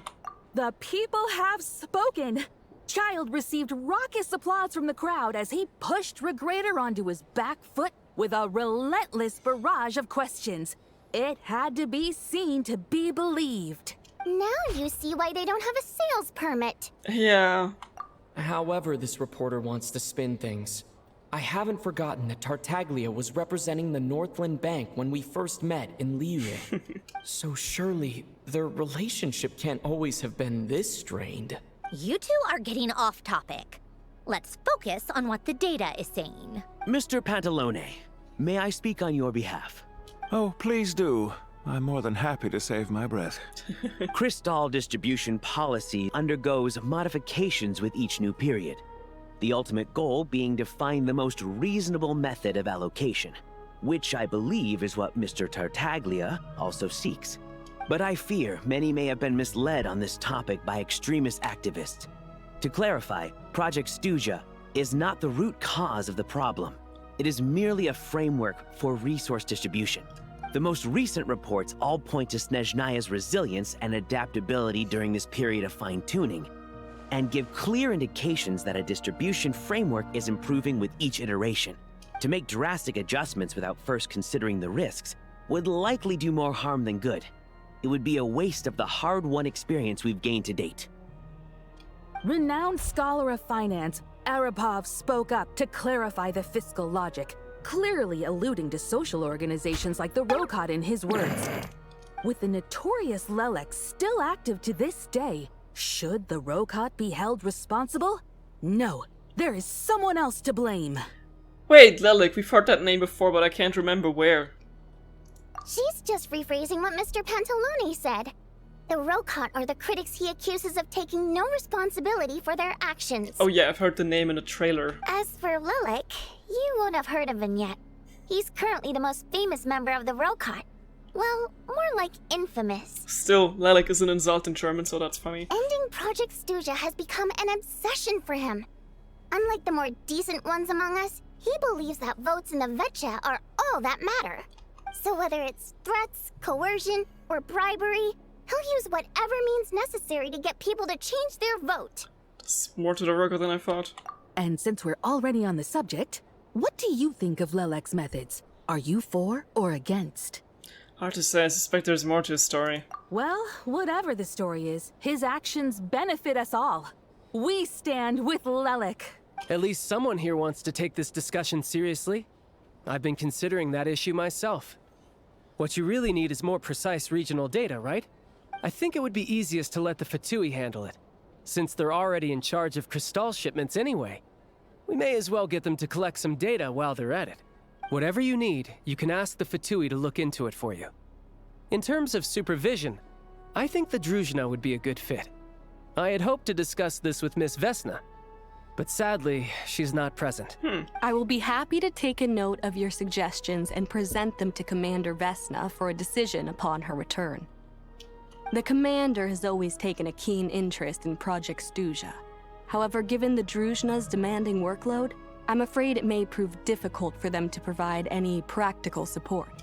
Let us refrain from jumping to conclusions until a concrete and actionable plan is in place. My apologies, Lord Rooster.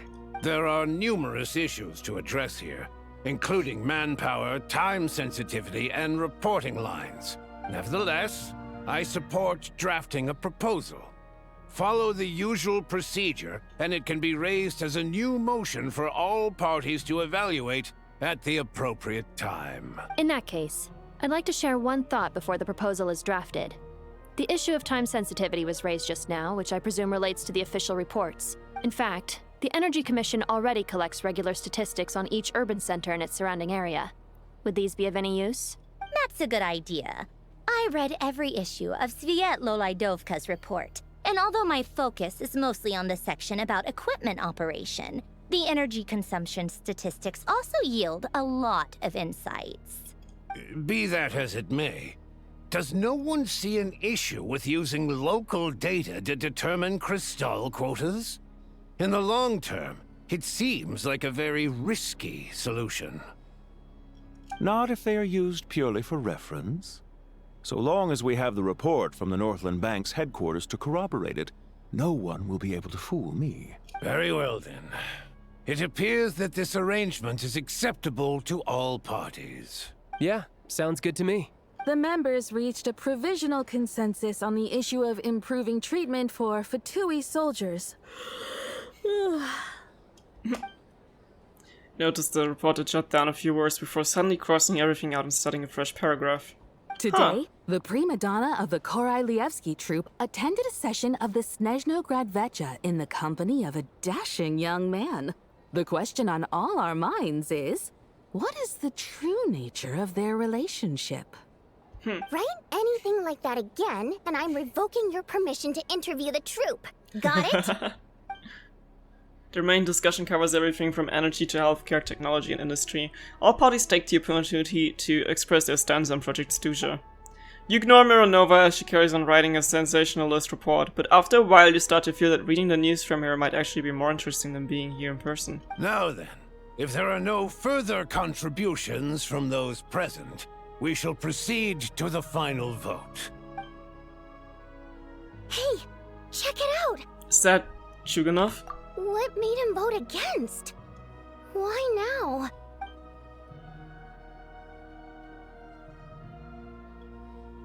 The votes have been tallied. Those in favor of continuing Project Stuja total 61%, securing a clear majority. That was too close. The margin has shrunk yet again. Chuganov was a huge loss. I'll bet Lelek is behind this. I wonder how Pulcinella will respond this time. Chuganov. I see. Lelek strikes again. Yes. Go, Lelek. Once Project Stuzha is defeated, our unwavering support at Bring Out the Kvass will finally pay off when we make our comeback. I can taste our victory already! In accordance with the result of this vote, Project Stuzha will remain in effect until the next Vetcha period. Finally, may I remind us all, we debate only for the greater glory and solidarity of our nation. May the aurora shine ever on, and the tundra always stand firm. The session is concluded. Talk to Vodyanitsa. Where is she? Oh, here. They almost wear the same outfit. It's getting ridiculous at this point. Even have the same silhouette. I have to say, I really wasn't expecting Chuganov to vote against Project Stuzha. Why? What's so strange about that? Well, in principle, SNEZHNAYA's business and political elites ought to be the ones least likely to oppose it. As we heard, Project Stuzha is basically just a resource distribution framework that requires everyone to cut back during the winter. But even if the policy got cancelled, the Tsaritsa's energy needs wouldn't suddenly go down. The extra demand from the public would have to be filled from somewhere. So logically, the factories would have to take the hit. That explains a lot. I got a letter from Mr. Mitya just before today's session. He said he's confirmed that there are issues around overtime and excessive energy consumption at the Iskra manufacturing plant. In a situation like this, once the Rooster receives the report, he'll order the factory to halt production and submit to an investigation before issuing a penalty. But that's a week-long process, and thus didn't make it onto the Vetcha agenda this time. I don't think he suspects anything so far. Got it. So for him it's a choice between reducing production and stopping entirely. Exactly. And as you know, he's a very selfish person. I was originally gonna try and flip him after he received notice of the official sanctions. My plan was to convince him that the whole thing was completely unfair. Rather than just sit back and take the hit while his factory stopped production, he'd be better off voting to end Project Stuzha.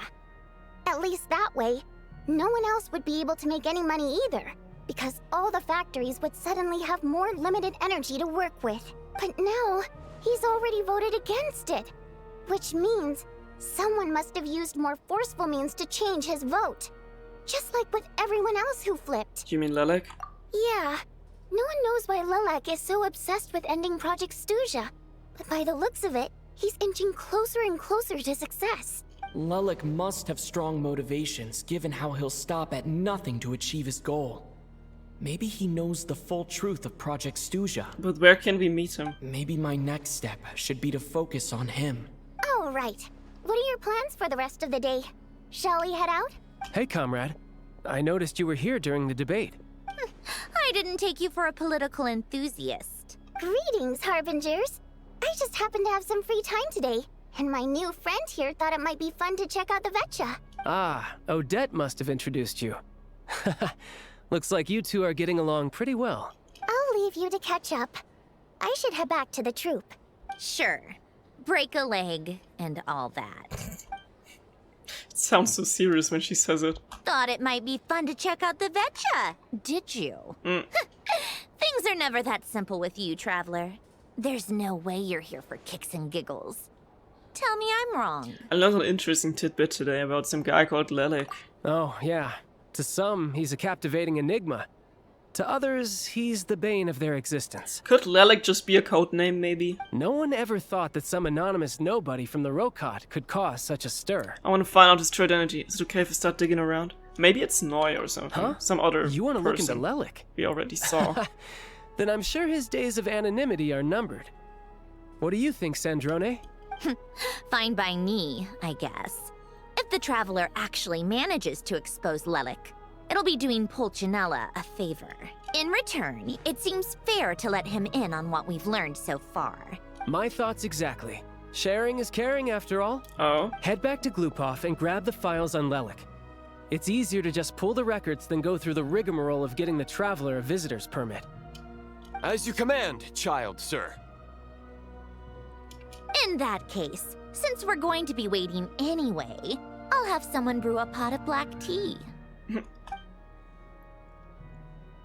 One common thread among the many incidents Lelik has been involved in is that the victims are all too scared to share any real information about him.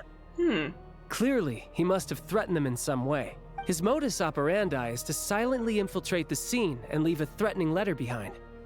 But neither the letters nor the crime scenes ever yield any clues to his identity. So all these files have to offer are short statements by the people affected. They don't give us a lot to go on. If nothing else, it shows we're dealing with a trained professional who's versed in counter surveillance. Yes, and to that point, he often strikes in highly secure locations. The victims are high-ranking and influential people who take their personal security very seriously. Somehow, Lelik slips right into their rooms without making a sound. There's never any eyewitnesses, nor the slightest trace of a break-in.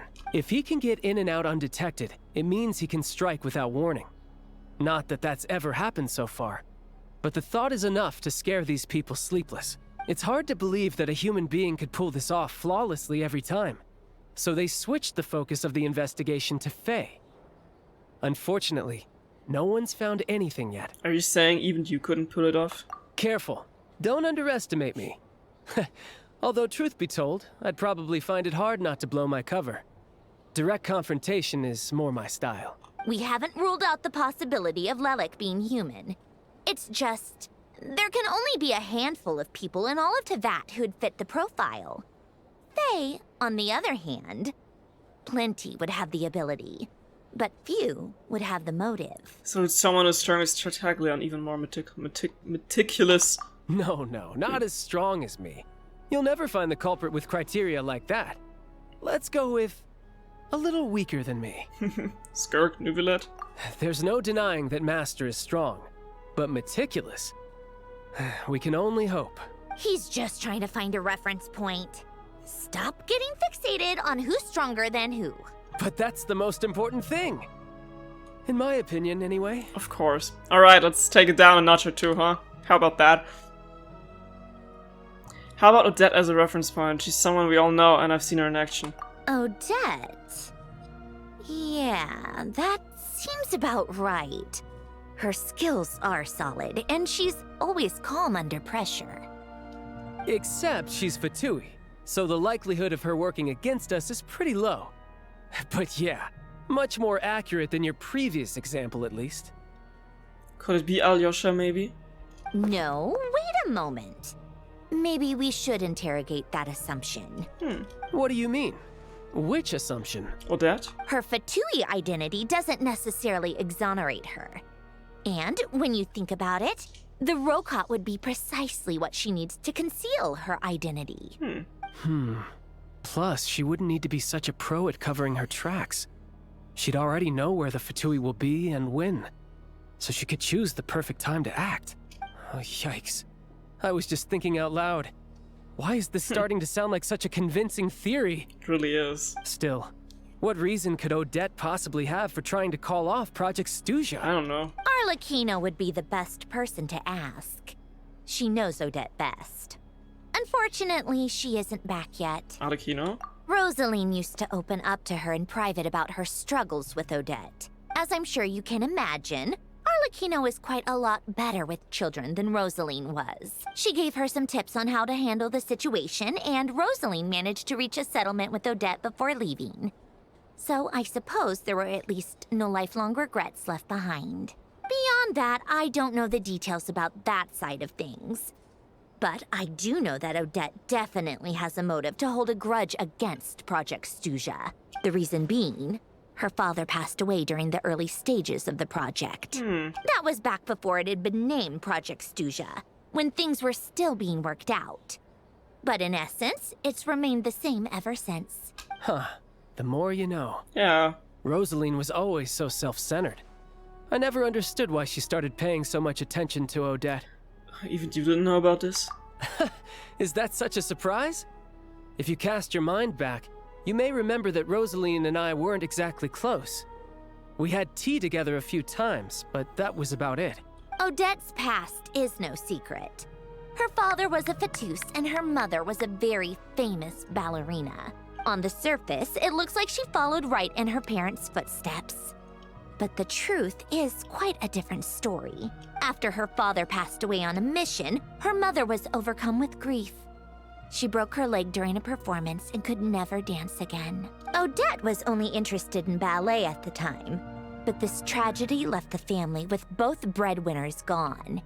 They could barely make ends meet. Per Capitano's policy, family members of Fatui who died in the line of duty had to be appropriately accommodated and provided with adequate assistance. So, regardless of how Rosaline may have felt about it, it fell to her to resolve the issue of Odette's family's livelihood. In the end, the solution they agreed upon was to have Odette join the Fatui. Right, because the alternative would have been a one-off compensation payment, I guess. In that sense, joining up was definitely the better option. Still, she must have had mixed feelings about it, right? If she doesn't even like the Fatui. It's just a theory, a possibility. But as a motive for Odette to become Lelik, it holds up.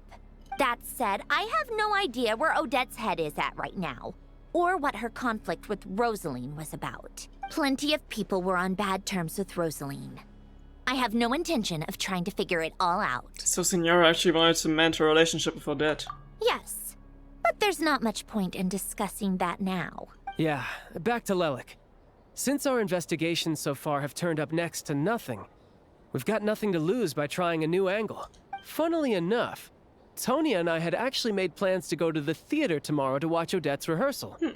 Unfortunately, thanks to this Lelik situation, I'll be stuck working overtime again. Which means you can go in my place. No point wasting the ticket. Plus, you'll get to meet Tonya. What's the rehearsal for? Spirit Seeker. Quite the classic ballet. It was passed down through Odette's mother's family for generations, though it hasn't been performed in years. But Odette's been practicing it diligently, and it's finally ready for a return to the stage. Excitement is through the roof. Tickets for the official performance sold out long ago. Tonya's excited for it too. She's desperate to see it no matter what. Personally, it's not really my kind of thing, but since she's my little sister, I had to figure something out. I've actually seen it several times before. The story's pretty straightforward.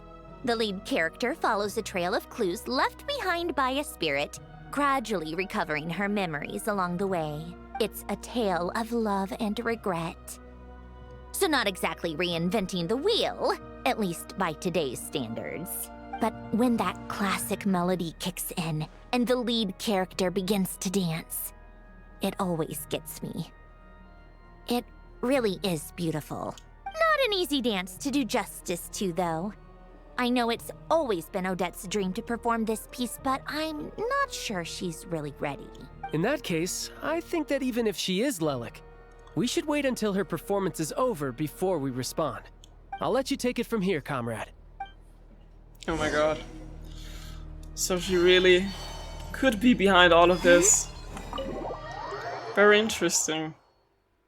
She does seem like someone who could keep a secret, that's true. Turn to Podorevny in a restaurant.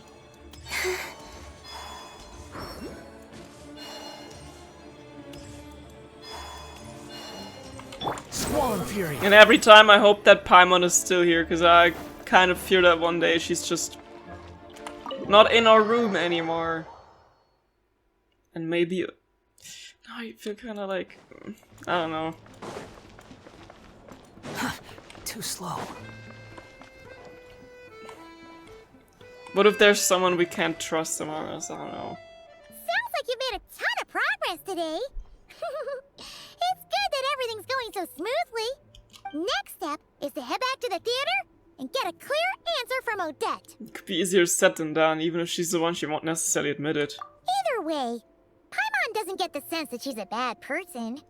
Sure, she might have done some pretty extreme things, but Paimon bet she has her reasons. Maybe this is going too far, but like, with everything she's managed to do so far, wouldn't it make more sense in theory to be even more, you know, heavy-handed? I guess. Why leave a letter when she could, well, We know there are plenty of other ways to keep people in line, right? The point is, she could have gone further, but she didn't. Fair point. So, if it is her, she's got some principles at least. I want to believe in her too. Yeah! Well, all you can do is follow the facts wherever they lead. How are you feeling today, Paimon? No change, really. But that thing Paimon told you about yesterday? Paimon feels like she can sense it more clearly now. Hearing you talk about your day makes Paimon itch for an adventure. If only she could be there with you so we could experience it all together. Yeah, I wish you could be there too. I'm not used to adventuring alone. But don't worry, we'll get to the bottom of this. Guess it's just one of those things. Never mind. Paimon will behave herself and keep resting.